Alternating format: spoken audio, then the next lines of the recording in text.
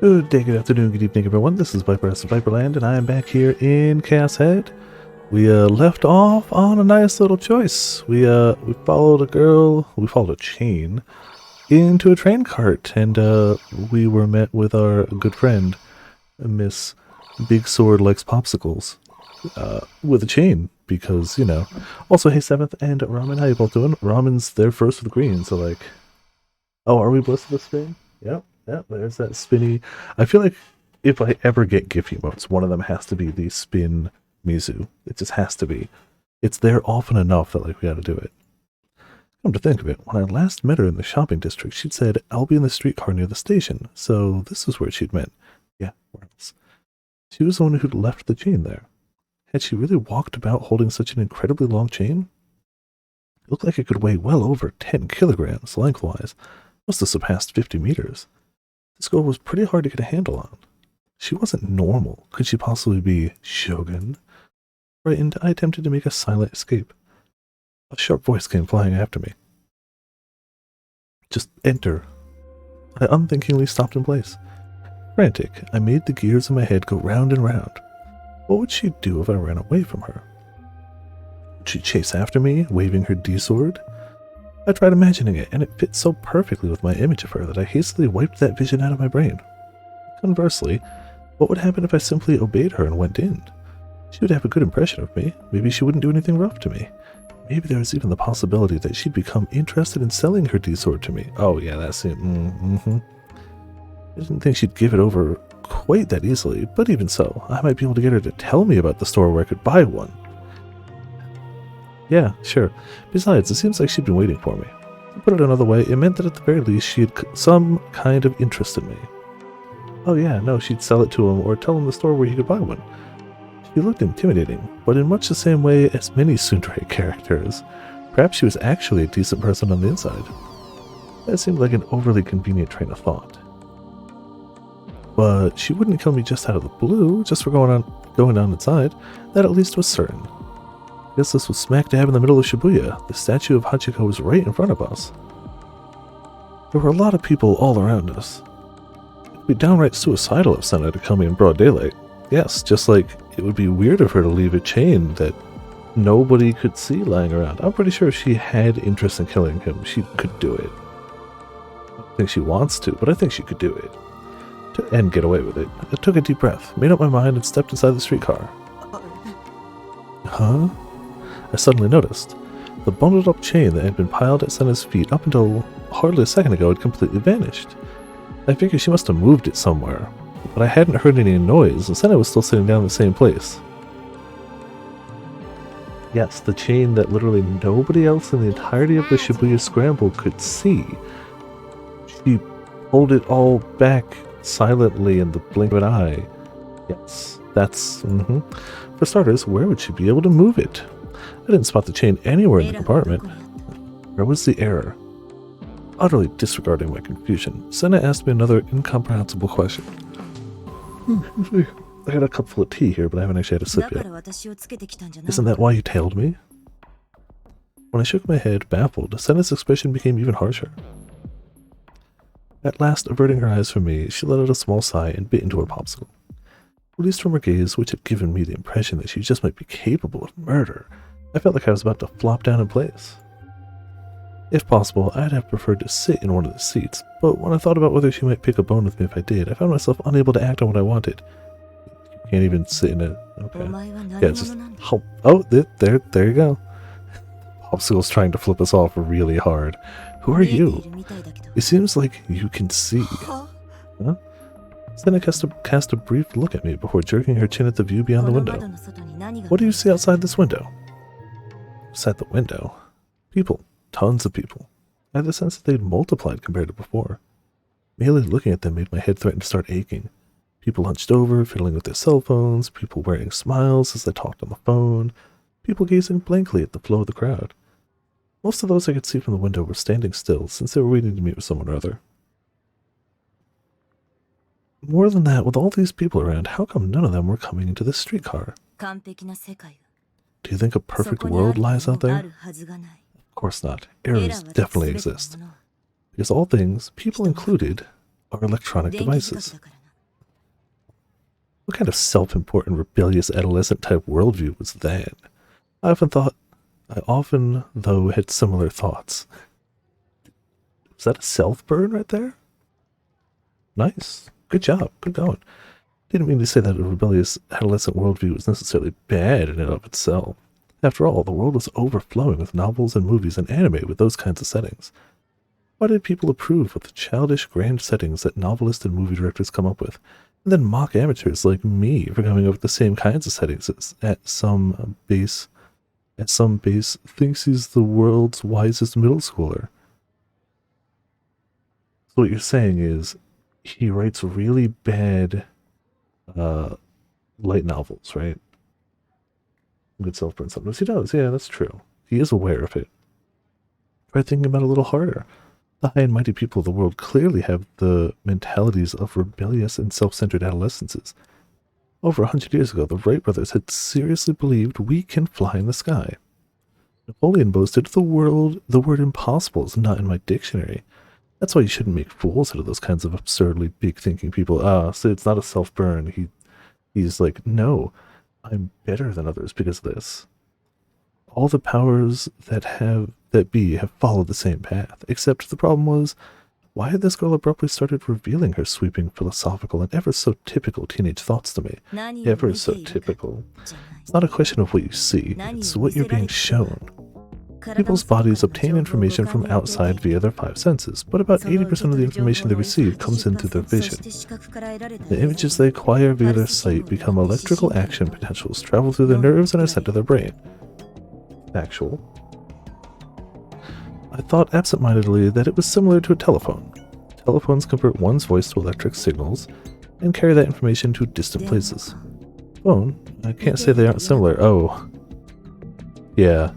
He thought that. Yeah. I can't say they aren't similar. She'd read my mind. No, that was outside the realm of possibility. Had I once again been muttering to myself without knowing it? Are you familiar with VR technology? Virtual reality. Of course, I didn't actually put my answer into words. Visual rebuilding? I'd been wrong. I'd never heard of that before. The type of technology being researched by Americans. A philosophical psychologist.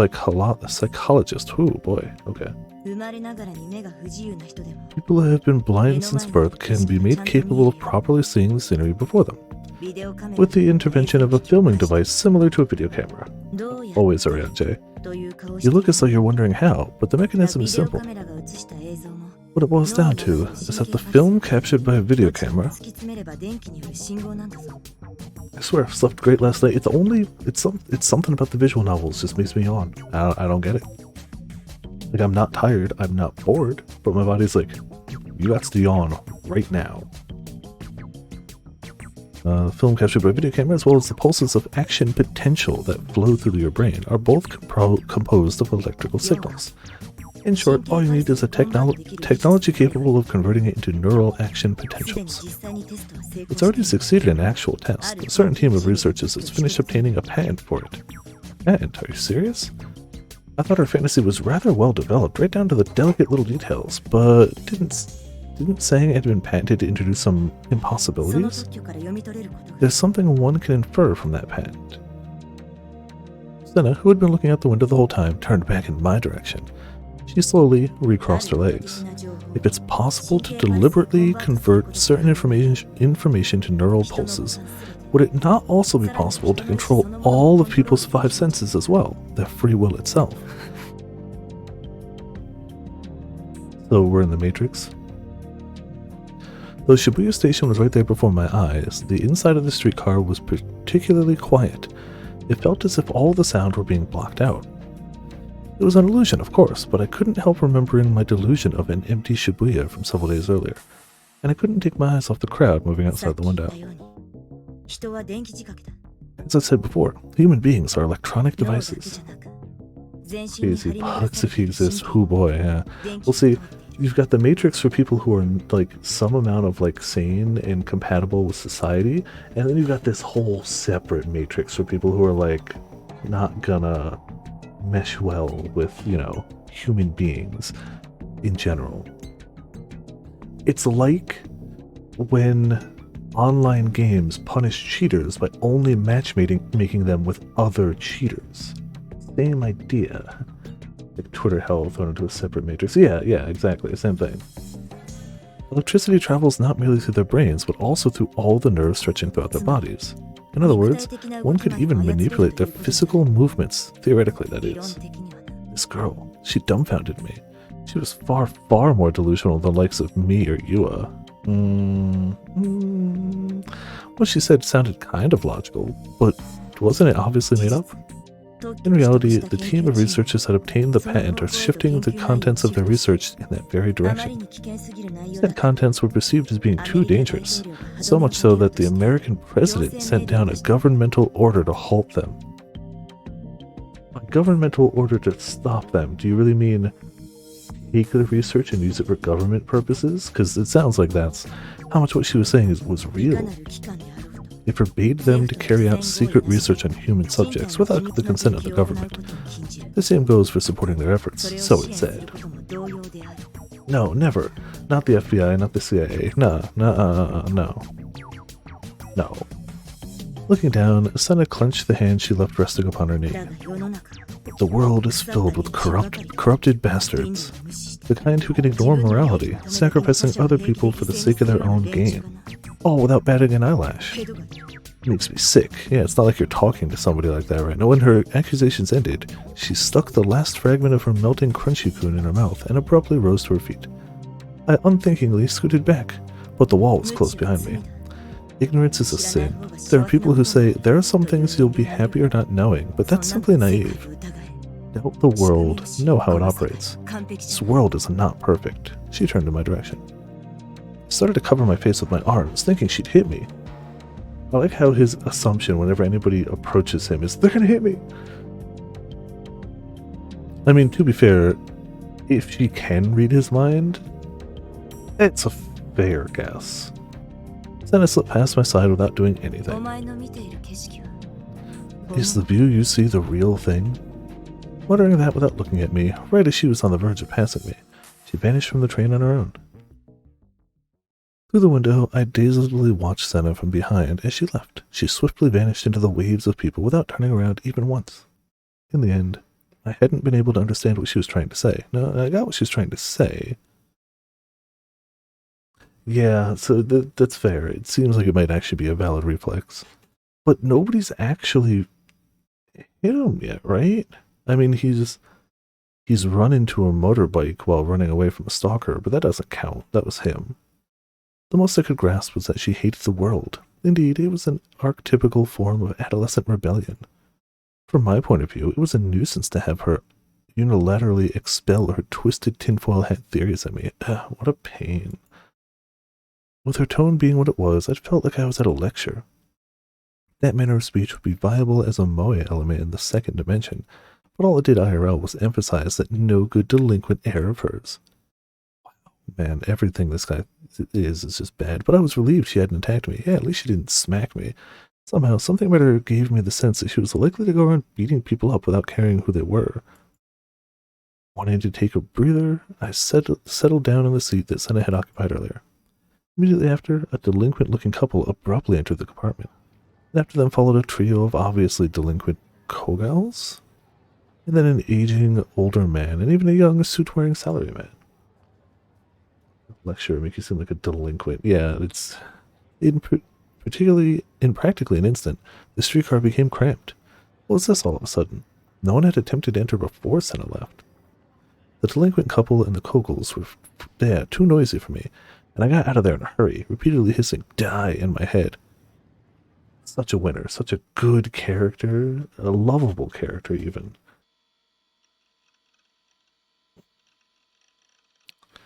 Well, he's back home at least, with his new figure. So, basically, that was how I got into a tip with a Holden Caulfield type girl IRL. Alright. I didn't expect that as a reference, but we'll go with that. You prick. Now you've really got me PO'd. Ah, Grim speaking the truth. You know, Lord Nineheart, you say you are interested in 3D girls. But haven't you been getting along with all kinds of 3D girls lately? You said before that one of them barged into your house. No matter how I look at it, that's totally an arrow situation. You've really hit your stride with the ladies. Okay, listen up. I'll acknowledge that I have more opportunities to talk to cute chicks. But look, every single one of them is mental. Yes, it is them who is crazy. Yes, you try being on the receiving end of their crazy talk. I'm telling you, it's a real-life horror. Shiver. Sorry, man. Don't worry about it. Even after I returned home, the things Senna had told me nagged at me. Naturally, I didn't think they were true, but it shouldn't take more than a little investigation to determine whether the parts about the patent and the presidential order were real or fake. Which is why, with Grimm as my backup, I soon began running some searches. I researched with the help of one of Grimm's acquaintances, an American resident. What the heck? Let's take a sip of this tea. Maybe get some caffeine flowing. I swear I'm not tired. If I was, I would have napped throughout the day, but like, nope. Also, hey, Mitz, how's it going? Welcome to Terrible Protagonist, the game. How's it going tonight?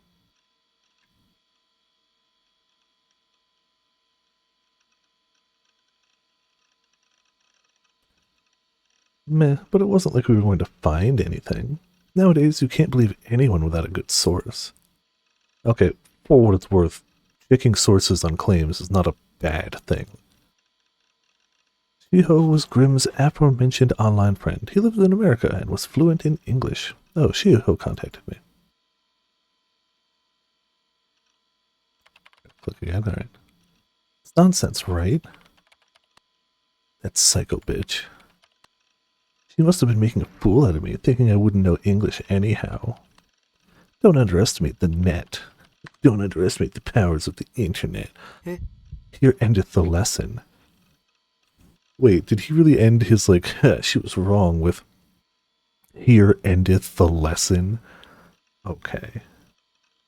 BDC? Oh, heck yeah. Congrats. I storyline-wise just got to the point where I could finally upgrade my spear. But I've been doing a lot of just faffing about. Like, I'll go to an island and be like, I want to do that, and none of that's the story. But yeah, I got to the point where you can upgrade the spear, and I think that's the last storyline thing I did. They're like, now go to another island. I was like, but we're on this one, and I'm going to finish this stuff first. It exists. It exists. What did... He went out his way to translate it. For now, I'll upload it. You gonna troll me again? You have no faith in me, lol. Then again, that's because I'm usually up to no good, lol. So should I invite Shiho here? Are you serious? I think it's home does my capture. I don't know if, hold on. I want to see if I can get a capture of this. I think it's my home button. Grimm had tricked me all the time up until now. Yeah, Splatoon 3 would be pretty nice. Let's see, because I know there's a built-in OBS screenshot tool. Oh, dang it. I don't save my stuff on the desktop anymore. Pardon me just a quick second. I want to check to see if that did save, because I want to get that, I want to get the Grimm usually up to no good line. Nope, it's not the home key that saves it. Is it, damn it, I don't know what it is that saves it. To be fair, not that much of an important thing. No, alright, don't know what the button is. It's fine. Oh, you already got it. Step ahead, alright. If I trusted him like usual here, I'd end up seeing something mind-breakingly nasty. It's just that one, like... That's just so... Game is fueled due to structure upon others. Oh yeah, absolutely. You with a Splatling is too powerful. But he had a source, and he was even saying he'd invite Shiho. Type. There you go.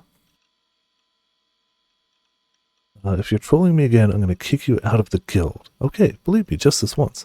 I'm very self-confident. It might be okay to trust him this time around. Damn it, I'm such an easy mark. Yeah. Heart beating a little faster, I click the link while narrowing my eyes to keep from seeing anything clearly all at once. What's this? It's a document written in English with a strange diagram below it. In the middle of the diagram was drawn something resembling a human face. No. United States patent. Space satellite. Humanity. Electric wave tower. Data processor station. Data processor station. Sponder. Sponder. Alright. It's a tower. Yeah, very clearly. Headline was United States patent. Patent must mean the same thing as Tokyo.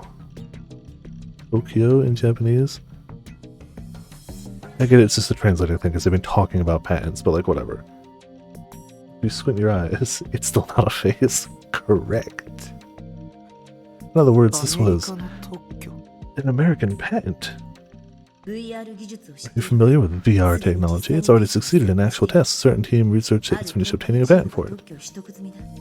Now, well, to be fair, he is kind of a NEET, so like, yeah, I can actually believe that it really existed. Next, I opened up one of the 2 attached text files. Therein was a translation of some news that had touched on the subject of this patent. The Psychological Psychology Research Laboratory of America's Victor Bundia University, which is currently active in research, had come up with a groundbreaking invention called visual rebuilding technology. As it was undertaken with healthcare in mind, this research has drawn the attention of blind people throughout the world. That's true, he's more of a shut-in, you're right. He's Hikikomori or Hikikomori adjacent. But you're right, you're right. Forgot that NEET tends to be like after school. It is a landmark invention that allows even those who have been blind since birth to see what lies around them via the use of filming devices such as video cameras.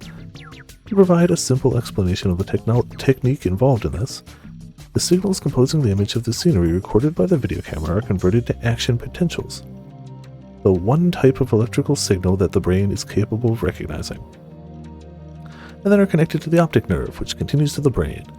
It has already met with success in tests, and they have also acquired a patent. Patent? It's really been recognized? The thing Senna told me hadn't simply been adolescent delusions? No. No employment, education, or training. Oh, got it. Okay, I just kind of had heard it used as like a general term for like a shut-in, or like it makes sense. It makes sense that I didn't realize it stood for something, and it makes sense that if it stands for that, it wouldn't apply to him at this point. To be fair, he's still close. He's getting an education, but otherwise, yeah. I gulped and opened the other text file. He's getting there, yeah. Like that is in his future, but it's not his present. American government White House announcement issued on March 27th, 1997. The strengthening of protections against classified human experimentation. So this is the second SciDB game to deal with human experimentation. No organization may conduct classified information or experiments on human subjects, nor may they support such efforts, in the absence of informed consent. This order takes effect on March 27th, 1998, or if the legislative process permits before that date. Remote viewing, orbital frontal cortex, prefrontal lobotomy. Yeah, no, those are bad. Turing test, brain imaging technique. It's clearly written in English up here, but it's so like small and distorted I can't like make it out. I can't. It's clearly English, but I can't quite make it out. Prefrontal lobotomy not leave you with much. Yeah, I'm sure it's fine. President of the United States, William J. Clinton.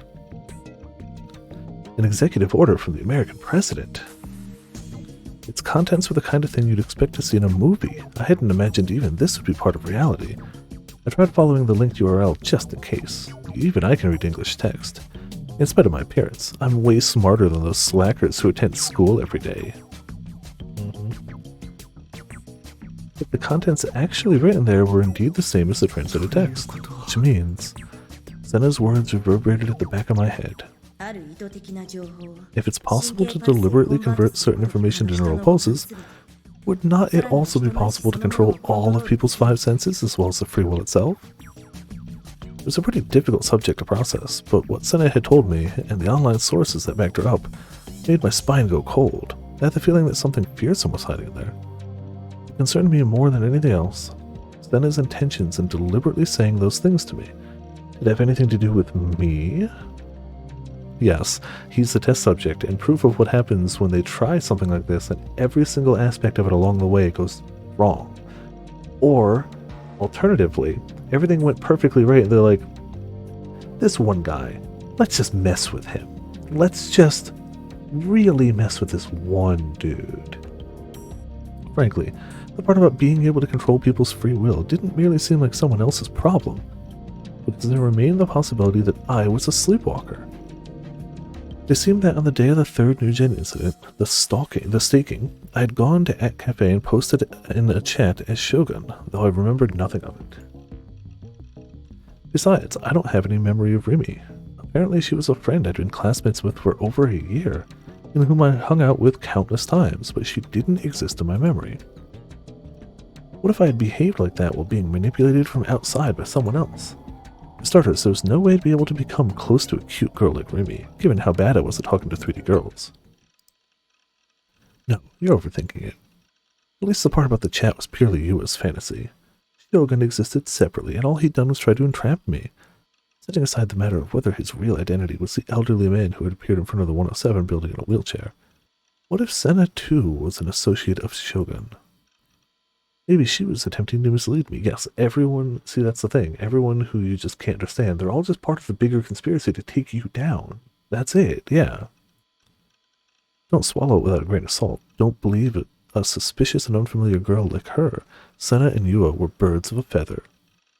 Yep, anybody who I can't understand, who doesn't think like me, is all part of the same conspiracy that's trying to take me personally down. Because I'm important? Because I'm important. It'll be okay this way, right, Sierra-tan? The post-awakening Sierra looked at me sorrowfully. Is that sorrowfully? Also, is she blushing? She must be worried sick about me. The Earth is flat. They faked the moon landing or something, yeah.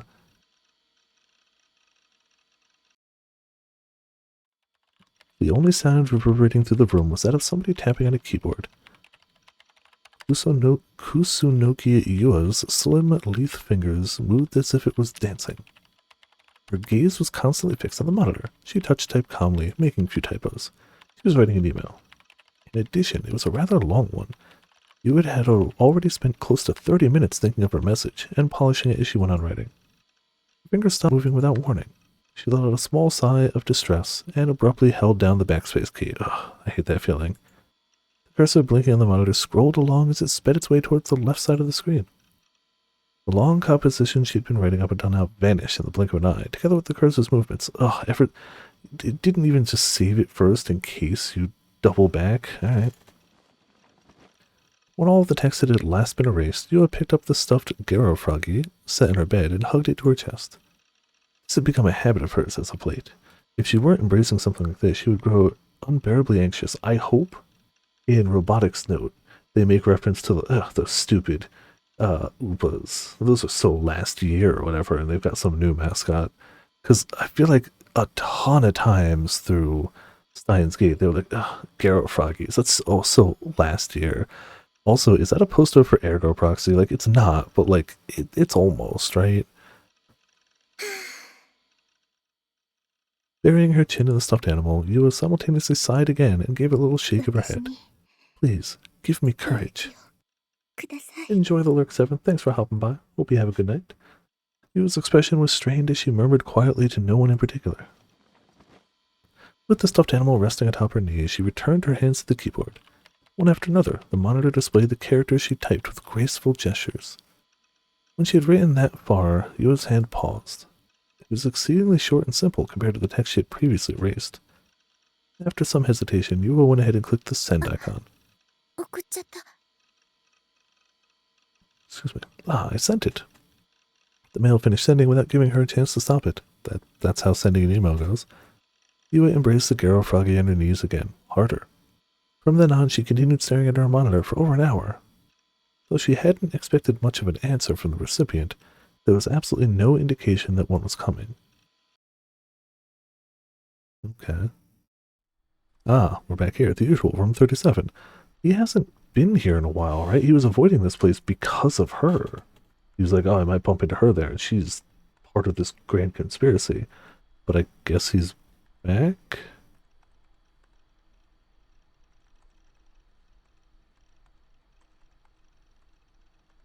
Usual room 37. As I sank my hips into the reclining chair, I chewed on my nails to distract myself from my irritation. There was a reason I'd come. Okay, there was a reason I'd come to At Cafe yesterday and today in succession. The night of the day before yesterday, after I found out from Grimm's investigation that Senna had been telling me the truth, I got an email from Yua. Oh, that's some timing. Plus, she was presumptuous enough to mention that she wanted to talk with me one more time. Don't fuck around with me, I'd like to say to her. Yeah, he's definitely the type to be like, oh, come at me. Oh, man, yeah, I could, like, insert way too graphic ways. I could kill you with my, like, just my pinky thumb. My pinky thumb, you heard me. It's a new finger that only people like him have. The pinky thumb. It's the weakest of all fingers, but very dexterous. Definitely talking that IRL. Oh, no, he couldn't talk about like that IRL. He would just stutter the whole thing out, but he would type it. Definitely. What's the saying? I want to talk with you after deceiving me. There's nothing you could possibly have to tell me. Anyway, she must have come up with a new plan to entrap me or something. I'm not going to play along with her. Yes, I wasn't used to conversing with girls. As a result, I'd been totally taken in when Yua made a play for me. Seeing me like that, she'd been secretly mocking me. And then there were her incomprehensible delusions. I have plenty of delusions myself, but mine don't cause any inconvenience to other people.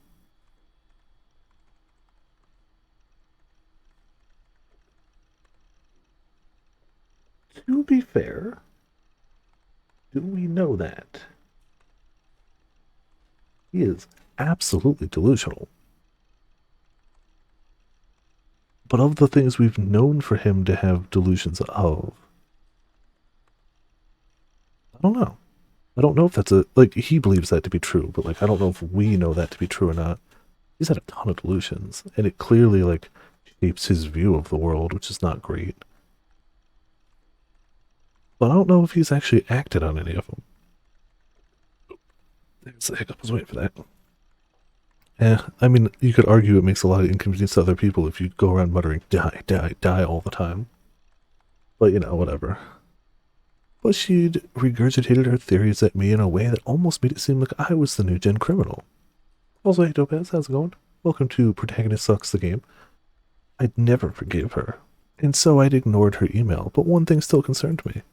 In the email, Yua had written that she was going to my base. Indeed, she did know my address, which is why I'd taken refuge in At Cafe, even though today wasn't a school day for me. Ah. Smart. She knows where you live. So hide in the place that she also knows you go to a lot. That's real galaxy brain thinking right there. You could hide anywhere. You go to the other place she knows you'll be. If possible, I'd like to bring my D-sword for good luck, but unlike Senna, I don't have the guts to walk around the shopping district carrying it with me. All that aside, it was pretty tiring to spend almost half the day at a net cafe. I could see how that's just exhausting. Just, oh man. The reclining seat was comfortable, and the store interior even came equipped with showers, but I certainly couldn't make myself feel as at home as in my base. There are showers on site? Really? I was going to say, who stays at a net cafe long enough to need a shower, but the answer is some people. Some people. The thing is, if somebody's going to stay at a net cafe long enough to need a shower, it's better to have the shower available than to not. Besides, the biggest problem was Sierratan's absence. Yeah, that's the biggest problem. Spending these past 2 days shut up in At Cafe has really made me see just how vital Sierratan's existence was to me. I wanted to return to my base fast, but I had decided to go home late at night after one day changed to the next. By that time, the last train would have run, and I didn't think even Yua would be lying in wait for me. I had another 4 hours to kill before midnight. It would go by quickly if I played ESO, but I shifted my gaze to the PC monitor. My secondary character, Lisa Lutt, was standing there with nothing to do. Is the view you see the real thing? I recalled Senna's words. Over half of what she had said was a fact, except we hadn't been able to find a source for the parts about controlling people's free will and physical movements. Maybe that aspect of it was purely in Senna's head. Because mixing the truth with tiny bits of a lie was a particularly skillful and effective method by which to threaten somebody. What was she trying to threaten you with? He's so convinced everyone's against him. So I understood that with my reason, the unexplainable phenomena that had occurred to me over these past few weeks kept flitting across my brain, and they remained terrifying no matter what I did. I absent-mindedly contemplated Lisa Lutt inside the screen. Lisa Lutt, is the view you see the real thing? I muttered in a soft voice so as to keep anyone nearby from hearing me. I pondered something similar before. The world that I was currently looking at, Lisa Lutt's world, Basilard, may have been the real thing to Lisa Lutt, but to me it was artificial. This suggested that the world I am in, which the person behind me gazed at, was also something artificial. However, in the same way that Lisa Lutt couldn't recognize me, a higher order being, I too failed to recognize the higher order being who is the person behind me. Okay. I wondered if Lisa Lutt was thinking the same kind of thing as me. At least without my intervention, she wouldn't even be able to move under her own power. What about me? Would I even be able to rise up from this reclining seat if the person behind me chose not to intervene? I tried standing up. I met with immediate success. Good job, you did it. Immediate success. You stood up. Yeah. Good going. Just something about that little line of text, too. I tried standing up. I met with immediate success. Yeah. This time I tried sitting down. No problem. This sequence of movements, was it a product of my own will? Or was it the result of the interference of the person behind me? I had no way to determine which was which, and...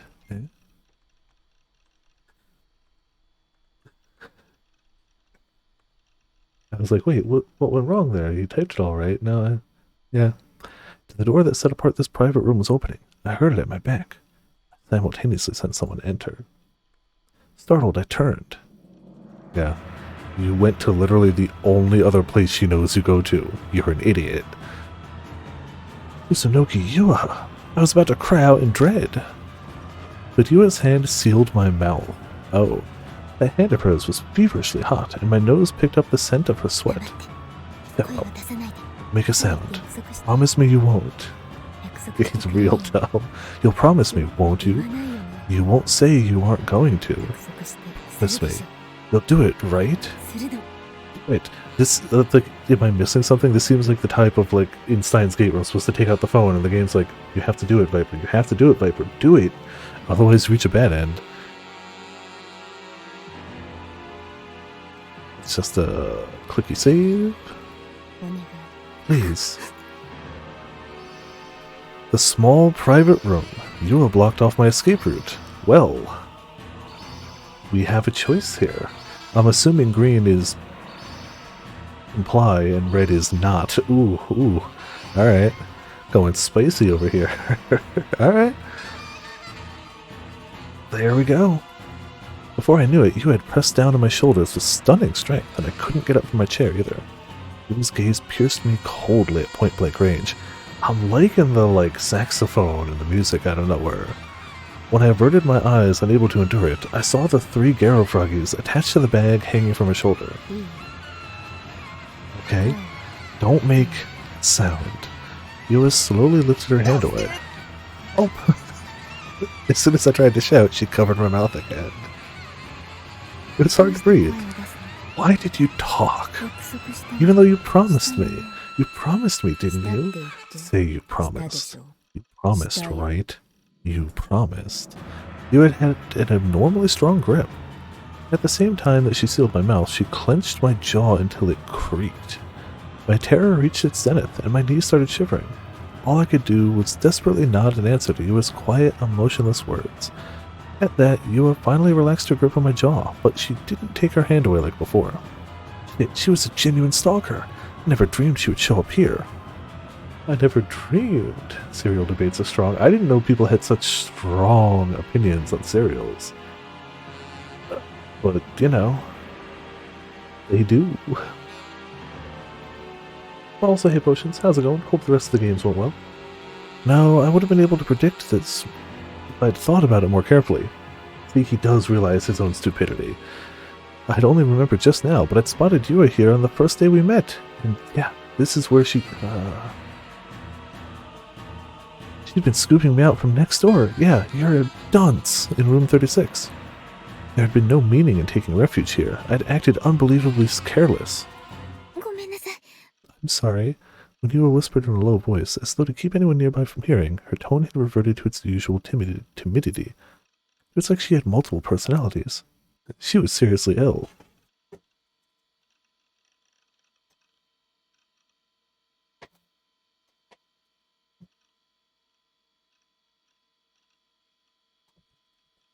Damn it. I shouldered my mic too close, yeah. Yeah, it's her. Not, yeah, definitely her. Mm-hmm. The archive episode got that. Oh, heck yeah. Cool, cool. Something, pot kettle. I must have surprised you. You must have, but I didn't have any other way to talk with you. Her expression was truly apologetic, so much so that it almost made me start to feel guilty. She was quite the actress. I went to your place yesterday, but you weren't there. I waited until nightfall, but... no. Wait. Oh, no, but I understand why you would avoid me, Nishijoku. I deceived you. If you understand that much, please don't have anything to do with me anymore. Pause at that frame. If you understand that much... Oh, I don't have anything to discuss with a subordinate of Shogun. It's evil of you to entrap a weakling like me. But I'm begging you. Do we have a new emote in the making? Let me say just one thing. I don't want to see you being hurt, or becoming unhappy, or other people becoming unhappy because of you. Not anymore. What was she saying? She spoke as if she knew everything there was to know about me. Though all the time I had spent with her wouldn't even fill 24 hours. What about me did she claim to understand? More of these ridiculous delusions she had such a talent for. Viper, seriously. In my horror, I thrashed out with arms and legs. Wow, I'm scared. Even then, Yua wouldn't let go of me. At this rate, I wouldn't be able to stop her from killing me.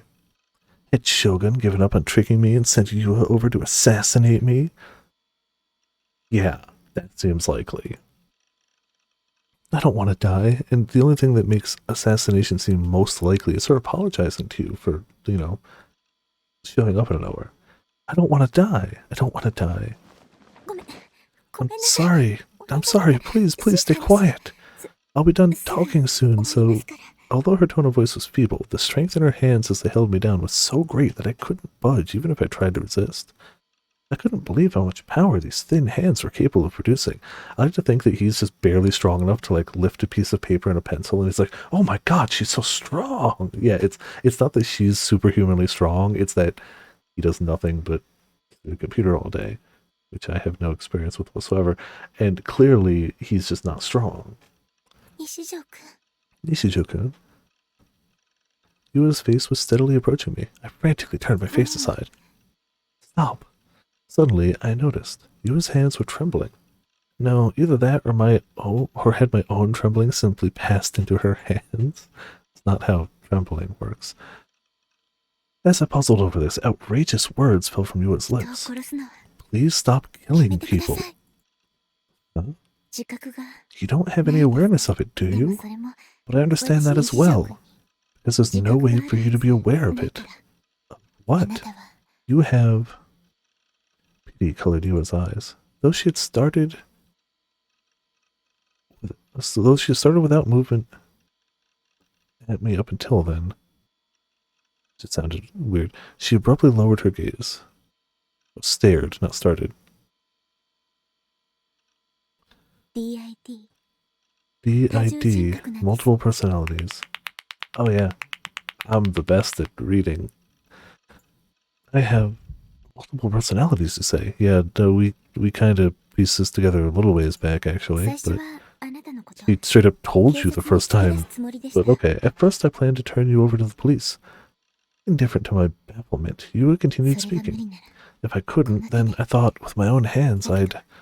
But as I investigated you, I came to understand that you too are suffering. In the depths of her glasses, Yua's eyes once again settled on me. They made it look as if she were appealing to me. The attitude of her, which appeared to be one of concern for me, no matter how I looked at it, made my bones freeze. I want to save you. Your delusions were going out of control. The things she was saying totally contradicted each other. Did they, though? Really? Was it really self-contradictory? So, let's go to the hospital. I don't understand myself very well. I'd posted in chats under the handle of Shogun without knowing it. Though I had no recollection of it, at some point I'd become friends with a girl named Rimi. I wasn't a somnambulist. It's still just a weird word. There was no higher order existence manipulating me. Maybe the person behind me had literally been inside my heart. Me who wasn't me. A personality that wasn't me. Multiple personalities. My head ached. A piercing pain as if someone was stabbing my temples. It couldn't be. That scenario was pure nonsense. Who would believe such a thing?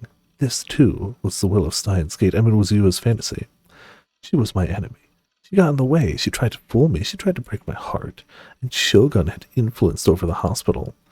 Dr. Takashina, the only person I could rely on, had gone away all too sudden and unnaturally. Took a break. He literally took a break because he was overworked. Shogun must have erased him. I'd get erased too if I listened to you and went there with her. I won't believe her.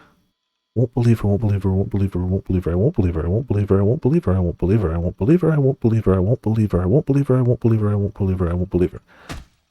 I was in a trance. I shoved you away with all my strength. His other personality is Siratan, isn't it? Somehow. Yeah. Slamming into the wooden dividing door closed behind her, Yua slid to the floor, face twisting. Having finally freed myself from Yua's hands, I grabbed my bag, stepped over her, and went out into the corridor. Wait! Crouching, Yua seized my ankle. Her hair was disheveled, because you shoved her into a wall, and she made no effort to adjust her sliding down glasses. And as she clung desperately to me, that form of hers invoked nothing but fear in me. A pathetic shriek leaked from my mouth. That's what it sounds like. Oh, that works too. She was my enemy. She worked under Shogun. I won't let you fool me. I'll never let you fool me again. Don't touch me. When I yelled, Yua immediately let go of me. I took advantage of that gap to dash out of the store. Faced with the flabbergasted clerk at the front desk, I whipped a 5,000 yen bill out of my wallet and threw it down on the counter. I got in the elevator leading outside without waiting to take my change. I burst out of the elevator, tumbling my way outside. The sun was already setting. I looked around. A lot of people. Run away. For the time being, run away somewhere. It was dangerous to go back to my place. She'd chase after me. I went on running without any idea where to head. When I thought that, even now, Yua might descend from a different elevator and come to threaten me with that cold voice of hers, I became unable to stay there for so much as a second. Paradise? Pasta pizza. Hell yeah, pasta pizza. I could go for some pasta pizza right now. Anyway, looking over my shoulder countless times, I ran. The pedestrians were in my way. I bumped into salarymen and high school girls with a delinquent air about them. They bitched at me every time. I think every single person to him just looks like a delinquent. He said he didn't wait for his change, so maybe it's not as bad as you think? But yeah, you're right. That's definitely cheaper than I think. Even so, I went on running, unable to stop. I could hardly breathe. I'd picked random roads as I escaped, and I didn't have a very good idea of where I was running to. I paused to collect my breath. I checked the view from the place where I was standing. This was in front of Murichi. Alright, and I'll retreat to Miyashita Park. I'd take a brief break there, then flee even further away. If I made it to Yoyogi Park, there'd be any number of places to hide, so I could potentially spend the night there. I couldn't help worrying about what was behind me. I couldn't spot Yua anywhere. It'd be even crazier. Yeah, it would be. But it wouldn't be strange if she appeared before me at this very moment, wearing an expression akin to that of a no mask. No. My instincts urged me onward. Run away. You have to run. I sank weakly to the ground and the overhead bridge by Miyashita Park. My throat was dry from too much running. Chosen... No, all I can see is King City Terror? Can't make out the rest of it. I wanted to drink icy cold Coke. I didn't catch sight of any vending machines in the area. Would I be okay having come this far? Also, that's one of the only other things I know about the series in general. Apparently every protagonist just has a soda they really like. Don't get caught off guard. I still didn't neglect being wary of my surroundings. There would be a few people in Miyashita Park at night. Was what I thought, but surprisingly it seemed that such was not the case. Salarymen walking hurriedly as they took shortcuts through the park, an old dude sitting on a bench and toying with his cell phone, several homeless people sitting down and zoning out, and the person in blue who was speaking with one of the homeless was a police officer. Police. Oh, my breath caught. Ah, we have the police. How do we react to the police? This is on tab. Ooh, boy. Ah, we got a red and a green. Potts, do you have a tie-breaking vote?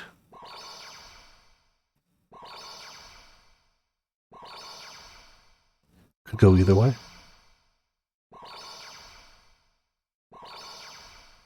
Green? Alright. 2 greens. Come to think of it, I'd been questioned by a pair of detectives before. I hadn't heard from them since then. Though they'd said they would guard the vicinity around my base, I hadn't picked up anything of the sort. According to Misumi-kun, they'd also come to investigate at school. Those 2 detectives, what have they been called? I couldn't remember their names. I told those guys exactly what I'd witnessed at the scene of the staking incident. But thinking back over it now, I came to believe that they'd been looking at me with blatant distrust. I had the feeling that the officer talking to the homeless man had just darted a glance at me. Surely not. No, it was just my imagination. There was no way the police could possibly suspect me. After all, I hadn't killed anyone, and I was as harmless as a fly. For the moment, I might as well rest here a little longer. My pulse was still racing. As I aimlessly looked up at the night sky, I inhaled and exhaled shallow breaths. I didn't see any stars. The man-made lights blazing above ground made it seem as though Shibuya's sky were covered in a thin veil. It blocked out the starlight that had traveled for decades or centuries to get here, transforming the night sky into a faceless blackness. What a cheap-looking sky. But it was normal for Shibuya. To me, someone living in Shibuya, this was my sky. I returned my line of sight to the police officer. Doing so gave me a start. The officer was walking over this way. I'd better be careful not to meet his eyes. Standing up, I took a look at the road under the overhead bridge. The steps steadily approaching me. In my heart, I prayed for him to pass me by, but... Kimi. You there. He spoke. He was clearly referring to me. Do you have a moment? My heartbeat, which had been working on reining in the whole while, went wild again, this time because of my tension. Sorry, I'm in a hurry. Sure doesn't seem that way. Why had he spoken to me? I listed the possible reasons in my head. 1, because I'm alone in a place like this at night. 2, because I seem like a suspicious character. 3, because he's questioning everyone he comes across in the line of duty. 4, because the police view me as a suspect in the New Gen cases. Some form of ID. I know. Could you show me your student handbook? Damn it, I didn't have the time to go along with this. I had to hide somewhere less conspicuous as soon as possible. Otherwise, Yua would find me again. But if I ran away from the officer, I might get arrested for obstruction of justice. Worse still, if 4 on my list was the reason, running away would force me into an even more dire position. In any case, I had to be fast about getting the stuff with the police officer over with. I reluctantly took my student handbook out of my uniform's inner pocket and passed it over to the officer. Accepting it, he opened it up to confirm my name and headshot. Directly after, his countenance changed, his expression twitched. What was it? Why had he reacted like that? Was my name that much of a problem? Maybe I was being made into the new gen suspect after all. That was the police's misunderstanding. I hadn't done it. Yua had decided I was the murderer. I simply wasn't aware of it myself. Some fairly twisted murders, yes. Short version is yes. There have been 4 so far? There was the group suicide, which is being done as a murder. What was the second one? Was the second one the pregnant man, I think? The third one was the staking, and the fourth one was the like vampire corpse. So there's been 4 so far. 2 happened before the game started, technically, though not by much. And 1 we witnessed, and 1 happened after that. Impossible. I'm not a sleepwalker. I don't have multiple personalities. I've had enough of people screwing around with me. Witnessed, yeah. Unexpectedly, the police officer returned my student handbook right away. Yeah, because ever since we saw the investigator boy thinks everyone has had to get him. Yes. And the thing is, people are showing him actual, like, evidence and proof. Like, he saw somebody sent him the image of the staking, the 3rd murder.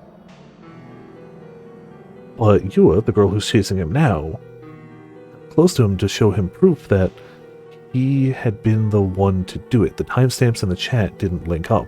He had literally gone to the net cafe without knowing about it, posted under a different name, sending himself those images.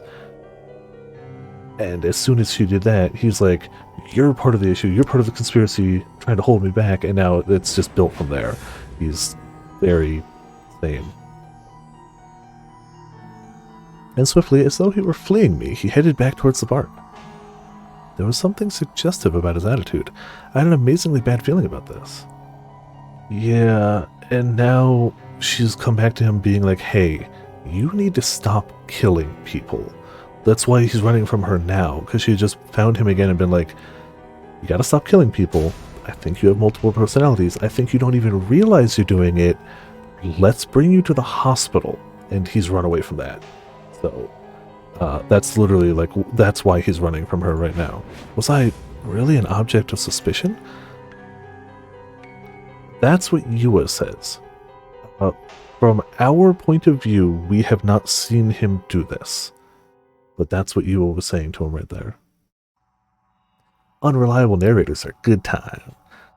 Not sarcastic. I do like stories with unreliable narrators. Keeps you on your toes. I stared at the officer from behind. He gave a little nod to the older man sitting on the bench, or so it appeared. Strange. Was I imagining things? But he had definitely looked in the direction of the guy on the bench. I couldn't determine whether he had actually lowered his head or had simply seemed to do so. The police officer went on his way out of the park. The geezer on the bench went on messing around with his cell phone, or so it appeared. But his fingers weren't moving. Or at least they appeared not to be. It was dark, making it hard to tell either way. Normally, the phone's LCD display would give off some light, but the old guy's hands remained shadowed. Something was strange. I began paying careful attention to the other people in the park. One of the homeless men was sitting apart from the rest, and at the base of a big tree. He didn't move an inch. He had a weird signboard with him, but his face was being pointed down the whole time. The 3 homeless who were in front of a shed covered by a tarp didn't appear to be having much of a conversation. All they did was sit there in a circle. One of them put a hand to his mouth. He covered his mouth with the end of his sleeve and his hand in a manner that looked almost deliberate, or so it appeared. I couldn't tell for sure, but it was strange. That's true. That's the one thing we actually saw, was that he woke up in the middle of the night and without knowing posted on 2channel or at channel as Shogun, spreading more info about the new gen. Well, no, it's just whose eyes are those eyes. That's all he was doing. A particular tension floated in the air of this park, though even that might have been a figment of my imagination. Don't tell me. Every single person here is an undercover detective or something. I shuddered when that vision rose in my head. I desperately told myself that in the end it was only a delusion. But in any case, I didn't want to stay here any longer. I'll escape. I started running. I crossed the bridge, reaching the stairs that led down to Midgie Avenue. I stopped right in front of them and looked back at the park. The older man from the bench had stood up. None of the others were moving. The geezer's body was facing my direction, but he had turned his face off to the side. He was beginning to walk this way. I sensed that his pace seems a little fast. He was chasing me. That geezer was a detective. His stature looked awfully brawny to boot. I couldn't tell what his occupation was to begin with. His outward appearance made it impossible to come up with a guess. That alone wasn't enough to let me determine whether or not he was a detective. No, he was a detective. He was obviously a detective. He was tailing me. I'd be in deep crud if I stayed here.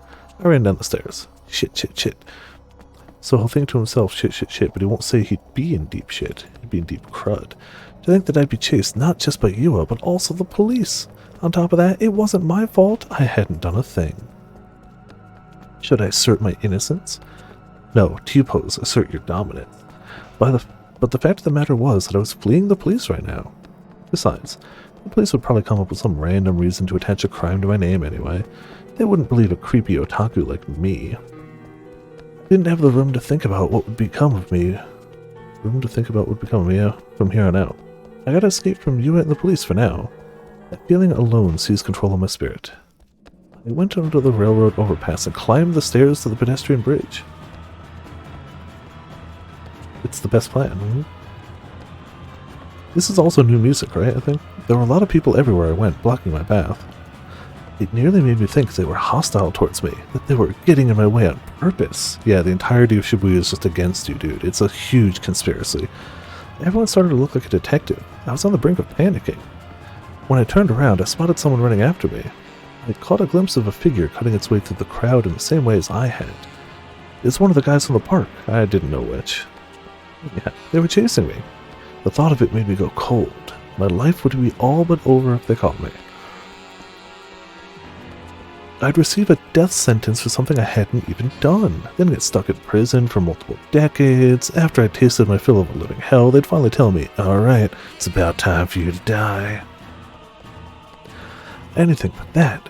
I wouldn't be able to take it. I didn't want a life like that. To be fair, we've yet to go back to a decision, so I don't really know how much green and red impact things. Like, I'm assuming we'll get to an ending and have to restart for like a true ending at some point. And I guess by then we'll see more of what they do, but we're kind of just guessing at this rate. Even if I managed to prove my innocence at the very end, the invisible brand of criminality wouldn't vanish from me. Everyone around me would be suspicious of me. Anything but that, I haven't done a thing. Upon entering a small road with virtually no other pedestrian traffic, I ran even more frantically. But because I'd been running almost the whole time since leaving At Cafe, I couldn't keep breathing. My lungs sought oxygen. My legs were shaky with exhaustion. Now that things had come to this, it was too late for me to regret not having exercised more. That seems to be another ongoing theme. Protagonist out of shape, regrets not exercising more. At last losing the ability to run, I halted in place and fell to my hands and knees. I was in a familiar place. Outer walls made of distinctive red brick, a giant illuminated sign that said Gigantus. I'd been here once before, together with Misumi-kun. At the time, I'd come to hear Phantasm perform live, or more accurately, to see their vocalist, FES. Now it was utterly quiet and empty of a human presence, and only the light of the vending machine in front of the building feebly illuminated the area. Irritated at how my breathing refused to go back to normal, I looked over my shoulder at the street I'd run down. A dim, narrow road. Oh man, remember that one screenshot we saw of him running, just like flailing his arms about? Like, you know that's still how he looks. It's not like he's running like this, he's running like that's how he goes down the street. A train in the Tokyo Yokohama line decelerated as it passed close overhead, and the light spilling out from its windows was particularly eye-catching, but even that illumination failed to reach the road directly below it.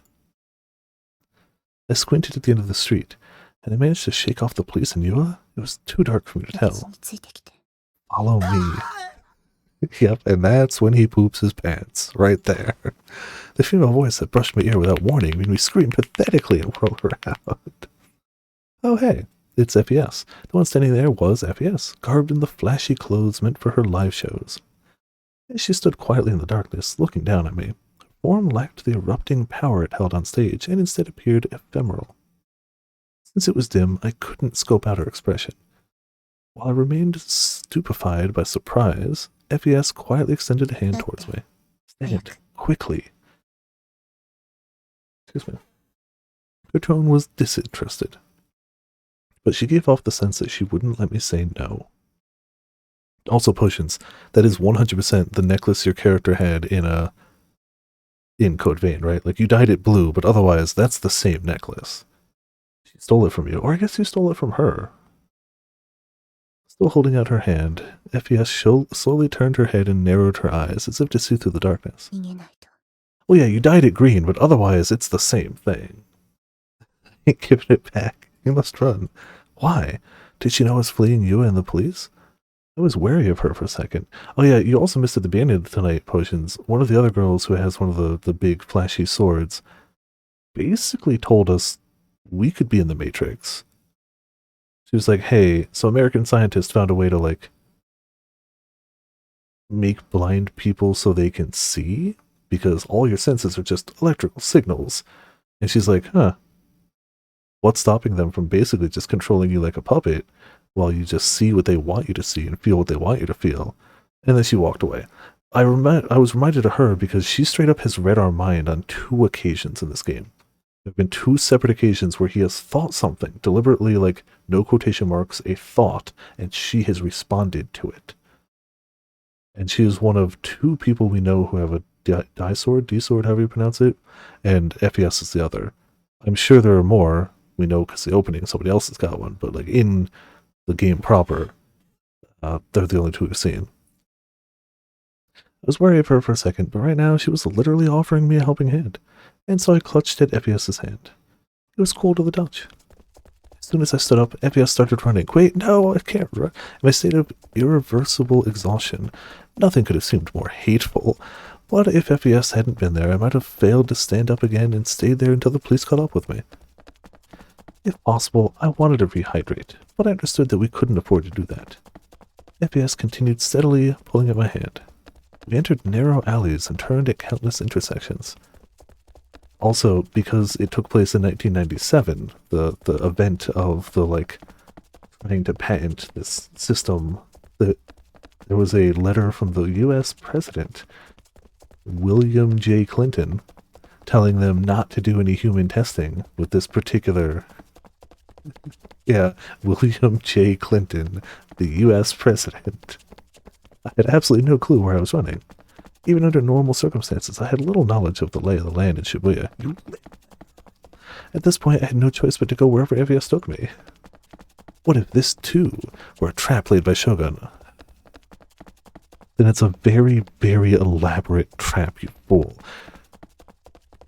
At some point, when you think everyone is out to get you in a big conspiracy, at some point you have to just gauge the feasibility of it.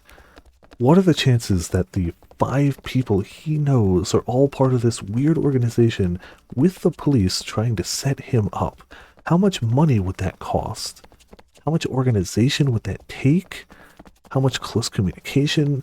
And would anybody do that just to harass one awkward high school student? Started to think, but I shook my head to rid myself of such thoughts. Even if FES were working under Shogun, there was nothing I could do about it anymore. Lactic acid had built up at my feet, making them heavier, and my consciousness was wavering, as if running too much were keeping enough oxygen for reaching my brain. It might be. I was on the brink of whining things like, I can't run anymore. Das Find und... Maybe I had unconsciously blurted it out countless times already. Even so, FES devoted herself to continuing forward, without looking back at me once. Before I knew it, we'd come out on a road with the Shuto Expressway running overhead. Though Shibuya Station was right in front of our eyes, there weren't many people around here. Without a moment's hesitation, FES began descending the stairs that led into a yawning underground opening. We stopped at last upon reaching the bottom of the stairs. Wheezing, I let go of FES's hand and sank into a crouch at the stairs. I wondered exactly how much I had run today. It might be the first time in my whole life that I performed so much physical activity. Even she's tired, and she's a stage musician. That takes a lot out of you. For sometimes a vocalist stage musician, that takes a lot out of you. Not that the instruments don't. Sometime, all that could be heard in the dim subway, with its melancholy ambience, was the sound of FES and I breathing. I looked up in the direction of the entrance we'd come down from, but I couldn't detect any pursuers. But, like, people who think that, like, stage performances isn't a physical activity are very wrong. And while I myself dabbled in, like, guitar for a time, there's just such a level of respect for somebody who can put on a live performance doing anything besides standing stock still and still hit the notes they're trying to hit and do their job well. Any amount of moving about the stage in hot lights and hot outfits is massively draining, and being able to still perform that way is crazy impressive. The organization never accused real people aside from Krisu for day 2. Yes, correct. For him, it's just like, this person I've encountered. They suck.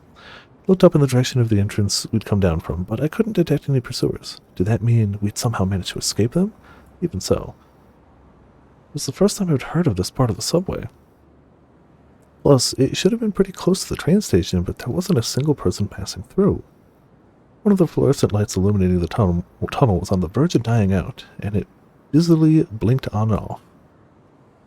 Mementos. It might be, who knows? A smell like raw garbage rotting floated faintly in the air, or maybe it just smells really bad so people don't like it. It was the sort of place that symbolized Shibuya's underside. If someone attacked me here, my voice might not reach outside no matter how much I shouted. It wasn't a place I'd want to visit alone. As I went on breathing even harder, I took a peek at FES's profile. Welp, we have another red or green. Taking a look at our rescuer. That's you, Takumi. You're that spell. Green? Alright. The charismatic diva of the indie music scene, who even now was making the young people of Shibuya go crazy about her. A person they called a prophetess. That FES was together with a gross otaku bastard like me. It felt kind of strange somehow. Sweat seeped out of her forehead and ran in droplets down her cheeks. She wiped it with the flat of her hand. Each time she breathed, her chest rose and fell. That's how breathing works, dude. Peeking out of her camisole, a healthy sexiness lay hidden behind her atmosphere of ennui. Moe, no, that wasn't quite it. As I'd thought at first, sexy would be the most appropriate description if I were to put it into words. That camisole, with the design of a cross applied to it, was downright criminal. No matter how I pondered the matter, it didn't look like she was wearing a bra beneath it. Dude, you can barely breathe right now. Why are you pondering the status of her underwear? She saved your life. You can barely breathe. Priorities? He's sitting back there like, these are my priorities. She could be braless. Oh yes, she could. I wondered what kind of lingerie FES normally wore. What? Probably the sexy type. Black or red, maybe. I can't imagine why you'd think she might gravitate towards black and red clothing. I don't know why you might think that those colors could possibly be something. That's true, he does, yeah. It's just a reflex for him. But personally, I'd want to see her wearing something white, and therefore neat and clean looking. And I'm sure she deeply cares about what you want her to wear as far as underwear goes. I'm sure she deeply cares. Hey, what kind of moronic stuff am I thinking about at a time like this? At least he occasionally catches himself, always after the fact, but you're being chased. We know. Yeah. The police? I nodded in answer. Yua was also chasing me in addition to the police, but I was too exhausted to have any energy left to explain this. Me too. Eh?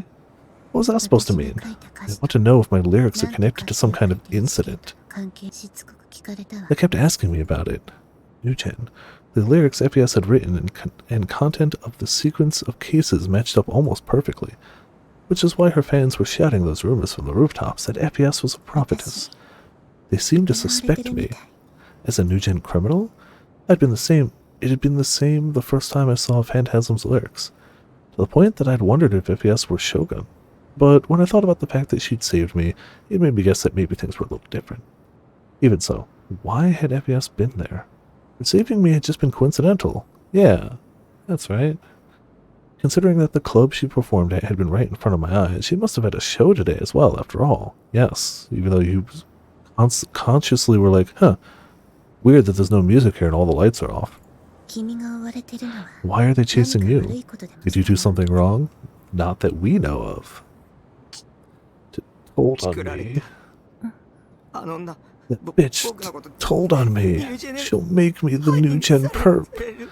Yua was attempting to frame me. Damn it, thanks to her and Shogun, my life was on the brink of destruction. I see. We're both suspects. How can you laugh about it? I'm innocent. I grew overexcited and shouted. My voice echoed loudly through the subway tunnel, but I couldn't stop myself. I only witnessed it. Took away a piece of evidence, but that's it. I didn't kill anyone. Then FES murmured, returning to her indifferent tone. That must surely be the guidance. Of an existence greater than ours. Huh? Another mental patient? Another Holden Caulfield? It matters not whether what you saw was real or illusionary. Brutal spectacle. Had been an illusion? Was that even possible? It seems so very real. It means that the pain and rage you currently harbor are something necessary to you. But what was she saying? How disappointing. I'd sort of sensed it when I went to her concert, but FES really was quite the tinfoil hat type.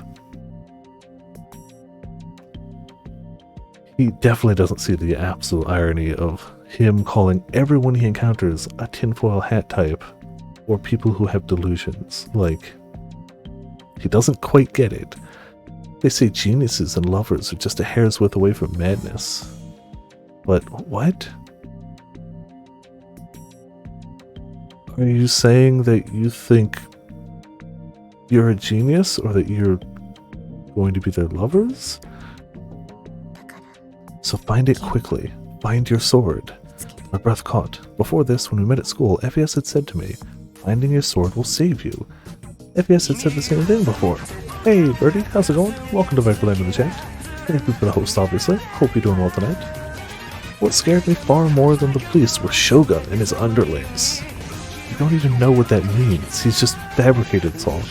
I didn't know why, but they were clearly and maliciously attempting to set me up. Excuse me. What I needed to save myself from their menace was... What I needed to protect myself was...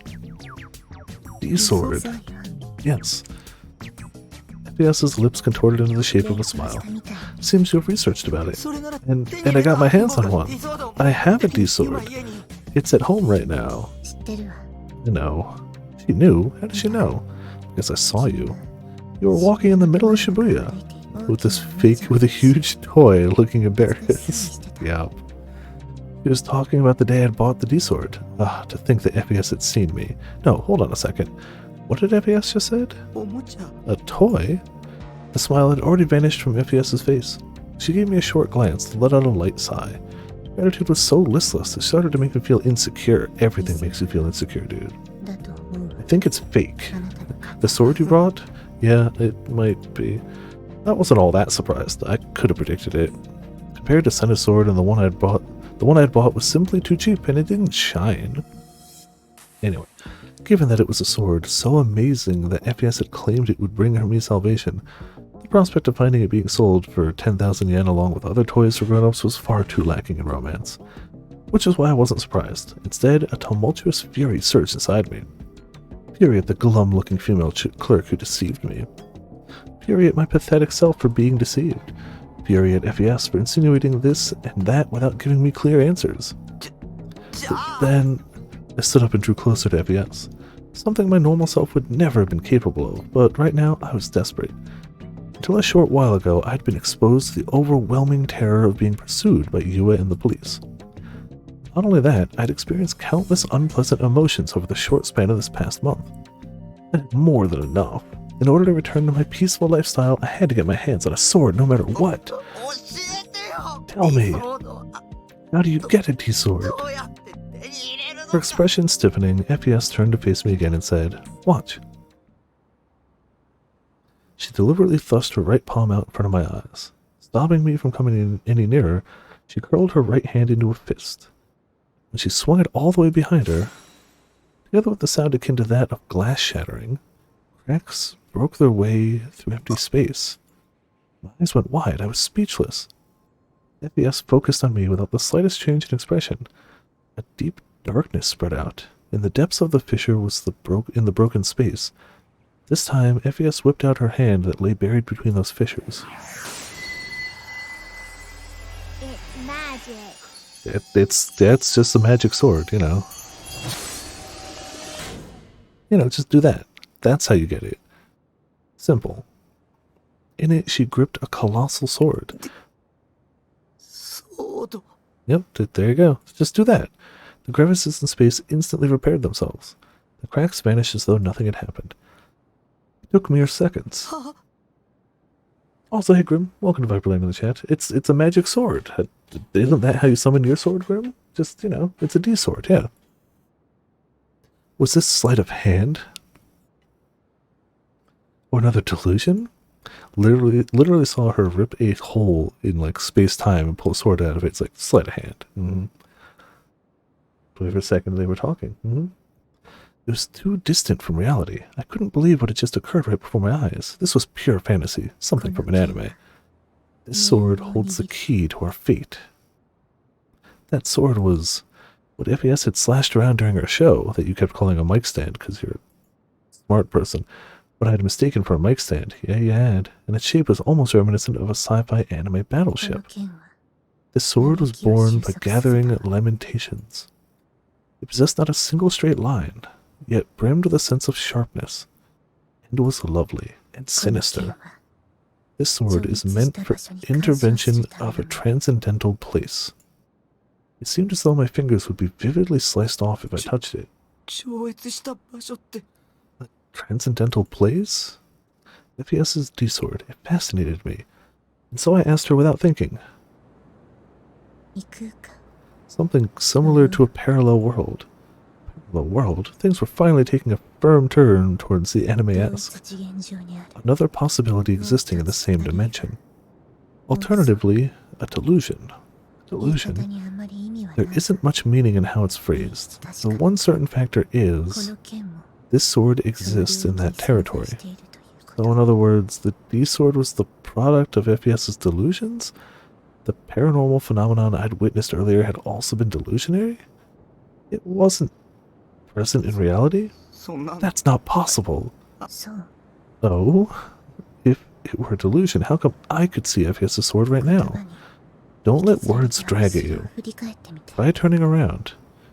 Bewildered by FES's abrupt demand, I obeyed her. Behind me were the stairs, and there... FES stood there, wearing only white lingerie.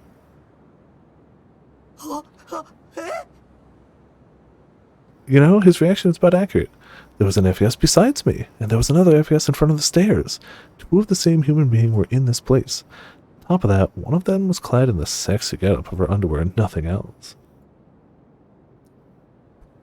Becoming completely flustered, I looked back and forth between the two FESs over and over. From the shape of their faces to their stature and even their hairstyle, they were exactly the same.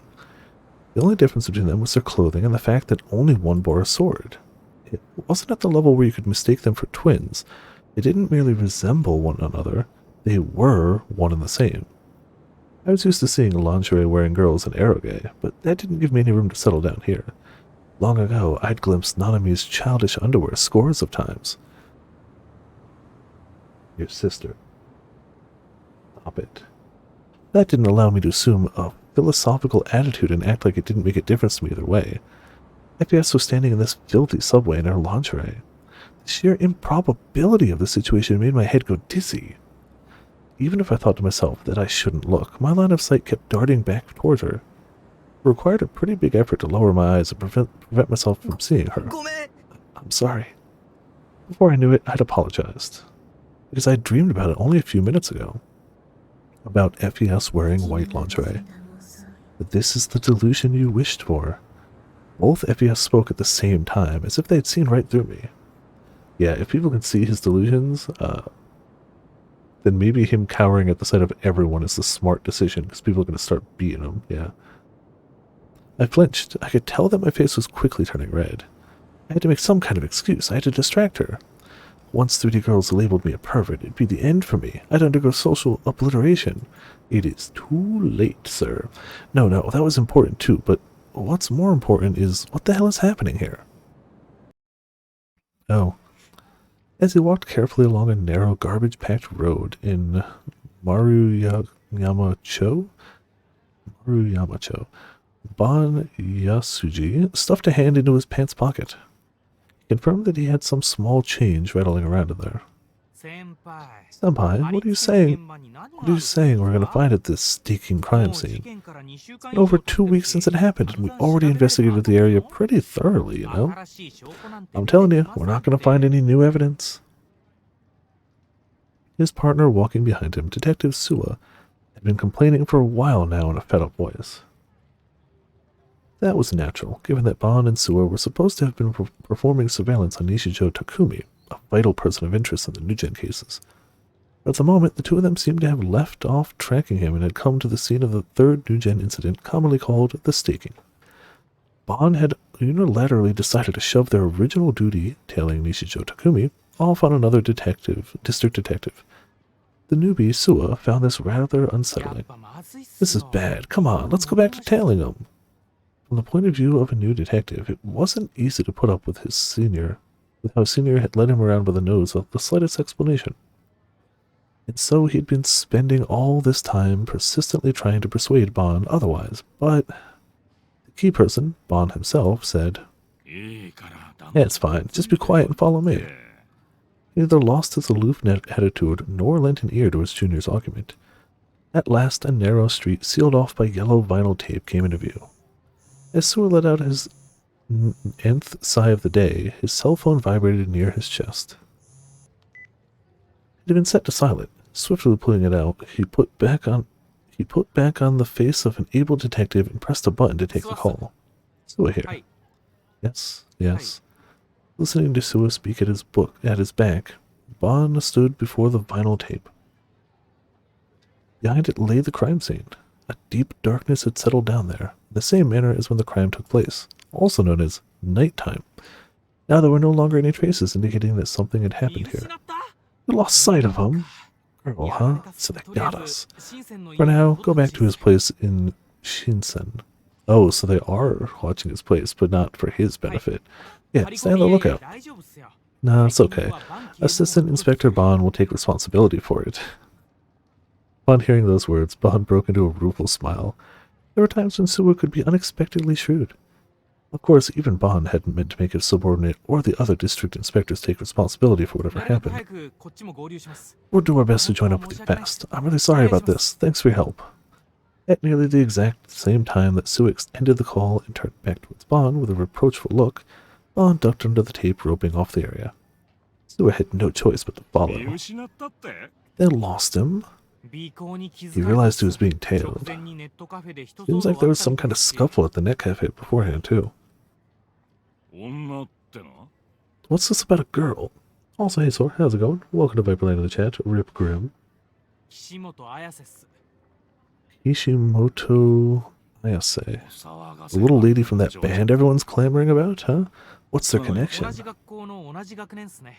Byron. At the same school, in the same grade. Currently, that's it. They're not classmates either. Bon put a hand to his jaw and briefly relished the sensation of his rough, unshaven chin. He then slowly took some change out of his pocket and began counting them one by one in the darkness. Suwa regarded his senior's eccentric behavior with a blank look on his face. What are you doing? I've got everything but a 5-yen coin. Suwa, do you have one on you? Huh? Perplexed, Suwa picked a 5-yen coin out of his wallet and held it out to Bon. But instead of taking it, Bon tore off the lowest button sewn onto the white dress shirt he was wearing. He unwound the thread that looped around and around it. Senpai, have you finally gone senile? You're getting pretty insolent, aren't you? Smiling wryly, Bon gave Suwa a light thwap on the head. Afterward, he accepted the 500-yen coin and ran the thread through the hole in the middle. Alright, I'll have you do it. Once he had pinched both ends of the thread in his fingers with the 500 yen coin dangling down from it, Bon handed it over to Sua. What? A pendulum? Yup. Bon grinned mischievously. This could end up giving us a real important hint about the case. You serious? Bon-san, give me a break! This is what you tossed away our work for? Sua's manner of speech was starting to hint at grief. He'd been dragged around by Bon countless times before now, but just this once, even he seemed pretty scandalized by it. Some type of psychic investigation? Are we dowsing? One of those TV shows must have rubbed off on you, senpai. You say that, but you sure seem to know a lot about this sort of thing. Nah, sure. I've seen them. Last week was one about Yuri Brightman.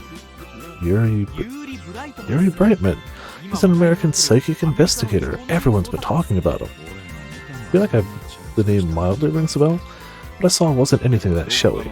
Some big-shot college professor came on. But it was still something on TV, right? Don't complain about every little thing. You'll see once you try it out. Come on, try dangling it.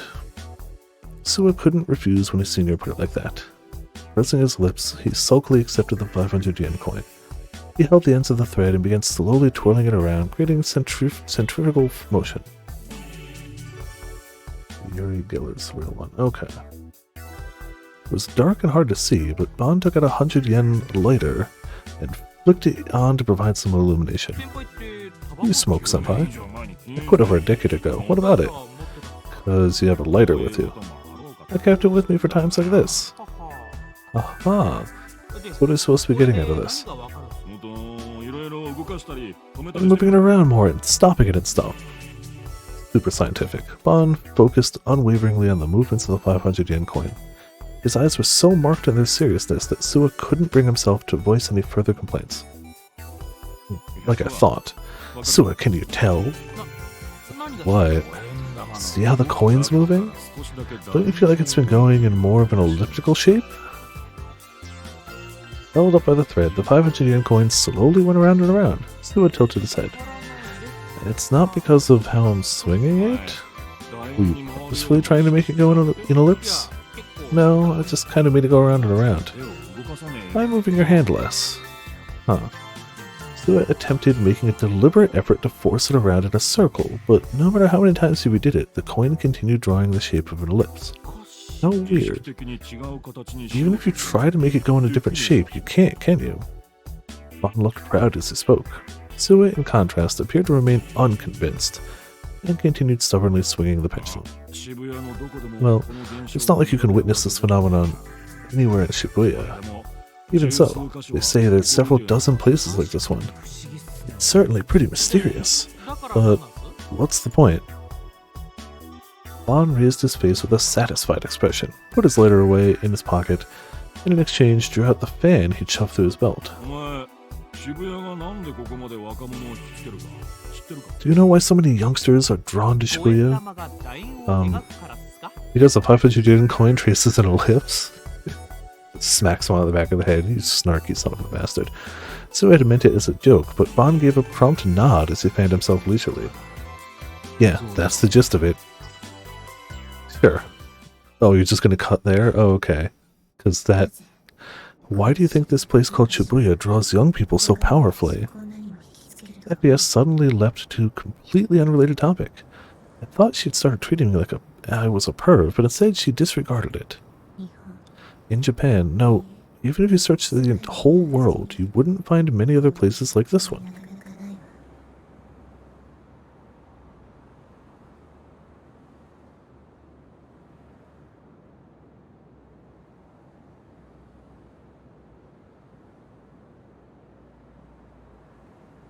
Dang nose.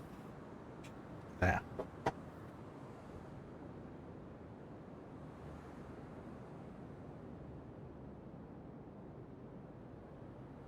Does this have anything to do with the D-swords? If it didn't, I wasn't interested. Literally. Clone of a woman over there in her underwear. And he's like, not interested. Only D-swords. He's a strange one. All the way down.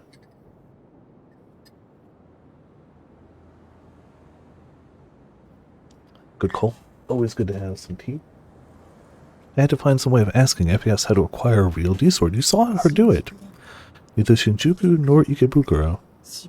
Shibuya. Its name stands on its own.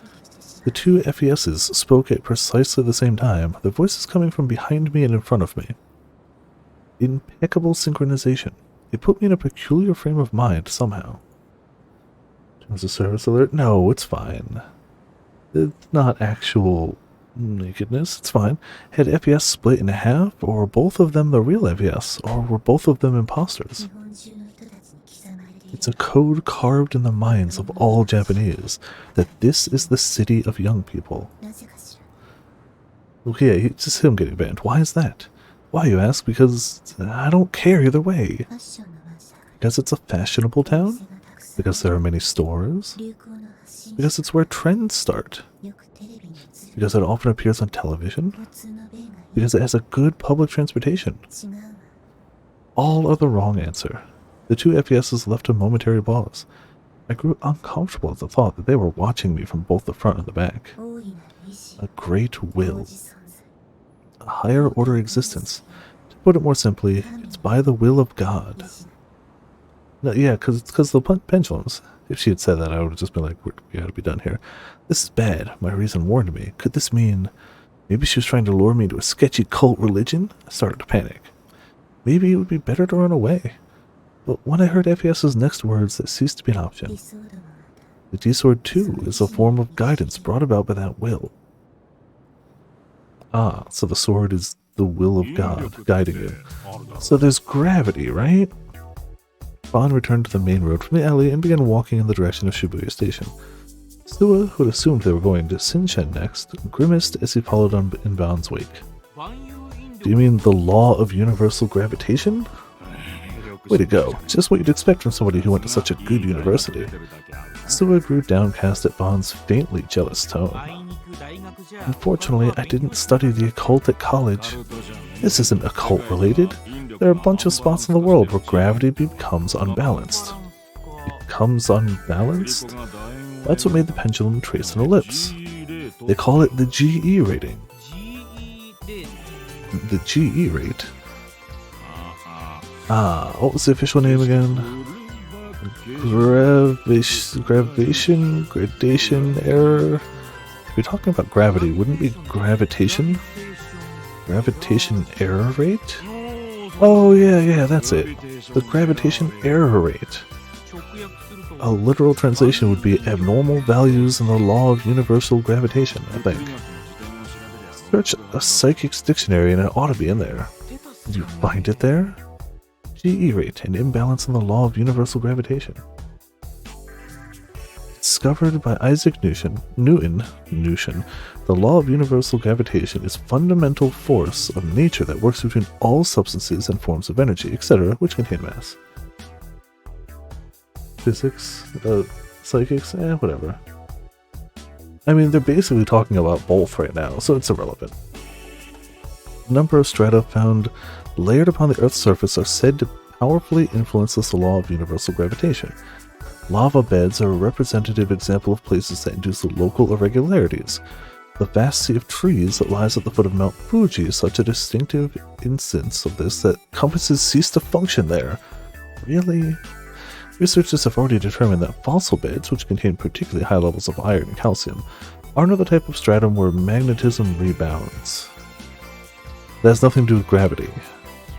Also, magnetite has an especially strong effect on gravitation. Does it though? If naturally produced magnetite, an ore that crystallized into regular octahedrons, were to be found beneath the Earth in a large enough quantity to merit recognition as a geological dike, such a scenario would indeed equate to the ground itself being formed of magnetite, resulting in an extremely high chance that trace deviations in gravitation would develop there. Sure? Go with that? GE rate refers to the twisted local gravitational values found in areas containing the aforementioned strata. Okay. I don't know if I agree with this, but I at least get what they're saying. Around the time when Bond's explanation reached a stopping point, the two of them came out the street by Dogen Hill. The scenery around them became bright and gorgeous all at once. Apparently, Shibuya's average GE rate is top class, even compared to the rest of the world. We have the best gravitation in our city. Our city has the best gravity of anywhere, top class. You won't find better gravity anywhere else out there. There have been cases where balls left in the ground rolled up hills all by themselves. No, there haven't. No, there haven't. Seriously? Suwa had been listening silently up to this point, but now he showed his surprise a bit exaggeratedly. It's like the world you see in a sci-fi movie. That kind of thing, right? I don't like unnecessarily complicated ones. Real epic movies are what's up my alley. That stuff's over my head. Your explanation makes sense and all, but no it doesn't. I'm having a hard time believing it. I've never heard of this GE rate thing. Don't talk like your ignorance is the prevailing view. The detective's gotta look at facts objectively. Okay, objectively. Roll the ball uphill right now. Just place the ball at the bottom of a hill and watch it go uphill. Can't do it? Cool, okay. But as Suwa said, research pertaining to GE rates was fairly minor in scale, and one certainly wouldn't hear of it by simply graduating from a normal university. Bon himself hadn't known of it until a few weeks ago, where he saw it on TV. For starters, you haven't given me the most important answer. How does an imbalance in Shibuya's gravitation attract young people? It means that human beings and gravity have a surprisingly deep causal relationship. Did you know that the biorhythms of living things get affected by the moon's gravity? It doesn't just have to do with the rise and fall of the tides. I heard somewhere that when sea turtles lay their eggs depending on the moon. Yeah, the thing about how they'll only lay eggs if it's a full moon. But it's not limited to sea turtles. Another famous example is how coral only spawn on nights with a full moon. You mean the stuff that makes it look like it's snowing in the ocean? It had been scientifically proven that gravity grows stronger when there's a full moon. Naturally, humans get influenced by it too. You mean when humans give birth? Not just giving birth. I'm talking about our biorhythms. It covers normal psychological phenomena, of course, but it also closely connected to traffic accidents, crime, disease, people's appetites, and their libidos.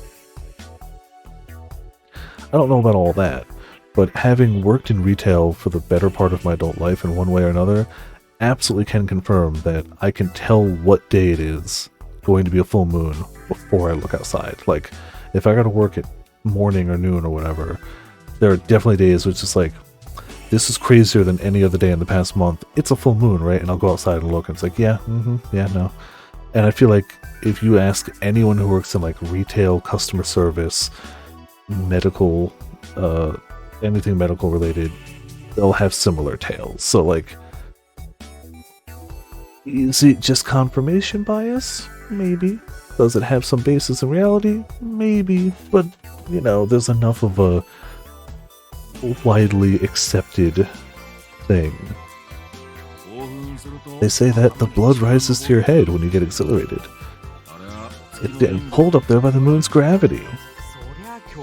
I think that's kind of taking it to extremes. Almost makes it sound like you're saying everything's the fault of the moon and our individual emotions have nothing to do with it. I wouldn't go that far. They call it crowd psychology.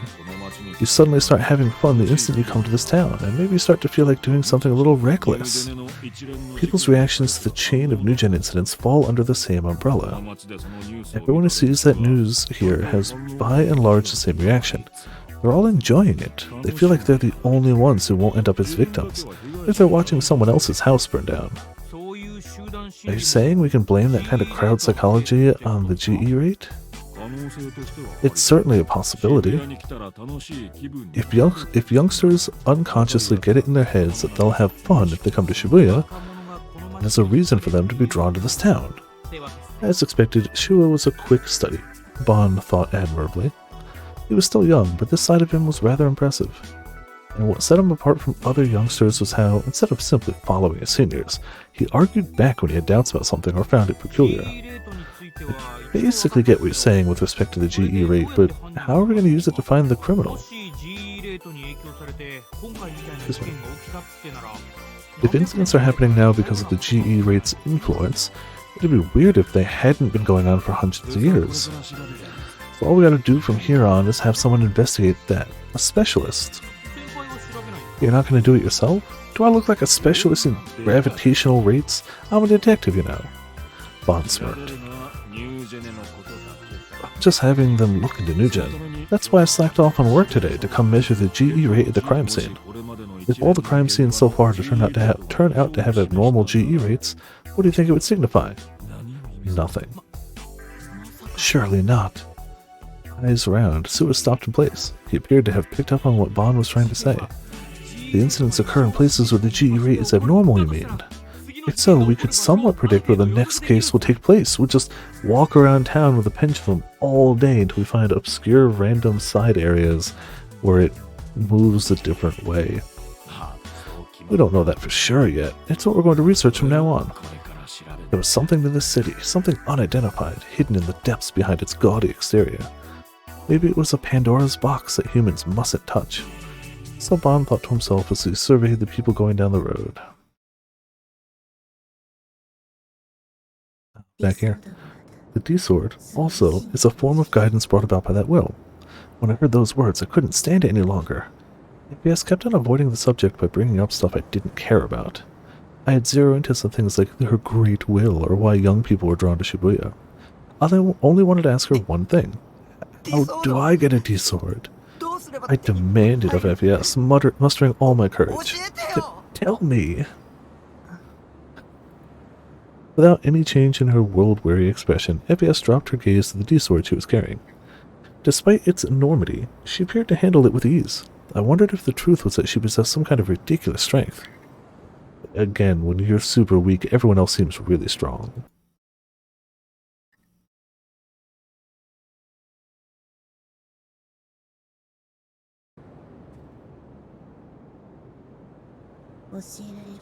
Isn't something you can be taught.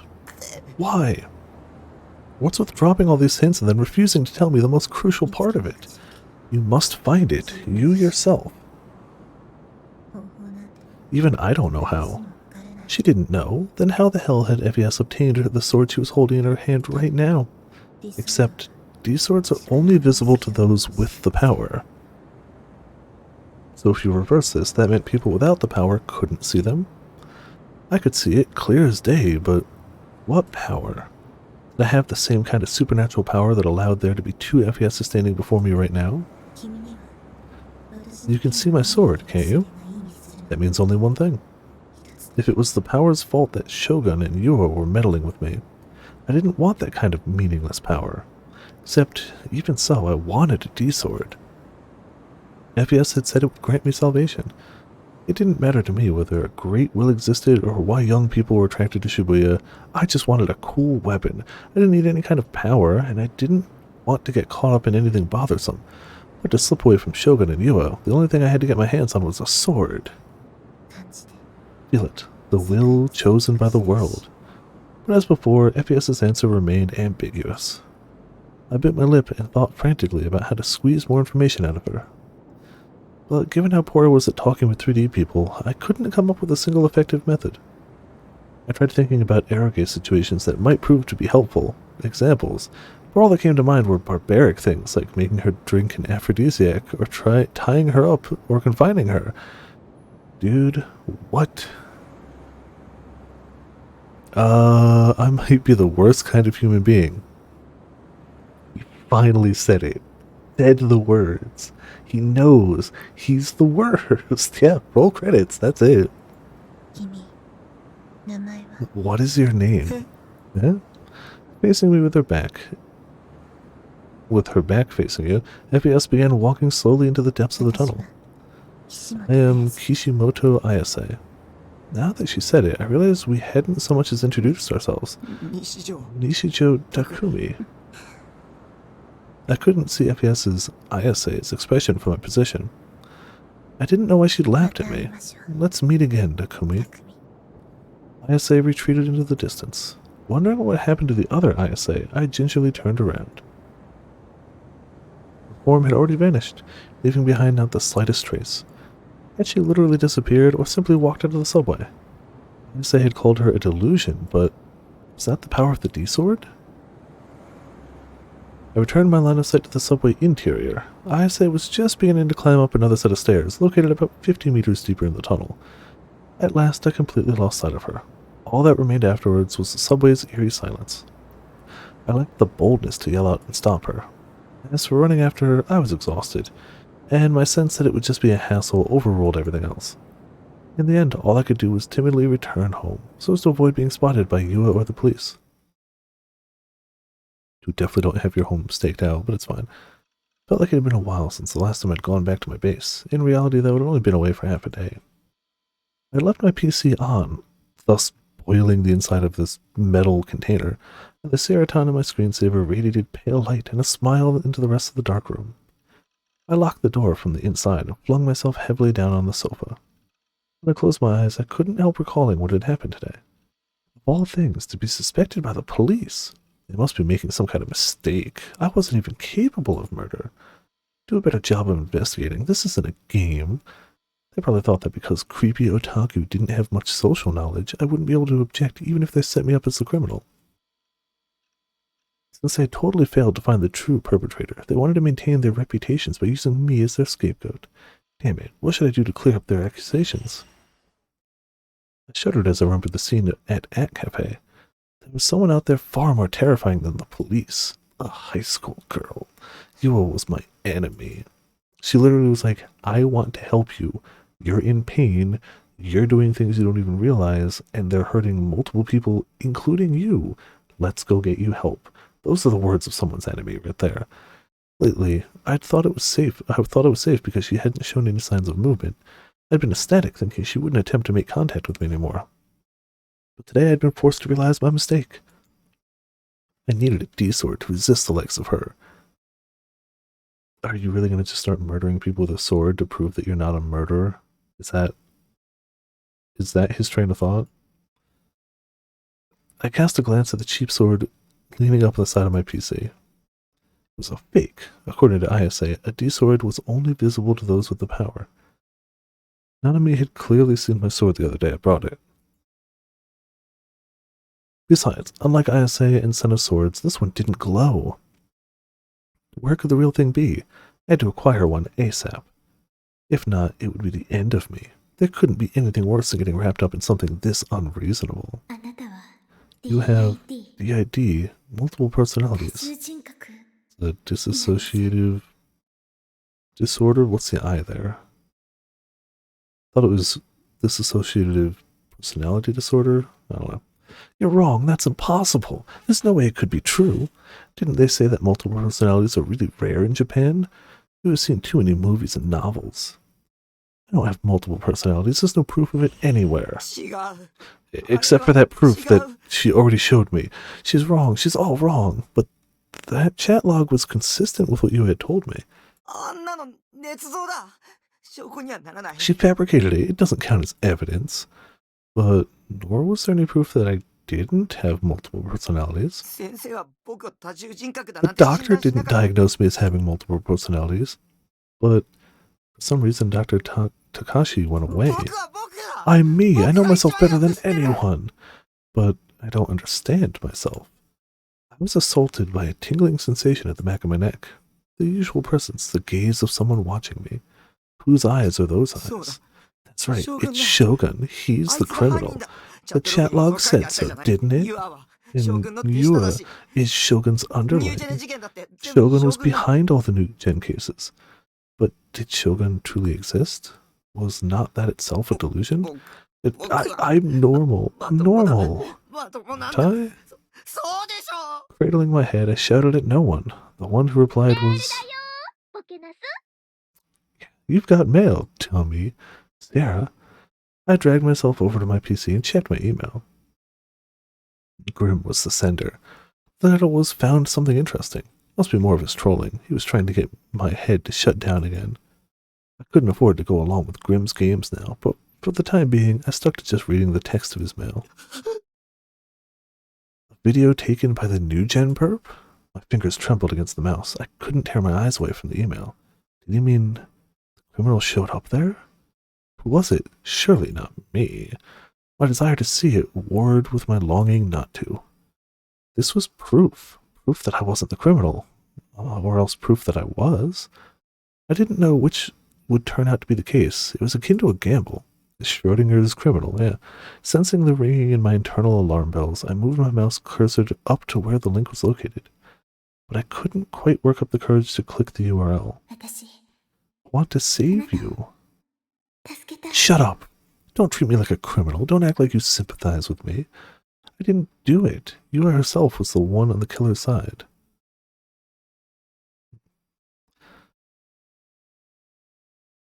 Furious, I clicked the URL. A YouTube page opened up. The word loading appeared in the video window. It's not me, it's not me, it's not me, it's not me, it's not me, it's not me, it's not me, it's not me, it's not me, it's not me, it's not me, it's not me, it's not me, it's not me, it's not me, it's not me, it's not me, it's not me. In actuality, it only took about 10 seconds to load, but to me, those 10 seconds felt like eternity. Remember having to wait 10 seconds for a YouTube video to load?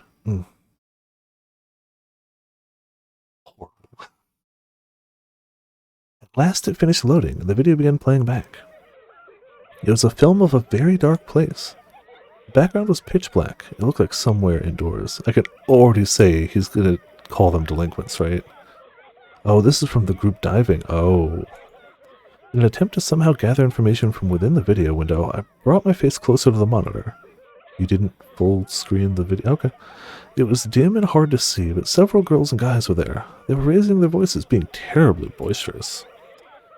Perhaps because of how the audio rate was, or perhaps because the emotion of the people in the film was so heightened, I couldn't catch what they were saying. Rating 2 out of 6 stars? Views 1307, genre society events, playback time 3 minutes 9 seconds, uploader observer, comment nothing, no comments. I want to try diving from somewhere a little. You join me next time? On occasion, they let out violent shouts, the voices breaking horribly. After watching for a little while, I grasped that there were 5 people present, including the cameraman. That made 6. The cameraman didn't enter the scene in the slightest.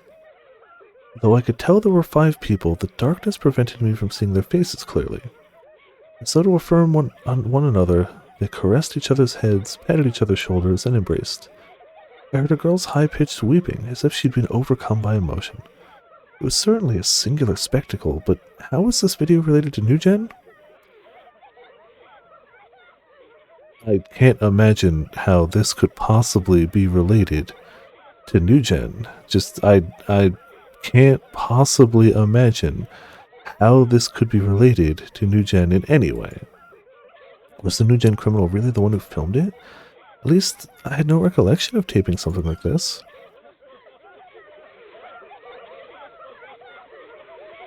After some time, the videographer holding the camera began moving forward. His 5 subjects, who had been about 5 meters away, gradually began to show up larger and larger. The picture was rather grainy. Maybe someone had lowered the bitrate so much as possible when they encoded it, so as to make the file smaller. Modern video cameras should be night vision capable, so I wasn't sure why this cameraman hadn't taken advantage of that. Was it an old camera, maybe? The camera panned from side to side, revealing the surrounding scenery. What I'd assumed to be pitch black background was in fact the night sky. In other words, the place being filmed was outside. The reason not a single building appeared on the tape was because this was the roof of a high-rise. Not a single building appeared on the tape. Not a single other building appeared anywhere on the tape. The 5 girls and guys were at the edge of the roof of a very tall building. Close behind them lay a sheer precipice. Below were the lavish lights of Shibuya one could see from tall locations. This is... I finally understood. What this video signified. Why he'd said it'd been taken by the New Gen criminal. The group diving. The case in which 5 people jumped off the roof of Cornelius Tower, which should have been sealed off, like a locked room situation in a detective novel. The first in a sequence of New Gen incidents, the one that could have been either murder or suicide. If this film portrayed the 5 who jumped to their deaths, then it meant that there had been a 6th person on the scene when it happened, which everybody had already kind of assumed, but This would prove it, yeah. The 5 shown here hadn't been acting boisterous. The audio track is very unsettling. Like, just pointing that out. Heckin' unsettling, yo. All had sunk down on the spot and were screaming and crying as they pressed their bodies together. Unable to give up, even though they were fated to die soon.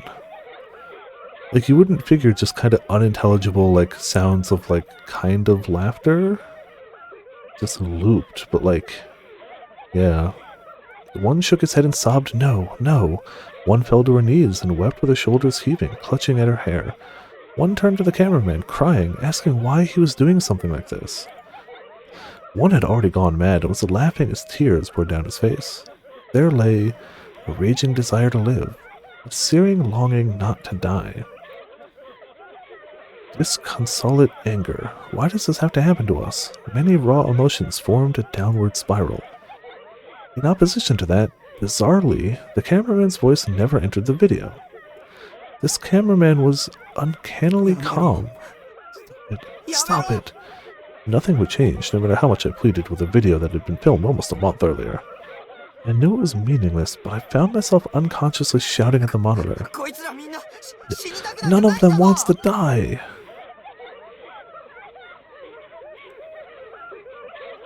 But there was no way my words would reach him. The camera drew even closer to the 5 of them. Perhaps driven by fear, they retreated from the camera as though crawling. But escape was impossible. Close behind them was the very edge of the heliport. It had nothing resembling a safety fence. They no longer had anywhere to run. If they scooted back a little further, they'd fall. The cameraman, utterly heedless of how they begged for their lives, continued advancing the camera on them as if he meant to drive them distraught. He had driven them this far into a corner, but he sought to take no other action. Though they had neither signaled to each other nor experienced some kind of trigger, the 5 who had been sobbing in grief suddenly fell silent all at once. They stood up.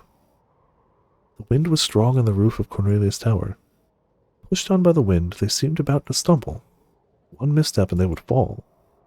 As though they had given up, they joined their hands. They gripped each other's hands firmly. Quit it! Stop! Don't be rash! Silence. I almost thought that even the sound of the wind wildly blowing wind had stopped. All I could hear were the cars running along the Shuto Expressway below the building. The cameraman still did nothing, and one of the 5 softly muttered, "Whose eyes are those eyes?" I froze in front of the monitor, feeling as though a cold hand had grabbed this hold of my heart. Why? Why those same words again? This was the first New Gen incident, wasn't it? The phrase, "whose eyes are those eyes," was supposed to be the dying message from Vampire House, the 4th case. This was crazy. The film continued, ignoring my internal screams. As they held hands, the 5 slowly stepped forward, as though there were a road ahead of them. They collapsed into the night scenery of the metropolis. I bit my lip and covered my eyes.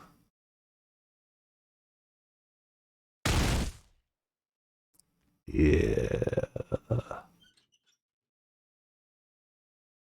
So that's a video that'll get taken off of YouTube pretty quickly. The group diving wasn't suicide. This too had been a homicide. The criminal had been there when it happened. And I knew. The cameraman. Mixed in with the sound of the powerful wind from the rooftop. Mixed in with the sound of 5 people intently weeping. Mixed in with the honking of the cars on the expressway below.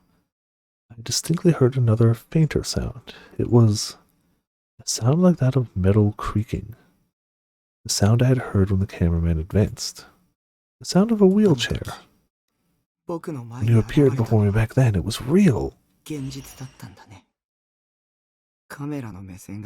camera's line of sight is too low. Shogun. Welp. Yeah, that was the first of the murders. Now we've seen bits of it. We had known about it. When they show a picture of the remains of it, it looks like a ketchup spill. That's all it looks like. Naturally, the group diving video became a huge topic of conversation after it started streaming online. We should also save as part of a new chapter, just for the hell of it. They give us all these save files, so we're using them.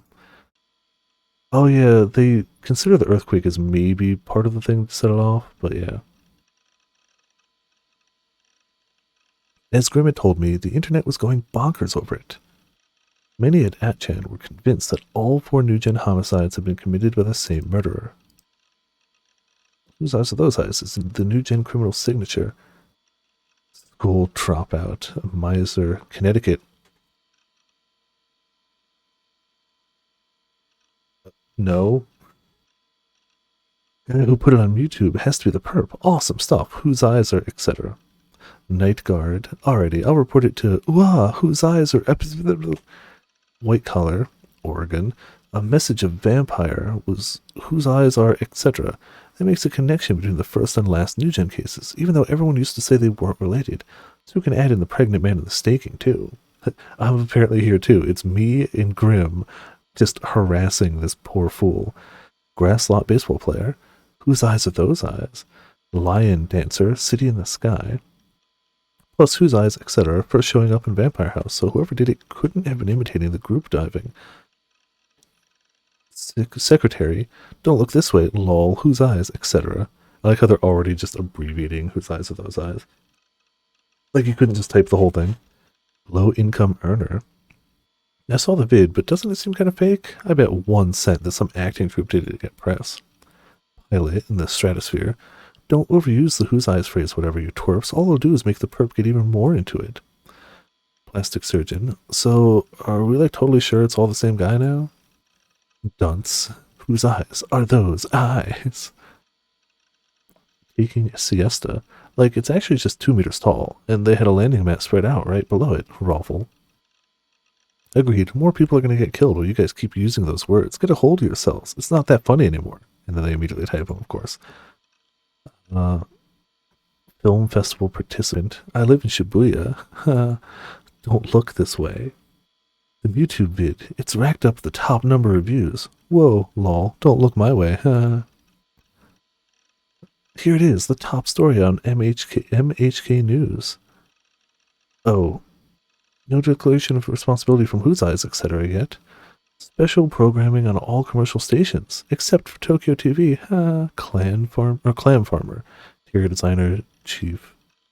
TV reports were getting overheated as well. Like 140 had said, all the big channels except Tokyo TV were broadcasting special programs, and they aired the aforementioned video over and over. The special programming itself ended in about an hour, but it made a minor shock for the country when that video got broadcasted nationwide.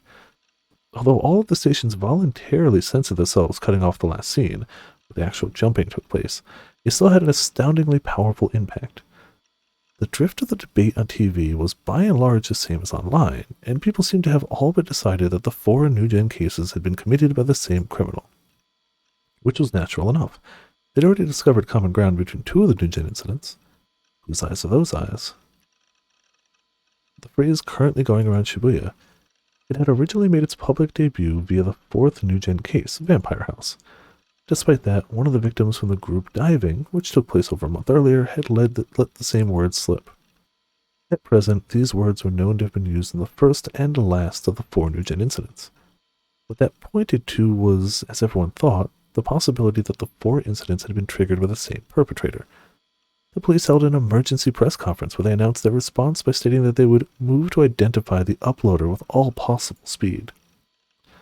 Some politicians were also saying things like how greatly regrettable the criminal must be apprehended as soon as possible. Yeah. The YouTube video was deleted by the site less than 3 hours after it got uploaded, but by then it was too late. Yeah, anything up on the internet for 3 hours, you can't delete that. 8chaners had long since finished capturing the video and spreading it around by uploading it here and there and everywhere. No one could stop them. Yeah, you can't stop something like that. And late at night, the following fact was revealed via a police announcement. The video of the group diving incident had been uploaded from the PC in room 37 of a certain manga cafe, which is located in the Shibuya area. Dude, just turn yourself and go to the hospital, or at least find Yua, who actively seems to want to help you. Like, The evidence is piling up, you fool. Nope, go to school. Seated at my desk, I slumped over and hugged myself. Without my realizing it, I had started eavesdropping. Today I was oversensitive to the voices of those around me. Yeah, no evidence, clearly. Listened to all kinds of conversations, but no big surprises there. Everyone was talking about the group dive video from yesterday. There were also girls jokingly saying, "Whose eyes are those eyes?" to each other. I bit my lip and studied the surface of my desk. The video was proof that Shogun existed, proof that I hadn't killed anyone. But you literally, yes, Shogun just happens to go to the exact same room in the exact same cafe you go to, which meant I didn't have multiple personalities. The old man in the wheelchair was the new gen perpetrator. But for what reason could Shogun have deliberately uploaded that video? Why would he himself do something to hint at his identity when the criminal had previously been swathed in mystery? When I pondered this, I came up with two conclusions. The first one was that Shogun was the attention-seeking type of criminal. The chances of this seemed pretty high, given how he had gone out of his way to show himself to me. As for the other possibility, he was challenging me. For reasons unknown, Shogun, along with his underling Yua, were meddling with me. I didn't know why they felt the need to do so, but they'd almost succeeded in setting me up as the new-gen criminal. It was possible that the police continued to suspect me even now. Shogun was attempting to entrap me. Did you receive my message? You must awaken quickly. Because if you don't, many more people will die. Forget, you mustn't run away. Thus, Shogun had spoken to me when he showed himself before me. I could only think of it as a form of intimidation, the equivalent of, "I'm going to kill you, so don't run away." Even though none of that's what he said. And this time, he'd taken the unprecedented action of uploading the video and making sure it was seen throughout Japan. Shogun had undoubtedly moved to the next step of his plan. I had been naive to think that maybe he'd stop targeting me. On the contrary, it would be better to assume that he had at last begun to attack and plot against me in earnest. What's up, Ramen? I'm holding the phone by saving. I don't know what you talked about. Clearly different voices. It's clearly basically all doubt gone now, yeah. I'm scared. That video had given me the shakes. Despite the fact that Shogun was, physically speaking, under a far worse handicap than me, he had killed 5 high schoolers without lifting a finger. If everything new gen related had been dumped on the same person, it meant that Shogun had enacted the brutal pregnant man, staking, and vampire cases with his diminutive body. Or maybe Yua had helped him. He's so convinced Yua is working with him. Both of them have a tone of voice, and the words they choose seem to be like, "Hey, trying to help you." One is talking about awakening, which I assume which probably means to like his D sword and stuff like that. And the other straight up like, "Hey, I got proof you're killing people, but I don't think it was you. We should try to get you some help." Like, though she had that really super serious bit at the beginning where she wasn't talking like herself. That happened too. Either way, I don't have any confidence in my ability to protect myself against people capable of carrying out such horrific acts with ease. My terror of them, my rage against the unfairness of my being targeted, and the message of "whose eyes are those eyes?" If I weren't careful, I'd start trembling. To suppress that, I would have to keep myself from relaxing for the time being. Excuse me. I constantly paid close heed to my surroundings and braced myself so I could flee if someone seemed to be approaching. I don't know when Shogun or else Yua might suddenly appear before me. For that matter, I had no guarantee that Yua was the only one working under Shogun. Someone connected to Shogun might be among my classmates now, indulging in carefree chatter all about me. Oh yeah, absolutely, she's still the only 100%. I'm sure there's some sort of bad ending where, like, she's the culprit or dies or something. I had to do everything in my power to avoid being ambushed, like yesterday at that cafe. If not, I'd get killed next time for sure. I had to get a D-sword fast. Obtaining a D-sword was the only way to break free of my current situation. After listening to Ayase and Senna, I actually researching it online, I was all but certain of it. I'd be saved if I got my hands on a D-sword. Yesterday evening, I had been frantically collecting information on D-swords while I kept an eye on the frenzy online, but I didn't meet with much success. And the last time we Googled it, you had 2 results. In all of Google. I cradled my head, digging my fingers through my greasy hair. Excuse me. How the hell was I supposed to become the owner of a D-sword? You must find it. You yourself. Yeah. Even I don't know how. Just find it. Ayase told me so, but it was asking too much to say that without giving me a single hint. No hints. You saw her rip it through dimensions. It was referred to as kind of a manifestation of either emotions, desires, or delusions. It was also referred to as the guiding hand of the great will. Yeah, no hints whatsoever. No, just no hints towards you whatsoever. I was becoming more and more impatient. Anxiety threatened to make my chest cave in. Hurry, I had to hurry and find a D-sword, no matter what it took, a D-sword. She even mentioned that, like, his heightened stress and, like, all the garbage he's been going through is just the path leading him to his D-sword and serves a purpose. But yeah, no hints whatsoever. Yeah, find it. Everything will be over if you don't find it. I gotta find it before I become the next Eugen victim. But how was I supposed to find one? I didn't know of any good methods. Some kind of hint, a hint. I have to rush or I'll lose my chance to find it. Am I capable of finding it? This wasn't the time to be doing stuff like coming to school. My life and my ability to graduate, there was no need to weigh them against one another. Yet, why was I... Sensing someone's approach, I raised my head in a flash and recoiled. She surprised me. Mimi was there, blinking at the suddenness of my movement. I'm the one who's surprised. Don't scare me like that. How dare you approach me? Released from my tension, I let out a sigh and flopped flat against my desk. Taku, are you okay? No! As usual, Rimi took a peek at my face. Flustered, I lowered my eyes. No! Even when compared to my usual state of not being okay, I'm more not okay now than normal. You're really pale. And you're sweating a ton. To be fair, both of those also seem to be his natural state of being.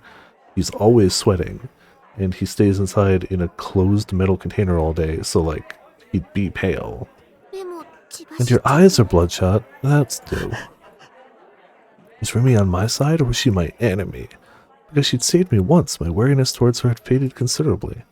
However, on the other hand, I still hadn't resolved the suspicious points about her. What had been going on when I saw her covered in blood at the staking? And only we, the players, know the difference between what he saw at the staking and what was actually there in the, like, police photos. He doesn't know that. We were supposed to have been friendly classmates since freshman year, but why was she completely missing from my memory? Taku, you're not feeling well.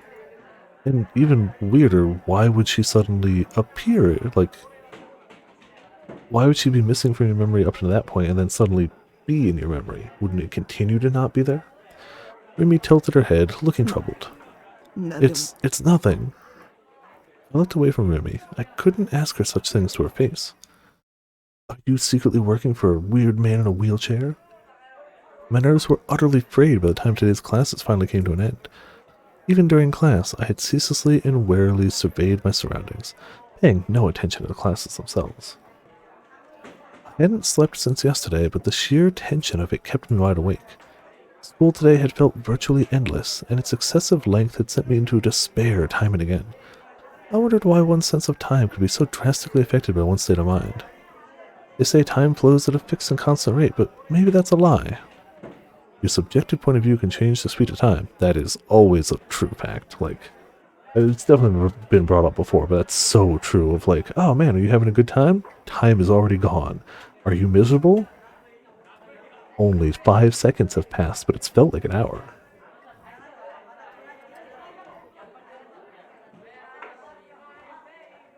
The objective time goes at a constant pace,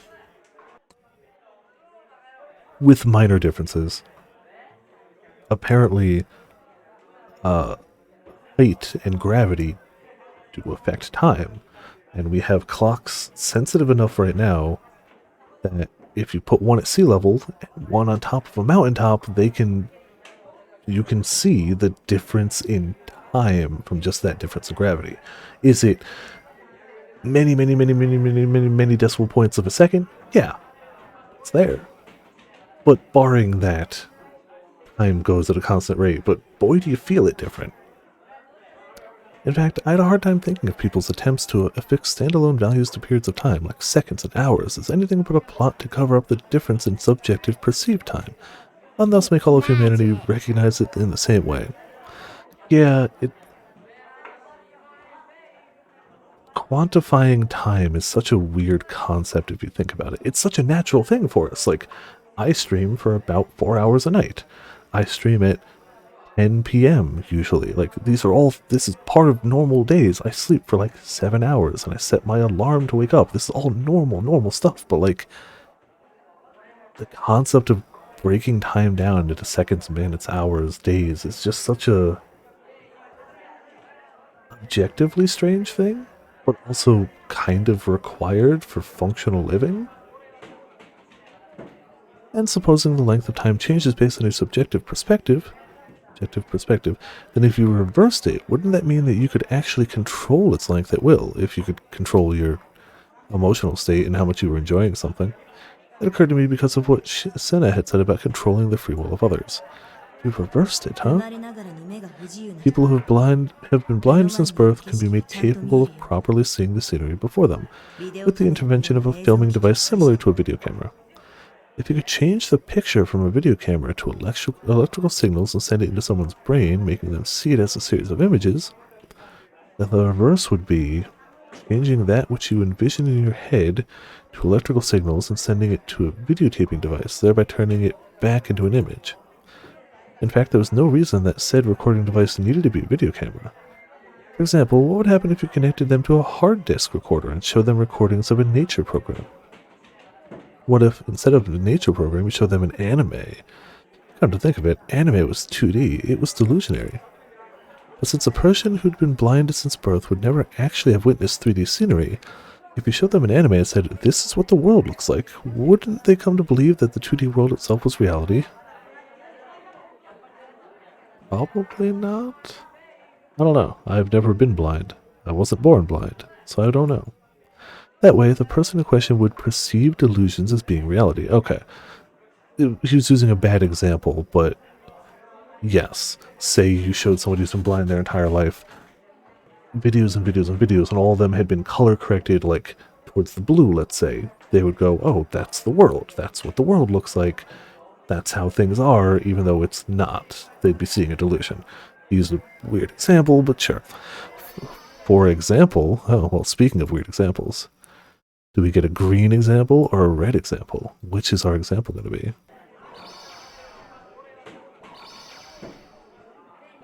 Pretty sure we'll take this chance for drink.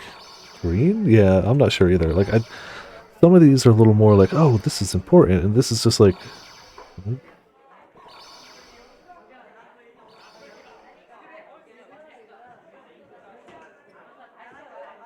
Person A put their imaginary visions into a hard drive recorder and transferred it to image data, then sent it to person B. Wouldn't A's delusions turn into B's reality? Yes. Delusions turning into reality. Theoretically, it should be possible. Yeah, in the sense that the reality you experience is simply just what you experience. Wow, am I some kind of genius? Lol? No. You're thinking the same damn thoughts any person has thought in college / high school. Man, what if the green that I see isn't the green that other people see, but we all just agree it's green, man? Like, yeah, no, you're not treading new ground, you just think you are. The magnificence of my idea thrilled me. This is the same person who, moments before, was like, my life is in danger, I should be careful of everyone. I'm so tired from not sleeping. I am so smart. Aren't I so smart? I'm so smart I impress myself. Perhaps this itself was the way to obtain a D-sword. Hadn't ISA called her D-sword a delusion? Alright, time to go home and check it out online. Oh, well, speaking of delusions. I left the classroom and headed for the school exit without a single sidelong glance. We got the runes, but I don't see any, like, wavering. However, I didn't forget my custom of walking along the edge of the hallway while hanging my head and doing everything I could to avoid standing out. Since a little time had passed since the ending bell, most people who went straight home were already gone. Those students with club activities or cleaning duty remained behind. Somehow, schools give off a lonely, nostalgic feeling once a day's worth of classes have ended. This is true of both old-fashioned wooden school buildings and newer ones like Sumai Academy. Although, to be fair, I'd only been to wood-constructed school buildings in Eroge. I'd only been to wood-constructed school buildings in 13 Sentinels. As I walked through the corridor filled with slanting afternoon light... Damn, excuse me. I spotted a peculiar figure coming towards me. A girl was tottering along carrying 2 huge cardboard boxes. The boxes hid her face from me. She probably couldn't see what was ahead of her either. She couldn't possibly have been more precarious. If I were in an eroge, a situation like this would lead to me colliding with her and setting off a flag, guaranteed. She'd fall backwards, you'd fall on top of her, hand on boob, 100% likely. Just 100% likely, that's just how it would go. Thought about giving it a shot, but it was a mere thought. Of course, I didn't have any intention of actually trying it out. On the contrary, I stayed on my guard. Chances were strong that she might be an assassin to me sent by Shogun.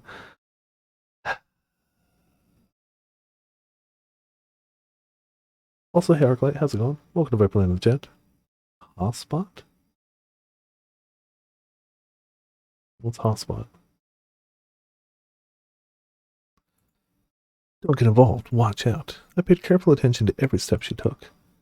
She drew still closer to me, swaying first to the right, then to the left. I, on the other hand, walked along the left side of the corridor. I waited until she tilted towards the right, then sped up my pace. By doing so, I managed to pass her safely. Hearing something drop, I cast my gaze downward without a second thought. Someone's student handbook had fallen. Without meaning to, I stopped. Had the cardboard box girl dropped it? I thought hard as I contemplated the student handbook. Doubts rose at the back of my head. Oh, okay, gotcha. Yeah, I hadn't even paid attention. Yeah, they ended up following, like, first few seconds of a stream and then didn't say anything, so I assumed it was a bot of some sort, but yeah. Why had it fallen now, with this timing? It was too obvious, almost as if someone were urging me to pick it up. A trap? I wondered if she dropped it on purpose. The cardboard box girl had used both arms to hold up her boxes. Neither of her hands had been free. If her student handbook had been kept in a skirt pocket, it would have been impossible for her to take it out and drop it on purpose. Except it wasn't as if I had actually seen where the handbook had fallen from in the first place. Maybe the cardboard box girl had been holding it from the start, carrying the cardboard boxes in such a way as to conceal it from you. When you were actively not looking at her, it would not be difficult. All by this morning and never streamed a day. Yeah, so it's going around for some reason then. It hasn't done anything bad, so like whatever, but it's weird then. Nothing was certain. It might not have been deliberate. It would be normal to regard it as a coincidence. I then made my gaze follow the figure of the cardboard box girl, or tried to. Right at the very instant, the cardboard box girl turned a corner and went out of sight. I'd only seen her from behind for a second. I didn't think she looked familiar. I felt like she'd had short hair? No, but it also seemed long. I couldn't make a decisive statement either way. I hadn't seen her face either, of course. The cardboard boxes had hidden it as we passed one another. All that remained in the hallway were me and the student handbook. Maybe the common sense response would be to pick it up and take it to the faculty room, or chase after the cardboard box girl, but I hesitated to do either. I looked around. I didn't see any other students. All I heard were a number of girls laughing merrily from somewhere far off. I didn't think this was a trap. The handbook's owner was already gone. How might this situation end up entrapping me? Could there be a microscopic bomb planted in the handbook? Yeah, that was far too unrealistic. So surely nothing would happen even if I picked it up here now. Right, of course nothing was going to happen. I had to use it to confirm who that girl was, just in case, because she might be working for Shogun. I'll take a look at her name, class, and headshot, and leave the handbook itself back here. I'd take a pass on shouldering the hassle of having to deliver it to the person in question.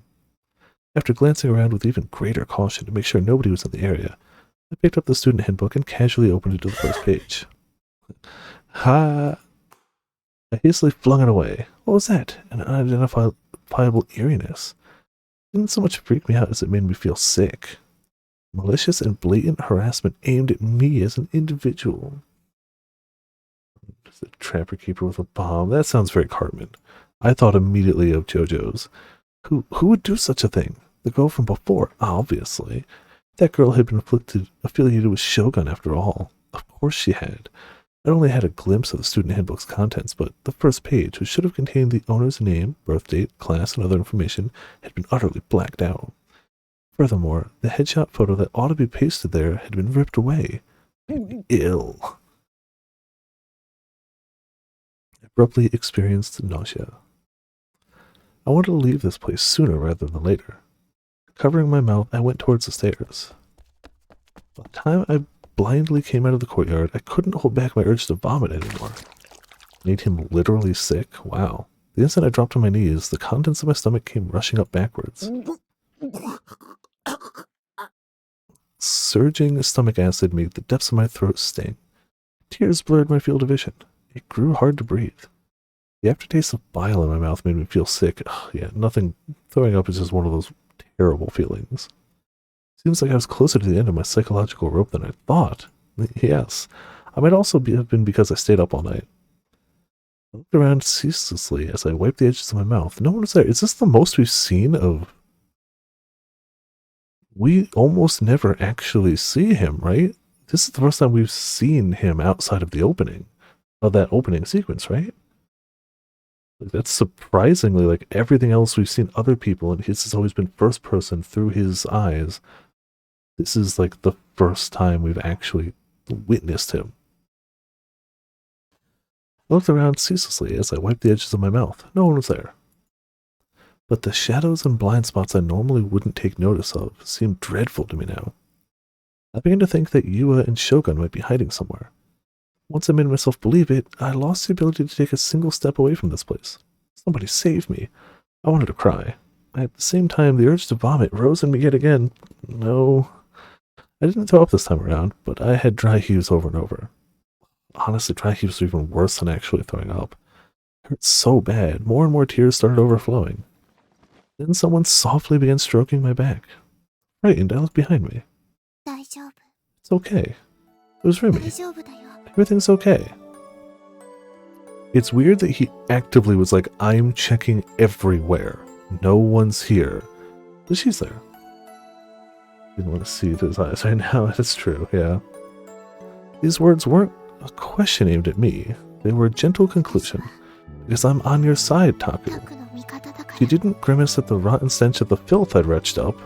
That's an accurate way of putting it, but it's descriptive. She didn't show any indication of despising me, even when she saw my face covered in tears and nose drippings, with vomit stuck to the corners of my mouth. Well, to be fair, at that rate, somebody would be like, wow, you're really sick. You're not feeling good. Like, if I saw a friend looking like that, I'd be like, let's go get you, like, a bed to lie down, some medicine or something. I wouldn't be like, ew, you're disgusting. I'd be like, let's go, you're sick, let's find a spot. She smiled serenely, as though to reassure me. She drew close to my side, lightly stroking my back. It's still weird to see protagonist. Why? For this and now, when I thought I wanted someone to save me, why did Remy materialize before my eyes? Because Remy was here with me now. I felt relieved. I felt my burdens lighten. Before I knew it, I'd begun divulging all my emotions, even though I was bad at talking about myself. Oh, hey, I'm scared of being alone. Maybe this is why I'd come to school. Up until now, I'd thought I was better off alone. Even now, of course, I was frightened to talk to people. I had no self-confidence when it came to making contact with people, but being alone while Shogun and Yua hunted me down made me feel far more insecure and scared and forlorn. I wanted someone to stay with me. They didn't have to be kind to me, I just wanted to be in a place with other people. Myself, I'm scared. In that case, I'll be there for you. Those words held no malice, nor any reluctance. Although I certainly can't stay with you 24/7. Her shy gaze suddenly tilted up towards the sky. What was she looking at with such distant eyes? We'll go to school together in the morning. At school, we'll talk about silly things during your breaks. We'll eat together during lunch, and leave school together in the evening. So basically, you'll be dating. Once in a while, on the way home, we'll stop by a shop somewhere. We'll chat a bit in your room, and then we'll say, see you tomorrow, and wave goodbye to each other. If you don't mind, we can do as much of it as you'd like. In a way, that kind of thing has been a dream of mine. That was almost like being boyfriend and girlfriend. I was stupefied. And she wanted this? Was she talking seriously? Yeah, her face certainly seemed to say so. Why? Why would you go so far for me? Because there's definitely a flag standing here, right? It wouldn't be weird for her to say, because I love you in this situation, right? Not that I could think of a single reason why Remy would fall for me. Ditto. Honestly, same. No, wait. This was Zujling's trap. Something similar had happened in the past. Yua had fooled me, driving me to the brink of despair. That's why I can't afford to expect too much. Start by envisioning the worst case scenario. Remy too might be my enemy. Salute! Without warning, she saluted me. The suddenness of her action left me shaken, making me think in astonishment that maybe she too was about to reveal her true nature. But her face still wore the same endless soft smile. Because we're friends, of course. From my perspective, it's only natural for me to try to help you. Don't say sad-sounding things like asking me why. Do you get it? Yeah. As friends, huh? If it were as a couple, I might have felt like my life had finally begun for real. But even if we were just friends, it made me incredibly happy. Having another person be nice to me. Having another person try to do something for my sake without seeing anything in return. You mean like your sister, who constantly tries to look out for you and help you and have you communicate with her and the family and get out of your box? No, it's okay. I'd never known it would bring me such joy. I might be the first time I'd ever felt like this. And more than anything, she made me believe I wasn't alone. Remy's existence had saved me. My nausea had finally settled down, and I felt considerably better.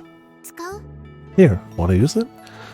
What Remy held out to me was a vermilion floral-scented handkerchief. This almost has the vibes of, like, one of the, like, bad endings that isn't terribly bad. The, like, not true endings that isn't soul-crushingly bad. I accepted it meekly, but I hesitated to use it. It's okay if you get it dirty.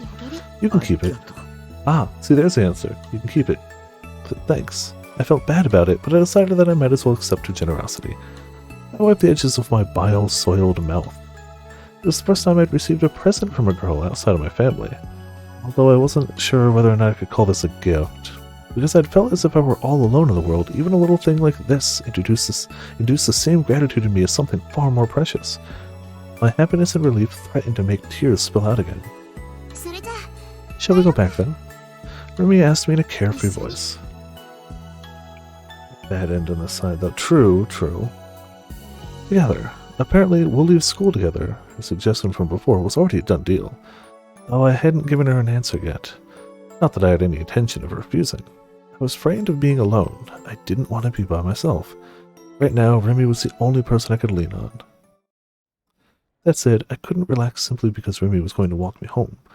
I picked a different route from usual on the way back and proceeded cautiously, trembling all the while. Every shadow seemed to hold danger. I was tormented by the delusion that Yua, or Shogun, might be around the corner each time I approached an intersection, and my legs would go weak, halting my progress. At such times, Remy would go ahead and scout out the road beyond the intersection, then turn back and nod to me. She's very good to him, and he doesn't... At least from what we've seen, we don't know their relationship before he became aware of her. He's done nothing to instill this amount of, like, friendship in any other human being. He actively ignores his playboy male friend and only really even talks to him because he literally is just constantly harassing him, but not harassing him, but like talking to him.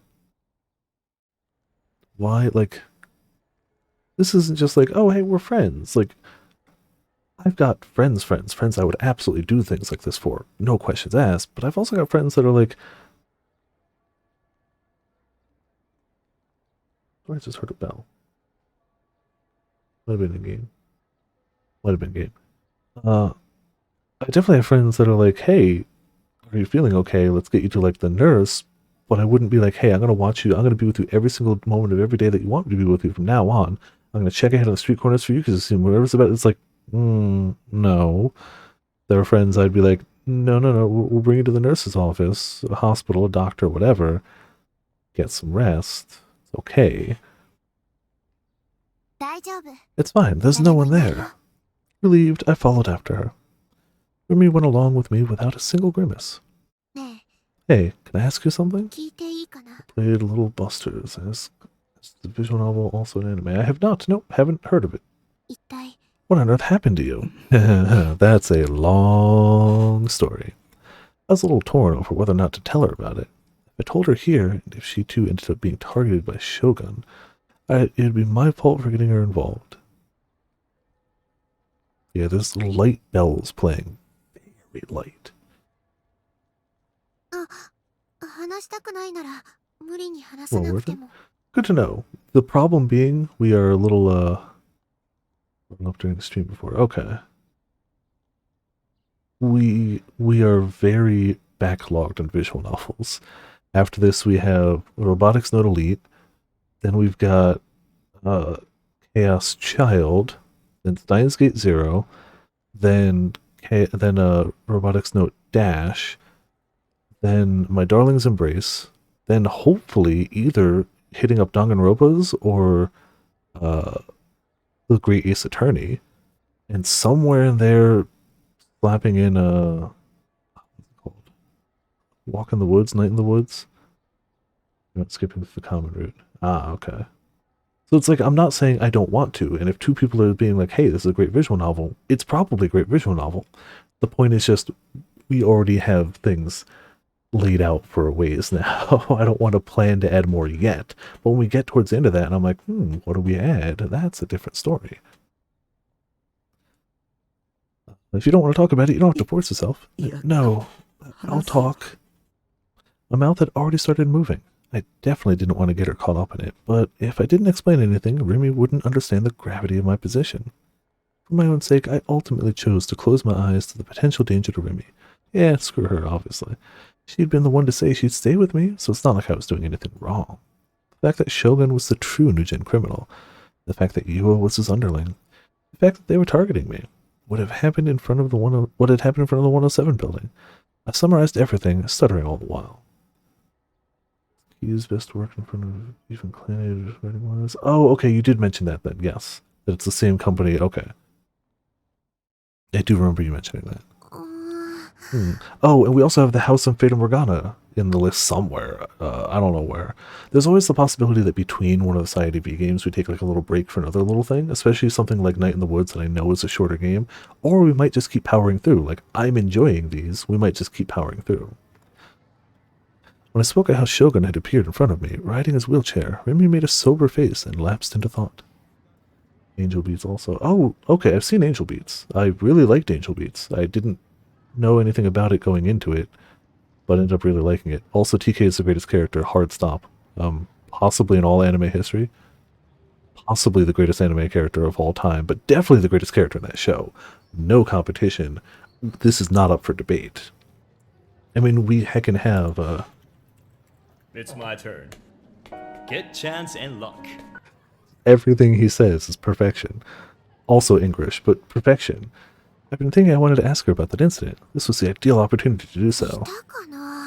I did finally get him in the bot, too. I'm very happy about that. Not that I think there was going to be competition, but I think the only other person who maybe has seen it that uses the bot actively is Soar, who we all know won't take guys. So I thought I was pretty safe. I wonder if he was there, an old man in a wheelchair. There was so little confidence in her answer. Try to remember. It's really important, but... Remy scrunched up her eyebrows as if she didn't want to say it. For starters, the Shibuya Station Plaza wasn't empty back then, or anything like that, you know? It was the same as always. That was how it must have appeared to Remy at the time. If possible, I'd want to agree with her. I wanted her to agree with me, but Remy and I, out of the two spectacles we viewed, whose was correct? Was I mistaken after all? Had that empty Shibuya been a delusion of mine? But that created a slight problem. The elderly wheelchair-bound man who had appeared in the dilapidated Shibuya, Shogun, how was I supposed to explain him? If the depopulation had been delusionary, Shogun would have to be a delusion as well. A reflection of your inner self, maybe. There's a lot of people in the plaza, right? So even if a wheelchair were there, I probably wouldn't have noticed. Basically, I didn't see him. That's not super reassuring. Sorry I couldn't be of any help. At the very least, Shogun wasn't a figment of my imagination. At first I thought he was a delusion, but my understanding of the situation had flipped 180 degrees upon the emergence of the group dive video. Shogun was real. Shogun existed. But maybe the empty Shibuya part of it had been imaginary? Even then, the area around the station had been overflowing with people, and I alone had viewed a different kind of scenery. How could that be?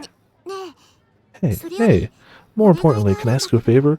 And hopefully, by the time we get through everything I just listed, we might not even make it through all those.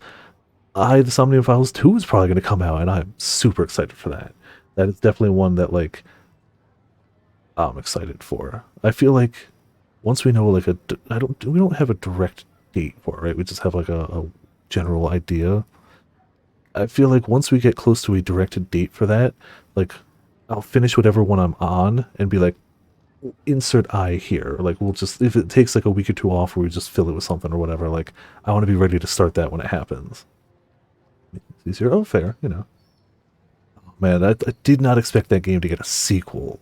I enjoyed it, but I didn't think this is a game that's going to have a second one. But it's got a sequel featuring the best character as the protagonist now. I'm excited. That's all I needed to know. Like, if they had just left it as it was and just had more, I'd be happy with that. But, like, having her as the protagonist now? I have some questions. Why does she have Iva? What happened to her eye? But I don't care, because I'm excited for it. Hey, more importantly, can I ask you a favor? Remember, pressed her hands together in supplication. CD を買いに行きたいんだ Yeah, absolutely best せっかくここまで choice. 来たからちょっと If they had done something like make Ota protag, I might actually be like, I'll pass. I think at the same time, maybe my curiosity would end up getting the better of me, but I'd feel conflicted at least. I want to go buy a CD. We've come all this way, so I'd like to stop by for a little bit. Can I? We'll just go to Tower Records, clearly. Truthfully, I wanted to go home to my base this very instant. I'd come here taking the long way because I'd been considering the possibility that Yua and Shogun were lurking somewhere. Not because I wanted to shop. But do you know what Yua and Shogun would never expect you to do? Go shopping with a classmate. Ever. Did I say something besides Ota? Oh, Ota protag. Sorry, instead of its. Except if I turned her down here, it might damage Rimi's mood, and she was the one who said she'd be there for me. If I screw up, she could get angry and go back to herself. That'd be problematic. I need to have Rimi with me. On my own, I wasn't even sure that I could make it back to my base. In the end, I found myself unable to refuse her. I mean, it's a simple request, and we're already here. All I could do was haltingly tag along after her. Perhaps it would be ordinary to think that surely even someone like Yua, wouldn't launch an attack on me with this many people around, but my fear that they were hiding somewhere nearby, blending in with the rest of the crowd, far surpassed that. I shrieked internally each time I came close to bumping shoulders with the people passing by me. パトカーだ Really? There's a police car. Yumi's words gave me a start. I quickly hid behind her. Protect Shibuya from terrorists? I mean, for a safe city. Demons. Kill them? Kill something? Criminal downward? Get them out. Whose eyes are those eyes, of course. We've had enough. Alright, I can make out some of the signs. Just as she'd said, 2 police cars were parked on the street, and nearby them stood 3 uniformed officers. The police, too, were chasing me. I was obviously innocent, but the incompetent police couldn't grasp that. Were those policemen searching for me, too? Or so I thought, but apparently that wasn't the case. Their lines of sight rested with the vast quantities of people who traversed the road as though they owned it, who you didn't notice before. Were those people protesters? No, nothing about that reads protester at all. They came equipped with various standard issues items, from banners to posters with messages on them to forehead bands. I bit my lip upon seeing a child tripping along, pulled by the hand of his parent, with whose eyes are those eyes written measly in marker on the front of his shirt. 何のデモだろうね I wonder what they're protesting. There were a variety of marchers, young and old, male and female alike. They paraded solemnly along, but once in a while they'd cry out in unison, "Drive the demons out of Shibuya!" 悪魔 Demons? Many of the posters were inscribed with messages like, "Drive the demons away from our city, protect Shibuya from terrorists." This had to be a show of resistance against the New-Gen incidents. There was no point in demonstrating about it. If you got this much free time in your hands, find and kill Shogun. That way all my worries will vanish. Yes, everyone in this town should work together to make Protag-kun's worries vanish. Yep, タク行こう Let's go, Otaku. Disinterested, Remy shifted her gaze away from the demonstrators and began walking towards the entrance to a CD shop. As soon as we came to the store, Remy went straight for the indie music corner. Best Sound Top 10. Bonus points campaign, new releases. Unlike the J-pop corner, there weren't many customers in the vicinity. Remy stepped in front of the P shelf and began searching for the CD she had in mind, but her shoulders soon sagged. It's not here after all. Indie Grape group whose name begins with P. Could it be?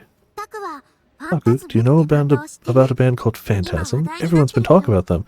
Yeah, I was hanging out with their lead singer in lingerie last night. I mean, yes. As I'd guessed, there was no way I wouldn't know.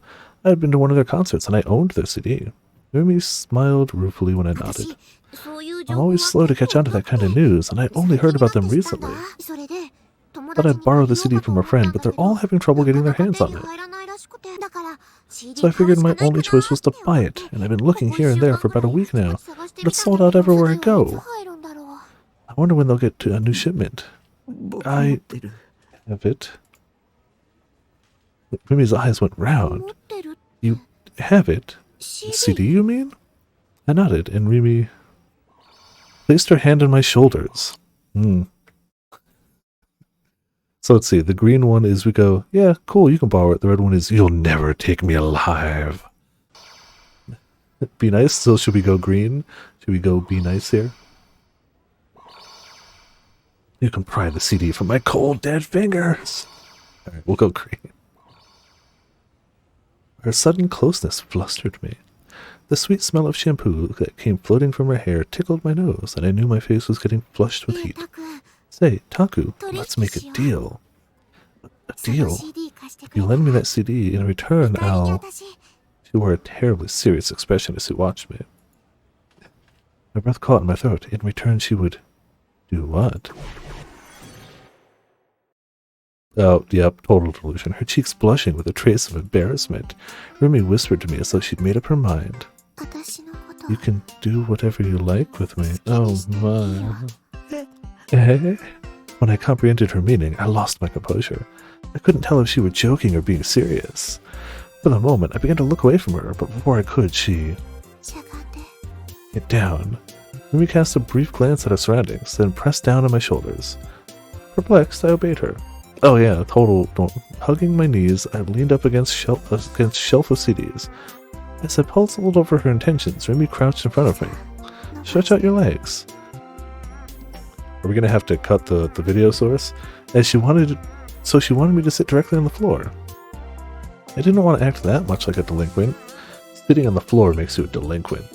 But Remy grasped my calves and forced my knees to unbend. I couldn't stop myself from sliding down, legs thrown out in front of me. Oh. Suddenly, Remy straddled my legs. Wait. Shh. Remy laid her pointer finger against my lips. She was telling me to keep quiet. But doing this kind of thing in the middle of the store? Remy looked down at me bashfully, as though she'd read my mind. Not many customers come here to the indie corner. Enough, do. Indie music isn't that like indie. If we stay low like this, no one will be able to see us. So what about it? Say, Taku. Remy's face came even closer to mine. Her breath tickled my cheek. A hot sigh. I was too captivated to look away from Remy's adorant eyes. Her gaze seemed to draw me in.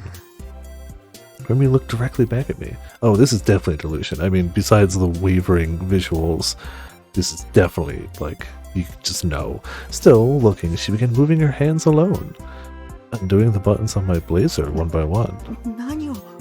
But what are you... Remy reached for my necktie without answering, pulling me towards her. As she loosened it, she moved down to undo my shirt buttons as well. Hey, people are gonna come. Indeed.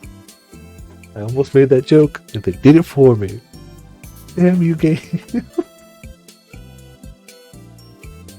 I was like, no, Viper, don't make that joke. Nah, don't do it. And then the game does it. Damn it all. It would be so bad for us if someone came.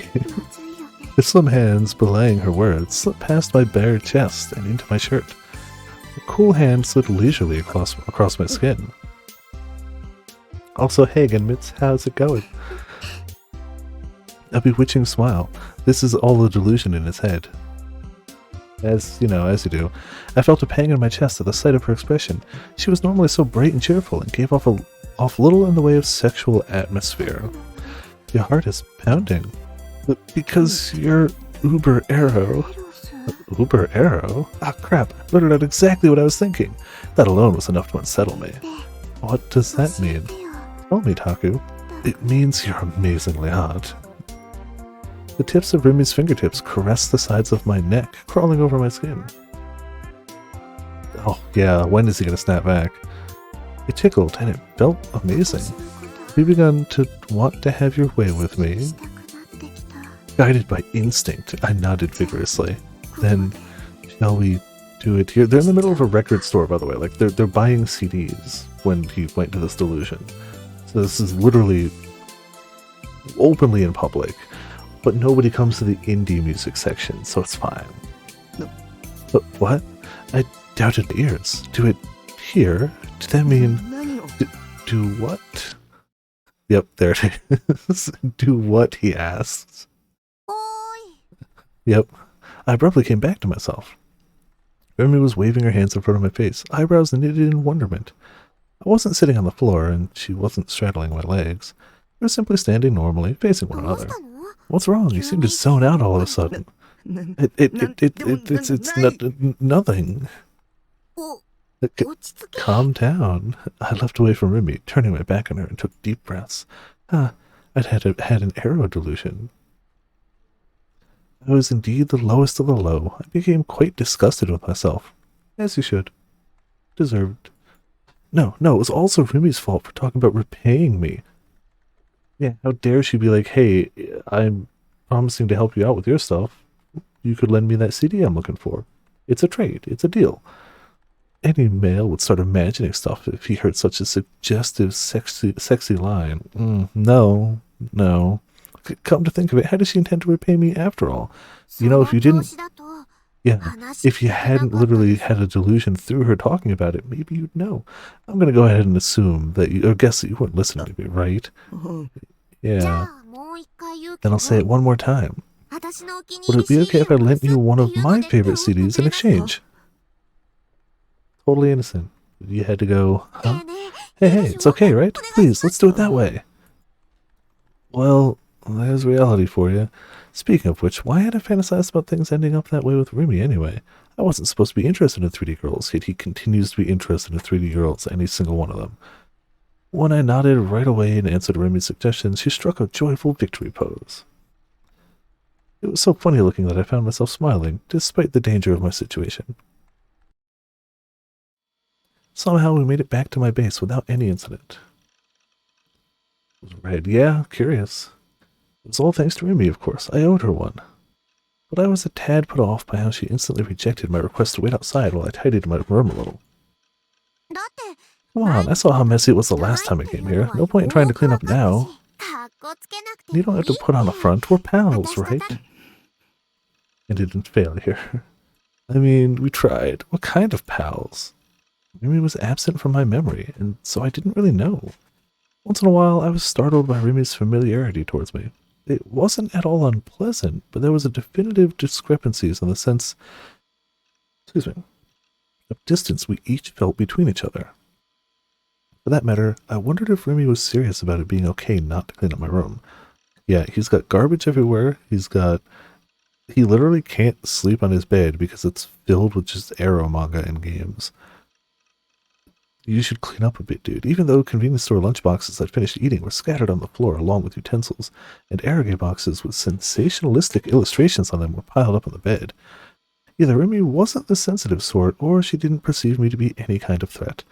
Both prospects left me feeling kind of ambiguous. Appearing not to notice any of my distress, Rumi sat on the sofa and earnestly looked down at the lyrics booklet that had been included with Phantasm CD. I dropped heavily into my computer chair and made the tension leave my body. My nerves had worn thin from cowering in fear the whole day, but maybe the reason I didn't feel all that exhausted was because Rumi was here with me. Now, what to do? Remy closed the lyrics booklet, stretched grandly, and sent a smile my way. What to do? She'd asked. What was I supposed to do? Remy hadn't come here to hang out in the first place. Her original aim had been to borrow my city. If she were going to do me the favor of staying here with me, how should I respond? Did I even have to do anything to begin with? If this were an Arrogate, we'd jump right into an H scene. But didn't you just finish that? Crappity crap, I'd better not think about that sort of thing right now. Learning slowly, even under the best of circumstances, I would still feel very strange being alone in my room with a 3D girl, yet here you are. If I let my imagination run away with me unnecessarily, I'd become overly conscious of her and might do something weird to give myself away.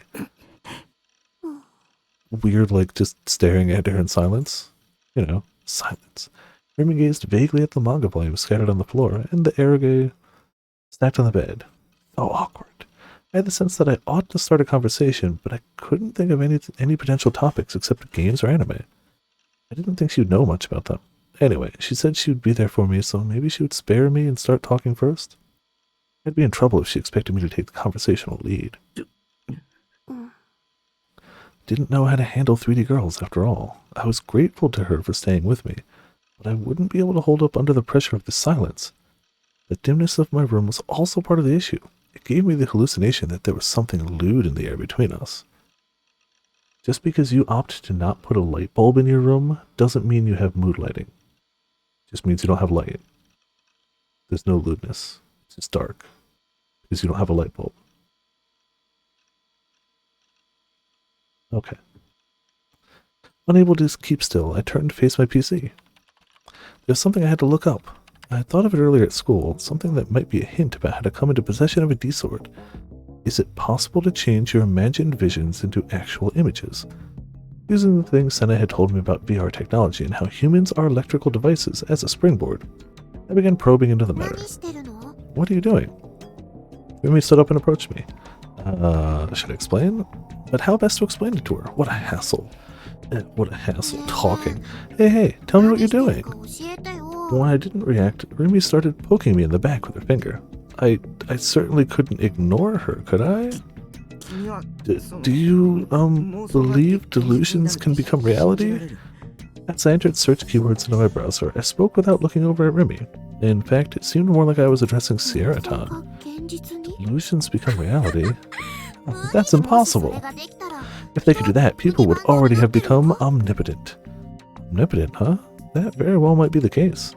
Delusions were a world where even the most unrealistic things became possible. Like doing it in the middle of a CD aisle rack in Tower Records. If they became reality, it would mean making the unreal into something real. What about it? There's a system like that in America. They have a patent. Man, you're joking, right? I sensed Remy letting out an exasperated sigh behind me. In answer, I opened the aforementioned patent image I'd received from Shiho. What's this? Proof of the patent. A photo. Seriously? Leaning forward, Remy brought her face nearer to the monitor. She ended up peering into it from very close behind me. Terrible at English. Doesn't he have a translated version? You're amazing, Taku, being able to read it. So close. She was so near me, I could see the reflection of the monitor sparkling in her eyes. I was starting to get flurried again? Come on, tell me what it is. Apparently, it had drawn her interest.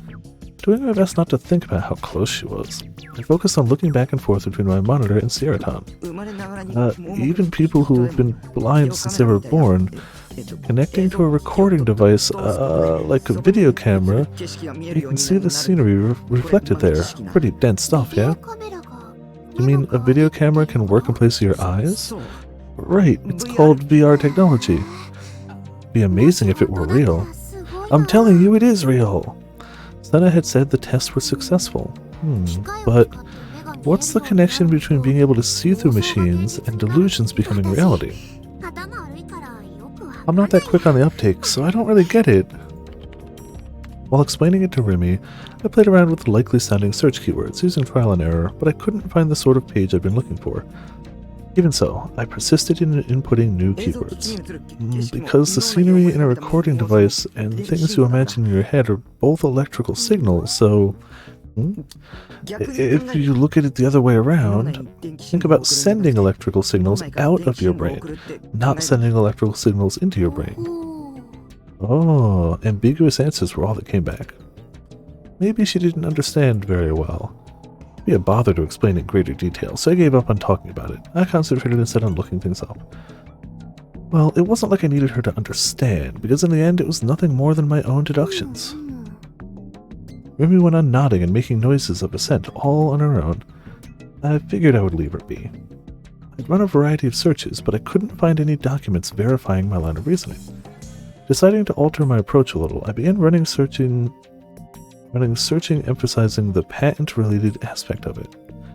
I went to a foreign wiki site that Shiho had told me about, one all about American patents. I began searching to see if there were any patents similar to what I had in mind. As I jumped from link to link, I finally hit on an image similar in atmosphere to the one Shiho had passed on to me before. It appeared to be a different patent document than the one about VR equipment. I swiftly skimmed the contents. Equipment and methods for monitoring neural pulses from a separate location and playing them back in the form of an image and audio data. So literally recording someone's senses of their surroundings from one place and location and giving them to another person.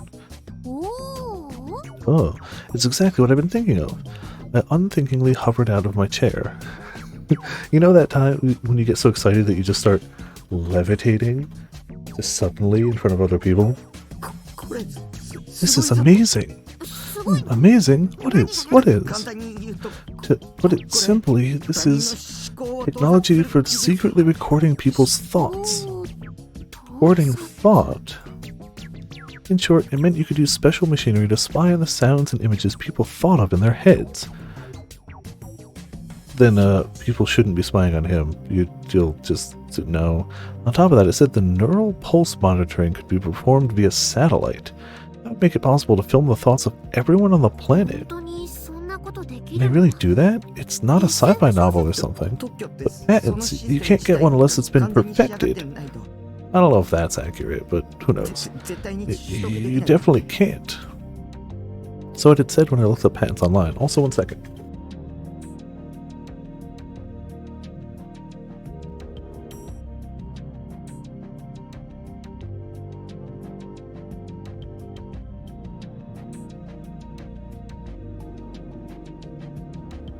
Stupid nose.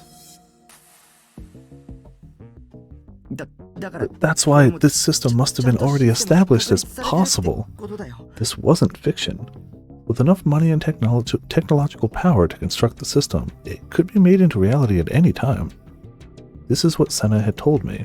If it's possible to deliberately convert certain information to neural pulses, would it not also be possible to control all of people's five senses as well as the free will itself?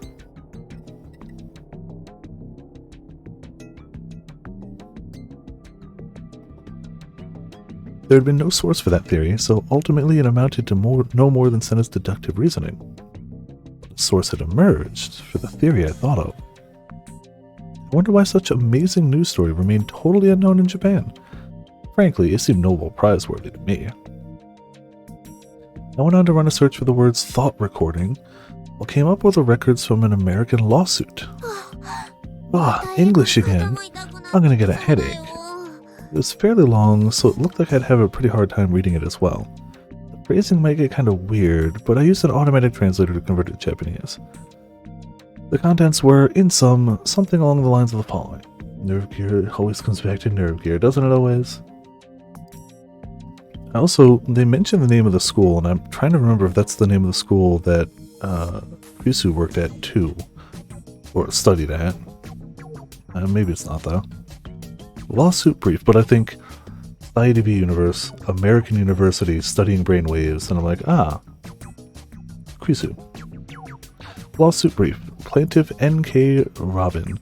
Defendant, the United States Department of Defense, Central Intelligence Bureau. Oh, okay.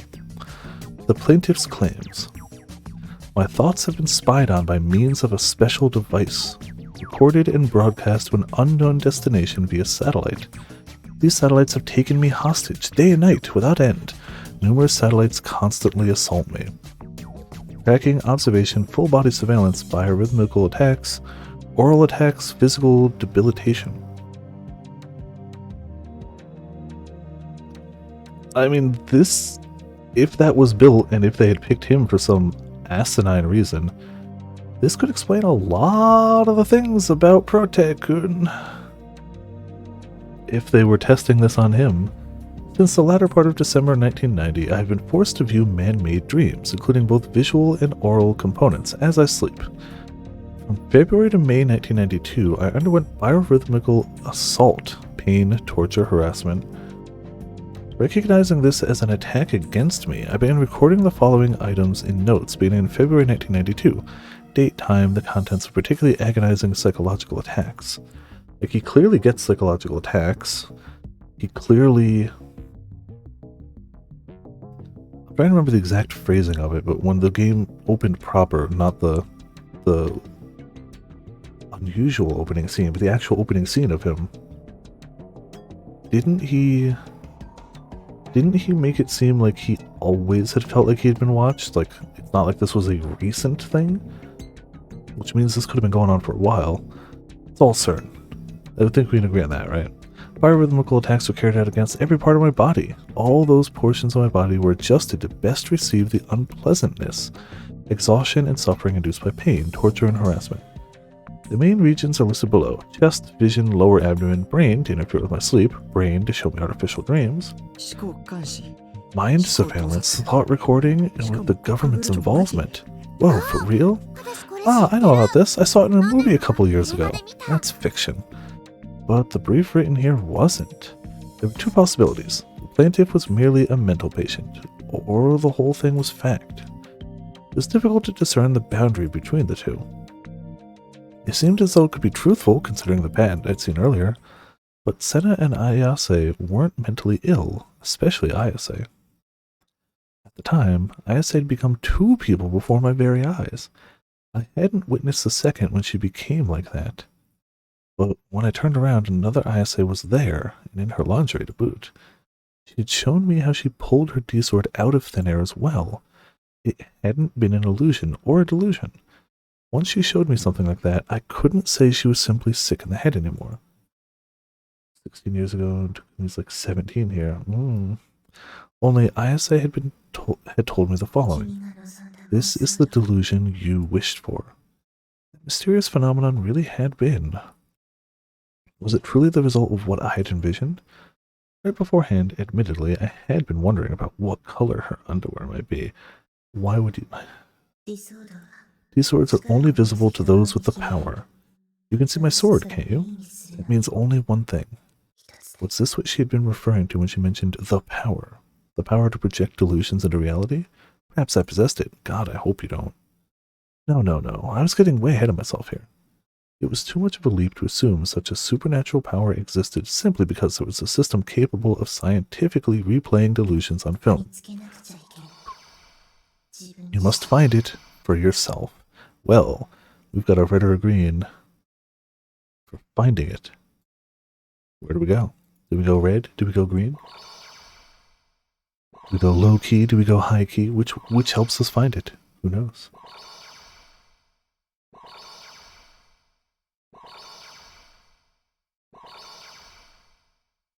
Also kind of like, I don't want to test it myself right now, but I also kind of wonder what happens if you just don't click one. I've never not clicked one. Even I don't know now. Except what if the way to come into possession of a D-sword required precisely that sort of supernatural power? And if I bore such a power within me, it might very well be worth a try. Leaving Rumi to gaze at the monitor, her eyebrows furrowed, I picked up the toy D-sword propped up in a corner of my room. I stood in the center of my room and held it at eye level, just like an ESO character. I closed my eyes. I've never tried not clicking one. I've always clicked one. The first one I clicked just because I was like, what's that? It's something moving, and I clicked it. And since then, we've always consciously clicked one. I've never tried not. I attempted to picture a sword in my head. Of course, I based it on the one Senna and Ayase possessed. Lovely, ominous, and sharp enough to sever anything at a single touch. I'm good at daydreaming. After all, I have all kinds of daydreams on a daily basis. If I wanted to, I could come up with a clear vision that included even the tiniest little details. When I'd somehow managed to solidify my mental image, I gripped my molars and clenched the sword in both hands. Become real, become real, become real, become real, become real, become real, become real, become real. I prayed. I thought of solely one thing. I was currently gripping a true D-sword, not a knockoff, a real thing. I flexed all the muscles in my body. Come, show yourself before me. Please bring me my salvation. It was when he finally got to flexing the pinky toe that it truly happened. That's the power muscle of your body. That's the wish-granting muscle. Please protect me. I stealthily opened my eyes. The sword I held on high hadn't changed a bit. As before, it was a cheap-looking toy. Well, no big surprise there. There couldn't be any such thing as the evil eye-esque paranormal ability to turn delusions into reality. The idea of it was blatantly overblown. I was embarrassed that I had been on the verge of believing I had a power like that. I sighed and lowered the sword. That was when I sensed a gaze at my back. A prickling sensation at the back of my neck. Gooseflesh sprang up all over me. It could be Remy. Gaze again. I sensed a distinct presence. Someone was watching me. Look at me. I'm not going to turn around. I think you could ever make me turn around. It wasn't merely a presence. I'd also heard a voice just now. To be more accurate, it was a sound like someone breathing rather than using words. Did he forget she was in the room with him? No way. I might have made an unbelievably stupid misunderstanding. I quietly turned around. Remy was staring at me. Oh, so that was it. It made sense that I picked up on a much more vivid presence than usual, which was natural enough since you'd actually been watching me, and it wasn't just me having the feeling of being watched. She'd sure misled me. Wait, had Remy seen the part where I brandished a sword exposing my immature middle school student mentality from start to finish? Yeah. Yes. That would be pretty humiliating. But something about her was strange. Remy wrinkled her forehead as she stared in my direction without a single blink. On top of that, she wasn't looking at me, but rather at the toy D-sword I held up. Why was she wearing such a grave expression? She seemed like a different person from when she tilted her head upon hearing what I had to say about the band. Unpleasant memories grazed the back of my brain.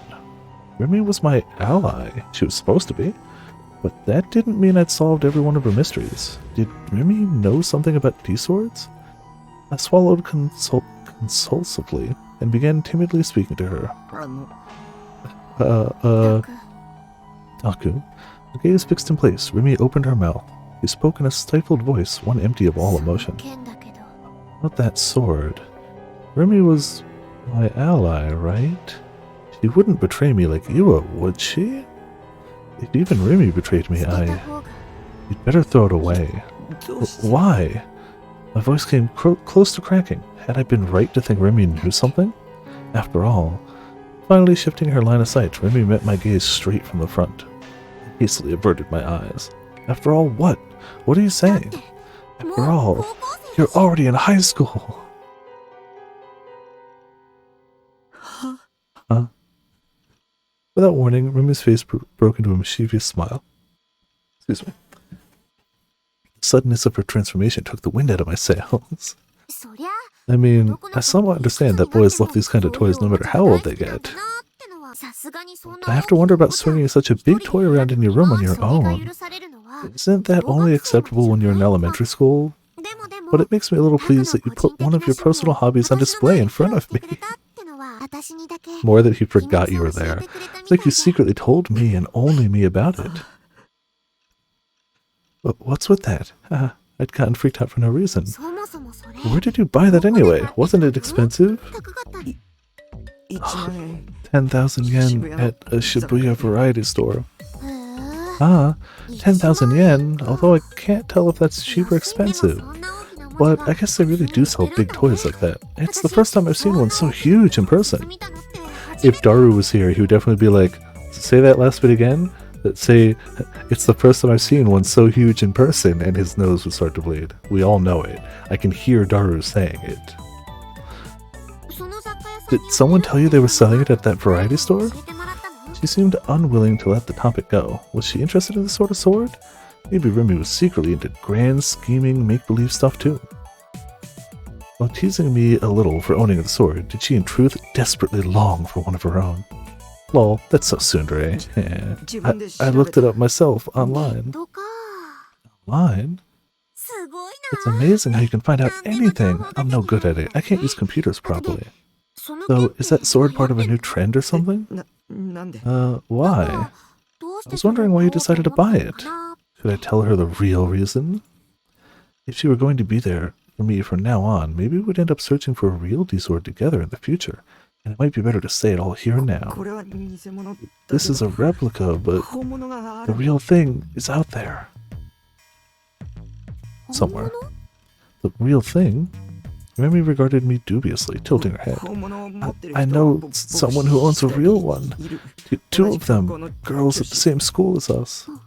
女子ね Girls, huh? 女の子が Would girls really want a toy like this? No, only boys play with swords. Girls don't play with swords. 本当なんだ It's そ true, れに but おもちゃじゃない besides, it's not a toy. あごめん Ah, sorry. 本物は The 光る real thing glows, and it has an incredible sense of presence. それを探して I'm る looking 取材 for で it. 出てきて If I get it, it'll save me. 言われるって Save you? Remy's face went blank, as if she felt taken aback, but I was utterly in earnest. Besides, a D-sword would be a powerful source of support when it came to defying Shogun. それであの So, 鉄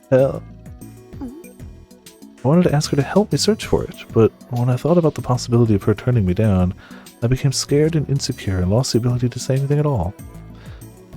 Lobbing the fake sword aside, I sat on the couch. I sighed and closed my eyes. Maybe Rumi would offer to help me look for it on her own accord. If so, I'd give her my okay ASAP. Although it certainly wasn't realistic to expect that much. It was just that up until now, Remy had emerged in front of me whenever I was in a pinch, as though she heard the voice of my heart, as though she were riding it on her white horse. And so と maybe... にかく Anyway, even if there's a real one out there, you shouldn't buy it, okay? It's fine to own a toy like the one you have now, but a real one would break the swords and firearms control law. She instantly shattered my expectations. Disappointed in you, Remy.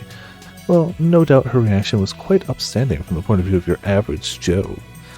These past few weeks I'd run into all kinds of unexplainable things, and I'd been on the brink of believing everything Senna and Ayase told me.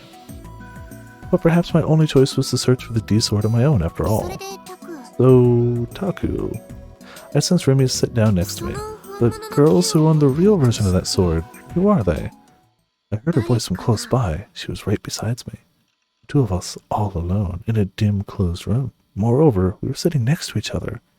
Because you only have one place to sit in the entire room that's not your computer chair. It's dim because you don't want any lights. The state of emergency. I've entered a state of 特に女子 emergency. の知り合いが To think that you know any girls other than me, I'm a tad surprised. You should be, to be fair. You really should もし be. かして Can one of them be your girlfriend? So we really are going to end up talking about that kind of thing. Could it be that Remy was tempting me? The only conversation that could possibly develop from this topic was one about romance. Yes, specifically your feelings for other people. And she'd said things to me that sounded rather like a confession, and there'd start to be some real nice vibes between us, and no, I'm totally unprepared for this. I opened my eyes and frantically shook my head. Both Ayase and Senna were mysterious beings, and both of them were weirdos, but in a cute, eccentric way. I'd have moe'd over them if they were 2D characters, but I couldn't moe over something 3-dimensional, especially Senna. Simply talking to her made me cower. She seemed like she wouldn't have any qualms about using violence. If possible, I wanted to avoid getting tangled up with her. そっか I see. I'm a little relieved, maybe. It's a flag! We've been getting a lot of choices in the past, half hour. A lot of choices. Where's the... Over here. So... It's a flag! Exclamation point 1! Exclamation point 1! Exclamation point! Exclamation point! Right it is. Oh crap, oh crap, oh crap, oh crap, oh crap. I unthinkingly froze in place. She had clearly said that on purpose, right? Was she seducing me here? Going by the sequential flow of this conversation, there was a huge chance that Remy had me totally wrapped around her little finger. How was I supposed to answer?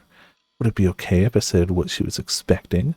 That wouldn't feel bad at all, but I don't have enough self-confidence to go out with a living, breathing girl. You did already. You already went on dates with a living, breathing girl. That has already happened. Yeah, she was just trying to get close to you to reveal the information she had that she thinks you were a murderer, but it still happened. Not sure of what to do. I took a furtive look at Remy's expression. At some point, Remy's clothing had switched to something different. As it does when you're in someone else's room. Though she'd been wearing her uniform up until just a second ago, and she stealthily changed her clothes in the brief period when I had my eyes closed? No, of course not. My thoughts couldn't keep up with her sudden どう transformation. かした？ What's wrong? Remy cocked her head. She didn't mention a thing about the fact that the clothes she was wearing had changed. What was going on? Did Remy have no awareness of it herself? Or was she pretending not to know? Try not to stare too hard at her. I checked out her outfit. Try not to stare at her. I stared at her. Were those her casual clothes? It was enormously refreshing to see her like this, since up until now I'd only seen her wear her uniform. On top, a denim jacket. On bottom, a miniskirt. She wasn't wearing the thigh-high socks she'd had on before. In short, bare legs. Smooth-looking, sensual thighs. Oh my goodness. On top of that, because she was sitting with her knees up, even though she had it on she was in a miniskirt, I could sort of see her panties. Sakihata-san. Rather, depending on the ankle, it could also appear that she was going commando. Why did you pick red, Robin? My eyes kept involuntarily traveling to the V-zone in her skirt. I made a frantic effort to hold back my lust. This manner of sitting. What popped into my head was the cover illustration of a famous Moe eroge. The limited edition version of Setsutene, which had also been made into an anime, had an illustration of the heroine sitting in the exact same pose as the way Remy was currently sitting. The stakes were made. It's too late. We can't afford it. We've clicked red. The illustration had been so moe, to the point that I temporarily used it as my PC wallpaper. Was this a delusion, an illusion, or 100% real? Yes, she 100% changed her entire outfit when you closed your eyes for a minute. Crap. As I cornered myself with when I concerned myself with the contents of her skirt, my Johnson started to stand to attention. Ramen? Why? I had been picking up on the sweet scent she gave off for a while now, and how do I put it? There was a huge difference between her on the one hand and figures and 2D stuff on the other when it came to the sense of touchability her skin radiated. Was this the power of the third dimension? My entire system of values was being unavoidably rewritten.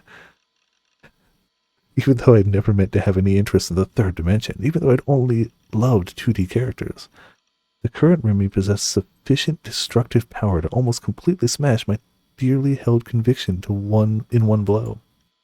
ねえ、タク。 Say, Taku. Well, to be fair, it's only proof that Protag is the worst.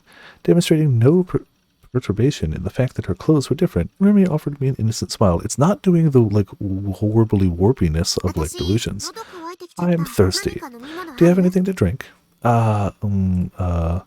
The way things are going now, my ability to think logically would break soon, so I decided to take this as a spat of good luck and stood up to go to the fridge. I opened the fridge and peeked inside. There was some Coke I'd been sipping from, but I'd drunk it straight from the bottle, so I couldn't exactly give it to Remy. ないなら買ってこようかな。 Indirect kisu. コンビニって If you don't, 新鮮な maybe I'll go 出前 buy にあったよ some. ね。 There's a convenience store by the Shinshen station, isn't there?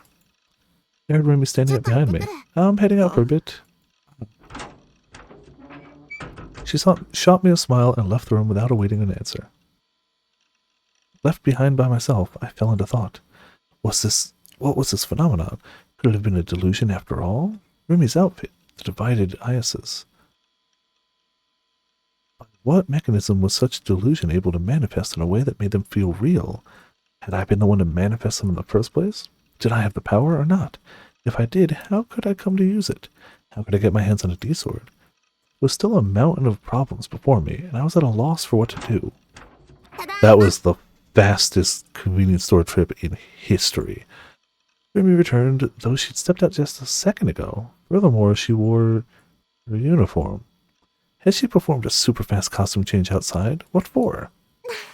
Oh, I forgot to bring my wallet. Okay. 財布持ってくの忘れてた。Apparently oblivious to my bewilderment, Remy smiled ruefully as she took her wallet out of her bag. レシ Why wouldn't she bring her bag? Salute! Well, then I'm off to shop again. And without a single reference to her clothing, she left for the second time. I pressed my fingers to my temples and unthinkingly let out a groan. Somebody explain this strange phenomenon to me. While Remy went out shopping, I paced my PC, thinking I would look for more detailed information on the patent and thought recording. I found Grim in our chat room, calling out to me. Hi, Grim. Sighing, I gave up and entered the room. Nineheart, you there? Oi, Nineheart, you gotta be shutting yourself in today. Anyway, wanna chat? I got fresh news. Nineheart-chan, time for dinner. Nineheart-san has entered the room. Current members too. Finally came. You're late, Nineheart. Thanks to that, I'm totally whose eyes are those eyes right now. Damn it, what do you mean totally whose eyes are those eyes? You just wanted to use the phrase, even though I quivered in fear every time I spied those words. What's your fresh news? New gen, duh. It happened. また Fifth case. Oh, again? Of course it gave me the usual sense of gloom, but on the other hand, I was also confused. Alright, so we were with her like all afternoon, right? I mean, it could also have been something that happened like the day before, like, who knows? I thought Shogun and Yua would target me for sure this time. Perhaps one could say that they postponed it. Above all, I wasn't sure whether or not it was okay for me to celebrate this. Want to know more? Clearly. It's on the Taboo homepage. Look around a little and you'll know. Easy. Around when today? The body was discovered last night. Okay. But the victim died 2 days ago. The one this time is whack. As opposed to the 待て others? 待て Whoa, wait. I panicked a little when Grim started giving out the details without any forewarning. The victim, his brain got taken out. I had enough of Goro stuff. I didn't want to hear about it. If I listened, I wouldn't be able to help imagining myself being savagely murdered. I hadn't even found out how to get a D-sword yet, but Grim continued all the same. It's seriously freaky. Why do you think the victim died? Because the brain was removed. Physical debilitation. He went on living even with his brain gone. I went cold at the horror of it. I hugged my arms to myself. I didn't want to know anymore. Please spare me. My life points had long since reached 0. Basically, he was brain dead, maybe even for more than a week. He was sitting there without a brain. Obviously, he couldn't eat or drink. So they think that's how he died. That Chan's already given it a name. Brainless. Ha! They got good taste over there. Yeah, sure. And the hilarious part is, oh, there's definitely a hilarious part to this. The victim was a psychiatrist who got his brain removed. Totally seems like some kind of message. Psychiatrist. The moment I saw that word, my pulse skyrocketed. Maybe I was thinking too much, but I wanted to know for sure. I had the feeling that I needed to know for sure. After hesitating countless times, I went to the Taboo homepage and opened a piece with the information on Brainless. Male corpse found in Shibuya. The 5th New Gen incident? Around dawn on the 23rd, the corpse of Takashina Fumio, 41, a psychiatrist at AH General Hospital in Shibuya, was discovered lying in the street, and the Shibuya Police Department deemed his cause of death to be physical debilitation through insufficient nutrition. Additionally, the back of Takashina's cranium was cleanly cut away, and his brain had been taken out. The department states that despite the removal of his brain, there is a possibility that he remained alive, even in a state akin to that of brain death. According to the police investigation, Takashina had been taking time off from his job since the 10th of the month. Yeah, well, なんてことだ how could it be? The name of the victim was Takashina Fumio. Dr. Takashina had been killed. This was aimed at me. Shogun clearly meant to provoke me. That was why he made an example out of Dr. Takashina, on whom I'd relied so much, and murdered him. No. Save me. Somebody please save me. I screamed. My mind was turning to pulp. It felt like I was going to go crazy. Yeah? やだやだ No, no, no. I don't want to die. I don't want to die. Remy, save me. I looked for Remy. I frantically surveyed my room again and again. Not there, not there, not there. Why wasn't she there? Because she'd gone out shopping. Holding my head, I lay down in place. Save me, Remy. Save me. Don't go anywhere. I'm begging you. Yeah, she replied. When I raised my head with a gasp, Remy was standing next to me, carrying a convenience store bag. She really does seem to just materialize. This is not the first time she has entered his room without making a sound. A giant metal shipping container that makes lots of sounds upon opening. リミ Remy, thank God she'd come back for me. Relieved, I stretched out my hand to her. Crouching, Remy took my hand in both of hers. Remy's hand had been cool when she touched me before. Now it was amazingly warm. I'm here. I'm here for you. So don't be frightened. Smiling gently, Remy wiped my tears away with her fingers. She just, it's the second time she's popped into this room without being noticed. And there was earlier in this same day where she appeared when he was throwing up. That's the same day in the universe, right? Yeah. A lot of delusional stuff has happened, but it's still been one continuous day since then. We were literally vomiting, and as they made a note of, you frantically looking around and making sure there was no one else around, and then she's there. I was truly a pathetic guy. I mean, also, just roll credits. There you go. She teleported from the staking too. Yeah. Crying and screaming and cowering like this in front of a girl. But Remy had said she would stay with me. Now her warmth was the one piece of support keeping my spirit from breaking. I didn't want to let go of this hand until I acquired a D-sword. A peculiar atmosphere enveloped the nighttime Mayashita Park. Whose eyes are those eyes? Whose eyes are those eyes? Whose eyes are those eyes? Whose eyes are those eyes? Whose eyes are those eyes? Whose eyes are those eyes? Whose eyes are those eyes? Whose eyes are those eyes? Whose eyes are those eyes? Whose eyes are those eyes? Whose eyes are those eyes? Whose eyes? An enormous group clustered together in the middle of the park. There must have been over 100 people among them.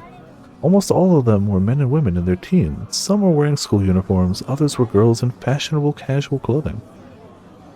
Some were boys wearing otaku-esque glasses, others were Ganguro high school girls, a rarity in these times. An onlooker might think some kind of entertainment event was taking place, but closer observation would reveal that the gatherers' condition was far from normal. All of them faced downward, their eyes empty and unfocused. Though so many of them had gathered here, none exchanged conversation with each other, instead standing in place without attempting to move a single step away. Every single one of them wore faint smiles, and all were muttering something under their breath. The words they poured all their heart and soul into repeating were, "Whose eyes are those eyes?" Those words emitted the mouths of the 100 murmurers resounded through the park like a Buddhist sutra, flat and emotionless. Perhaps because of how bizarre they seemed, there were no other figures to be seen in Mayashita Park. Office ladies cutting through the park on their way home from work, and middle-aged women taking their dogs for a walk, all grew flustered at the unnatural spectacle and turned back the way they had come. There was only one man paying attention to this peculiar group. He too appeared to have some connection to them, but he stood off to one side by himself without joining them. With his clothes, he could have easily blended in an Akihabara, a check-patterned shirt, jeans, worn-out sneakers, fingerless gloves, a red bandana, and a big green rucksack over his back. Michael Jackson himself. He was fairly corpulent, to the point that his shirt buttons threatened to pop apart any moment now. Though it was the later portion of October, and should have been rather cool out, he constantly wiped sweat from his forehead with a hand towel. His eyes darted around as if he couldn't calm down, but his shoulders also seemed to be shaking with laughter. Aside from the group's sutra-like chant, an unidentified mechanical sound echoed through the park, emerging from his rucksack. Another high school girl, this time one wearing an undone blazer, entered the park. Far from shrinking away from the odd group, she fixed her eyes on them and steadily drew nearer. Just filming the thriller video, yeah, perfectly normal. She was infused with intimidating poise as she walked, her long dark hair stirring in the breeze. In sharp contrast with that, she, for some reason, held a half-eaten popsicle. The group took absolutely no notice of her. Having completely entered their own world, they focused solely on continuing to recite the same words. Nor did she lift an eyebrow at being ignored. Once she had drawn up close to them, she abruptly stopped. There was a remarkably languorous air to her as she bit down on her popsicle. The sound of crunching leaked from her mouth when she chewed. When she finished eating and glanced at the stick remaining in her hand, she clicked her tongue a little and tossed it down by her feet. The look in her eyes remained sharp as she moved her gaze across the group, going one by one from face to face. Hey, who are you? The rucksack-wearing man spoke up as if he reached the limits of his endurance. Naturally, the girl, Ai Senna, was aware that this man alone had been studying her for some time now. She snorted as though to mock him, then suddenly crossed her hands over each other as she extended them directly in front of her. The space around her hands contorted and a long, vague metallic shape appeared floating there. It might appear to be either a hoe or a shovel, but its shape differed subtly from both of them. The tip of its razor-sharp blade was divided in two. She gripped it with both hands when at last it developed a distinct shape. But it didn't end there. Immediately after, a blue light burned along the double blade she held, in the air to her right at which it pointed. In the same way as before, metal parts floating up out of the illuminated space. Upon materializing, they fused noisily with the long blade. At last there formed a ring, and another trail of light streaked from it towards the right. The divided blade traced the trail as it rose. Though one might have thought it was a shovel or a hoe, it had at some point metamorphosed into a giant sword. Sharp yet lovely, clean yet destructive, sinister yet beautiful. With its supreme sense of presence, the sword settled into Senna's hand. The man with the rucksack showed no reaction. He only narrowed his lips and stared at her. You got nothing to do with this. Shoo! Off with you! His tone was thoroughly overbearing. His voice, high for a man's, demanded that Senna leave even as he stood some distance from her, waving her away. Senna, in contrast, quietly opened her mouth, without the slightest shift in expression. Are you responsible for this? More than a regular question, it was an inquiry for confirmation. Her eyes were nailed to him. The rucksack-wearing man showed a previously unseen confusion. Answer me. Where is Hanato?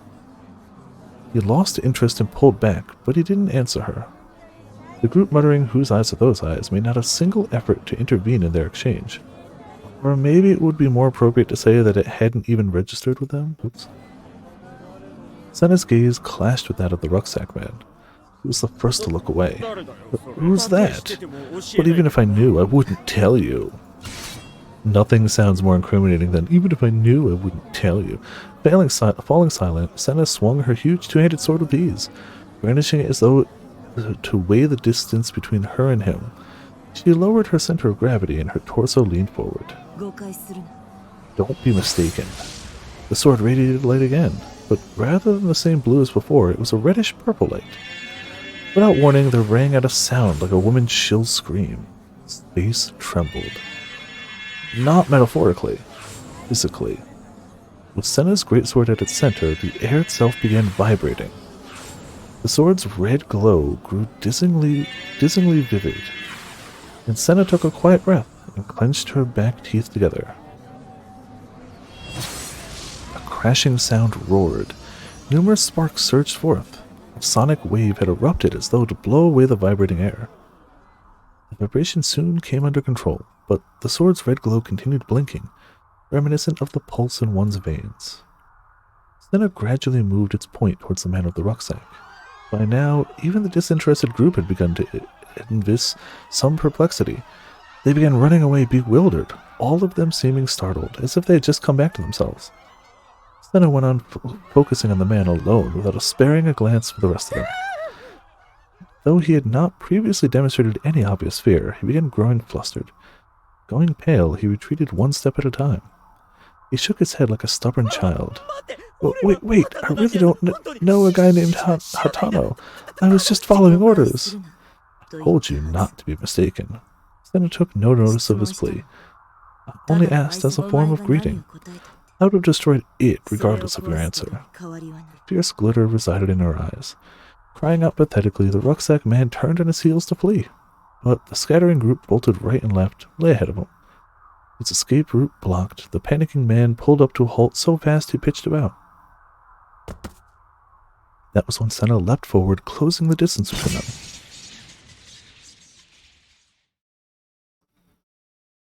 One could never have imagined her slim arms to be capable of dealing out such a fast and ruinous blow. Sweeping along horizontally, the blade tore through the man's rucksack, together with its contents. The impact sends him flying as well. Collapsing on the ground, he rolled into a ball, holding his head and shaking all over. He seemed to have lost the energy needed to run away. He was so frightened that he lost control of his bladder, and the crotch area of his pants began to stain itself wet. Senna walked up to him and, showing no interest in the man himself, dropped her gaze to what lay inside the ripped-open, broken rucksack. Sparks scattered within it, crackling. A mechanical device had been put inside it. Originally, it might have been about twice as large as a modem, but the D-sword had eaten through it, shattering it to pieces. It wouldn't be of any use anymore. One could no longer hear the irritating mechanical whir that had been coming out of the rucksack until a few seconds earlier.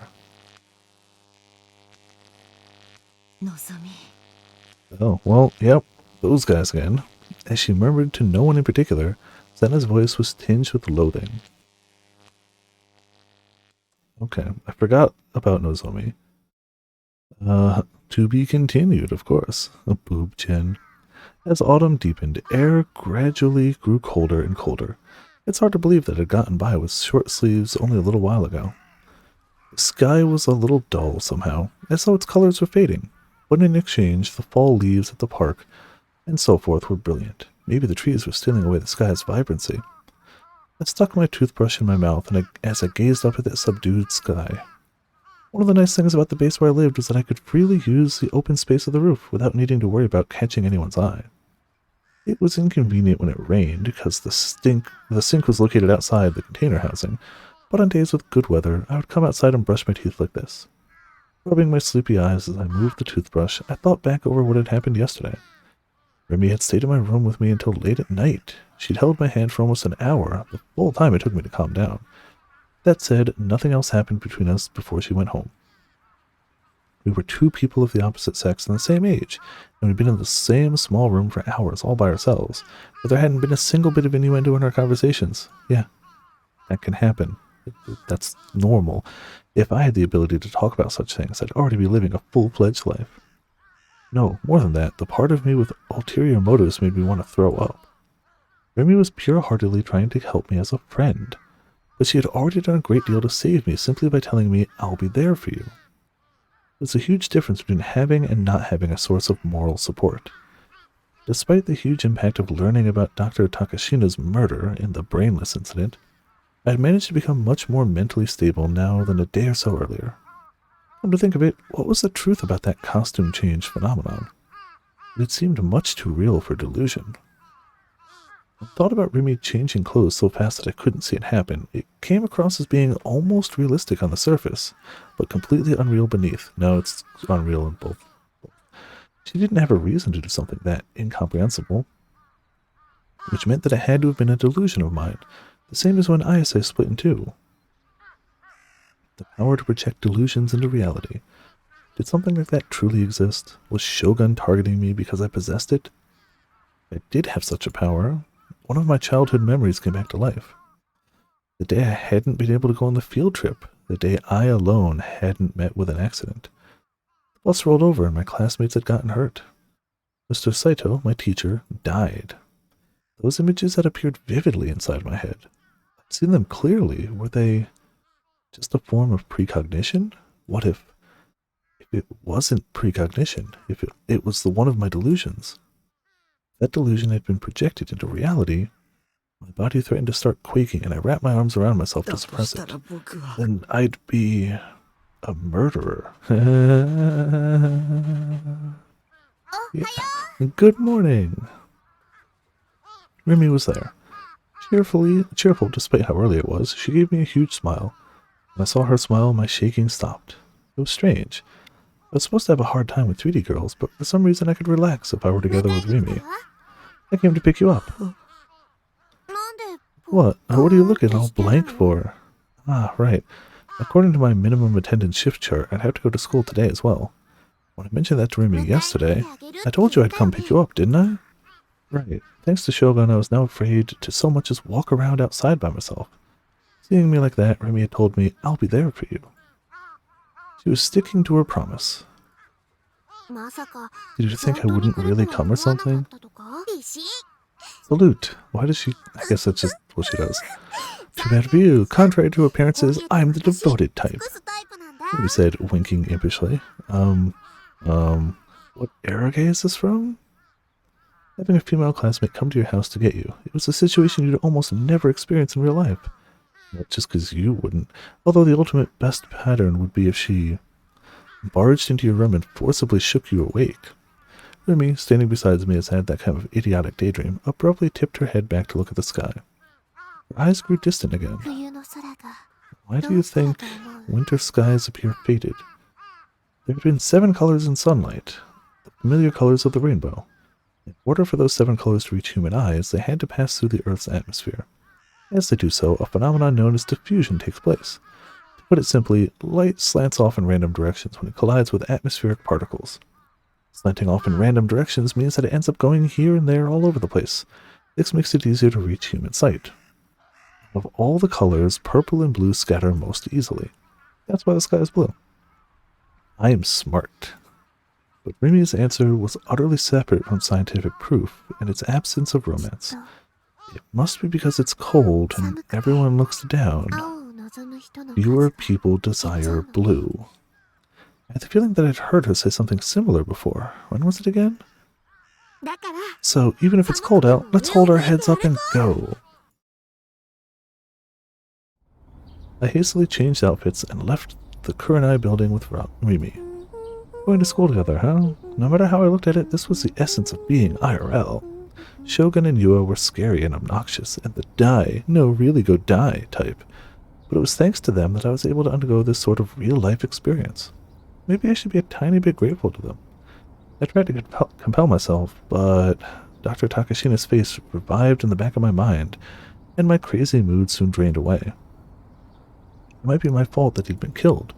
Shogun had murdered the doctor with a connection to me, either as a sign to me or a form of provocation. Fear and insecurity overwhelmed me.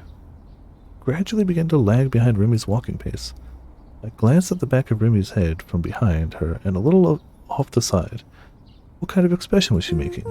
She was humming. I'm sure nobody hums sadly. Like, nobody hums with like a sad expression.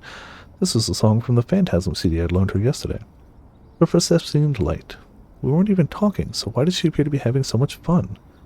As I watched her, my anxiety decreased a little. But honestly, I wondered why Remy was this kind to me. We all do. Trust me. Yeah, we all wonder that. Could the reason for it be found in my time spent with her, the time of which I had only blank memories? When we reached school, I sent Remy on ahead and stopped by the bathroom.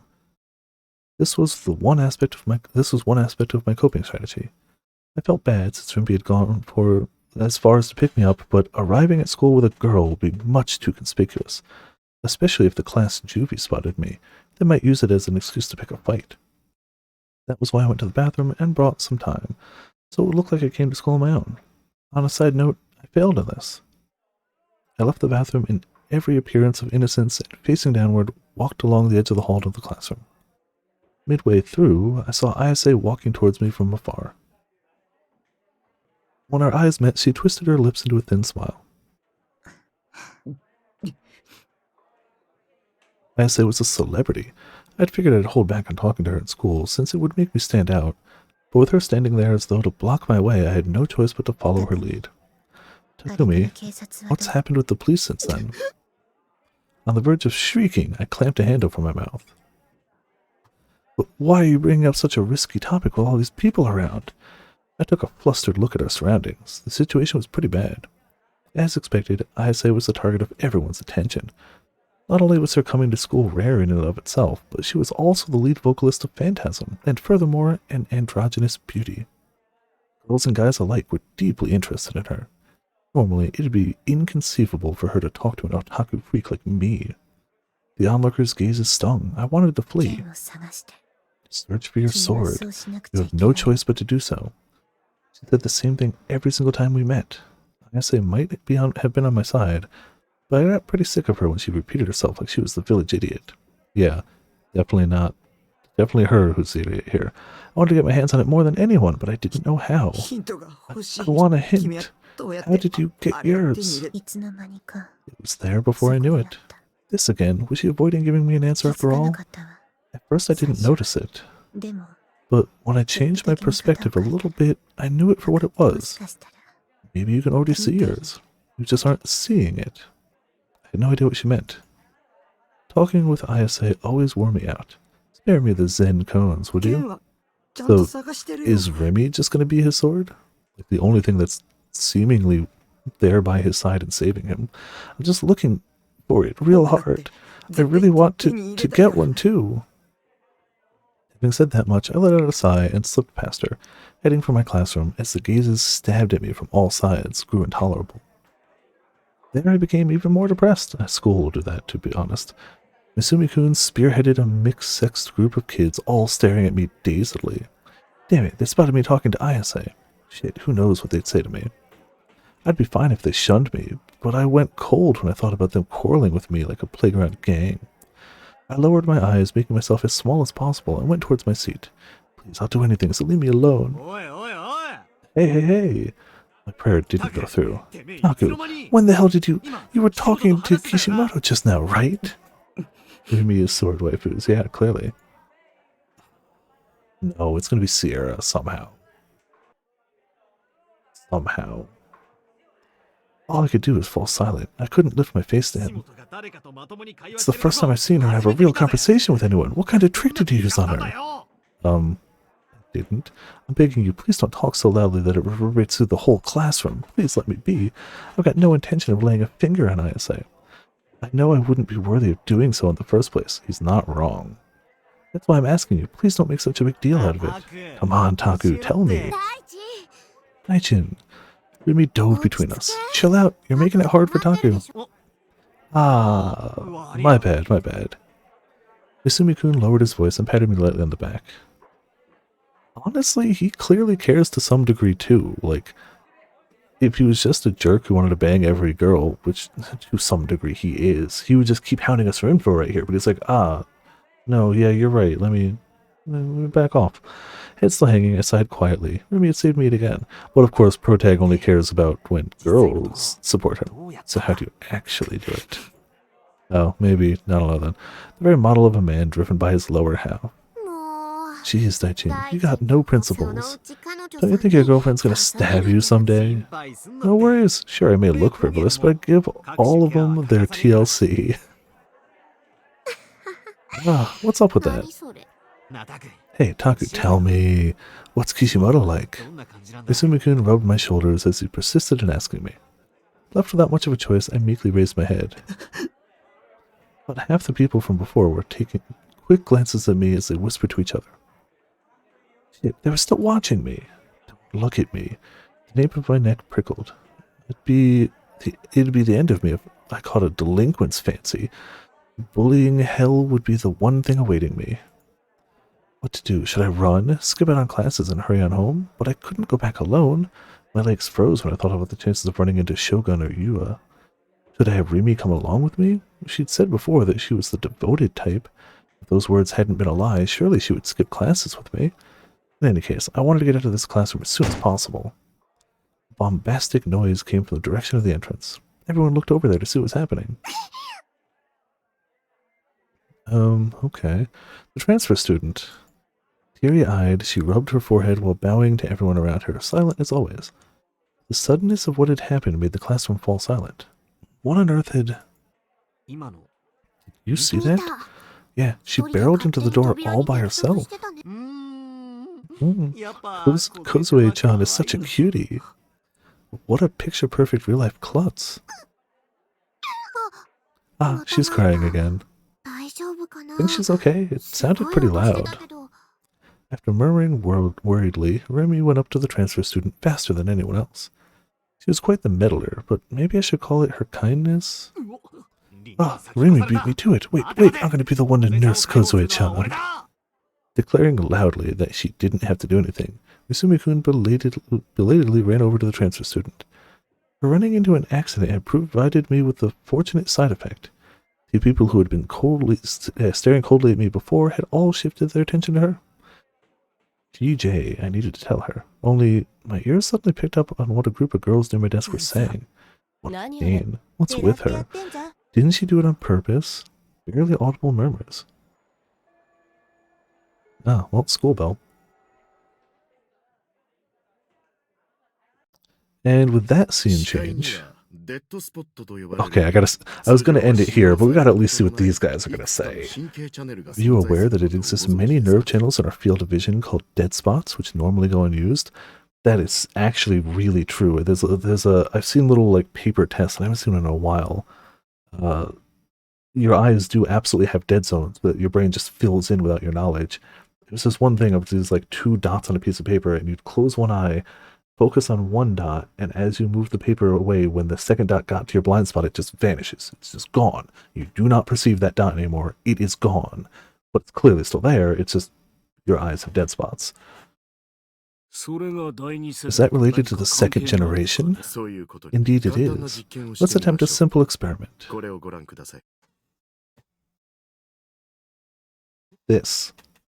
So yeah, if you screen cap this, close one eye, focus on one dot, let's say the white dot, doesn't matter, and move the screen far enough, or move yourself if you're using a monitor like this. At some point, that second dot, it gets to a blind spot, and it's just gone. I don't have the time to go along with child's play. It's quite important. The left side of this diagram contains a dot, whereas the right side contains a ring. Now please cover your left eye with your hand so you can no longer see from it. Then look at the dot on the left side of the diagram. What do you think? Is the ring present in the corner of your right eye as you regard the dot? Yeah, at the right space, it's just like it's not there. You get a little closer and you gotta be like, oh yeah, there's the dot. Get a little further, there's the dot, but you hit that right sweet spot, no dot. Or no ring. It's only natural to keep seeing the ring next door, no matter how you try to look at the dot alone. In that case, sir, move your face closer to the monitor. Continuing to look at the dot, what happens to the ring adjacent to it? Oh, what's this? I don't want to see it. No, I don't have to. Fascinating. The ring on the right-hand side disappeared, did it not?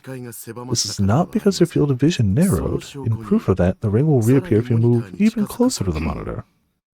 What manner of trick does this use? No, it's not a trick or anything of the sort. It's one of the abilities people's eyes have always possessed, but they normally make no use of. This is called a dead spot. It's one of the channels through which Noah will create something from nothing in people's sight. That's where we're going to end it then. It's still weird because the ultimate version of this with extra scenes, I definitely mentioned it last time, is called Chaos Head Noah. But yeah, that's where we're leaving that off. And for the record, I do recommend you try that for yourself. It's just a fun little thing. But yeah, thank you all for tuning in. Thank you all for watching. This has been Vipers of Viperland, making a lot of progress, taking a lot of reds and greens tonight. I feel like every time we play this game, the general mood and vibe of the game is almost different when we start and when we end. If that makes any sense. You go from wonder what this character's talking about to there are murders. Then it's oh, we saw a murder, to this girl's infatuated with me, but she thinks suddenly we're the murderer. I feel like it's perfectly timed, so every time it starts and ends with a different vibe. I couldn't even predict what next week's going to be. We have so many little pieces of stuff of these guys are clearly important, even though they were just giving us a questionnaire. The doctor's dead. We're possibly multiple personalities. We're Shogun, but Shogun's also an old dude in a wheelchair. Remy can clearly just teleport. Very clearly just teleport. My guess is still that Remy is the sword. That's the only thing that I actually have that guess and prediction on. It's Remy is our D-sword. That's the only thing I can think of. Once she was oh, it might be something that's already around you, gotta be her. Maybe it's not. I don't know. But I look forward to finding out. More next week. Tomorrow we're doing The World Ends With You. Tuesday's probably more The World Ends With You. We have... how much time do we have until... Oh, we got like we got like 2 weeks before we have to finish it in 2 weeks, or we're gonna have to put it on the back burner for Tales of Arise. So like we should hit World Ends With You a bit. We should hit that game pretty hard. So I want to finish that one too. I'm having a blast with that one as well. But yeah, thank you all for tuning in. Thank you all for watching. I would normally toss a raid here, but I'm very, very hungry. And I'm just gonna let AutoHost nab somebody awesome, because we got great people on AutoHost, and get myself some heckin' food. Though, in the meantime, we do have a monster, a quote. I was about to say, I definitely started the bot today. I knew I did. A Discord, and of course we'd get a Tales of quote. And, you know what? Chaos. Why not? I was like, what sound effect do we do for this? There it is. So yeah, this has been Viper S Viperland. Thank you all for tuning in. Thank you all for watching. See you all next time.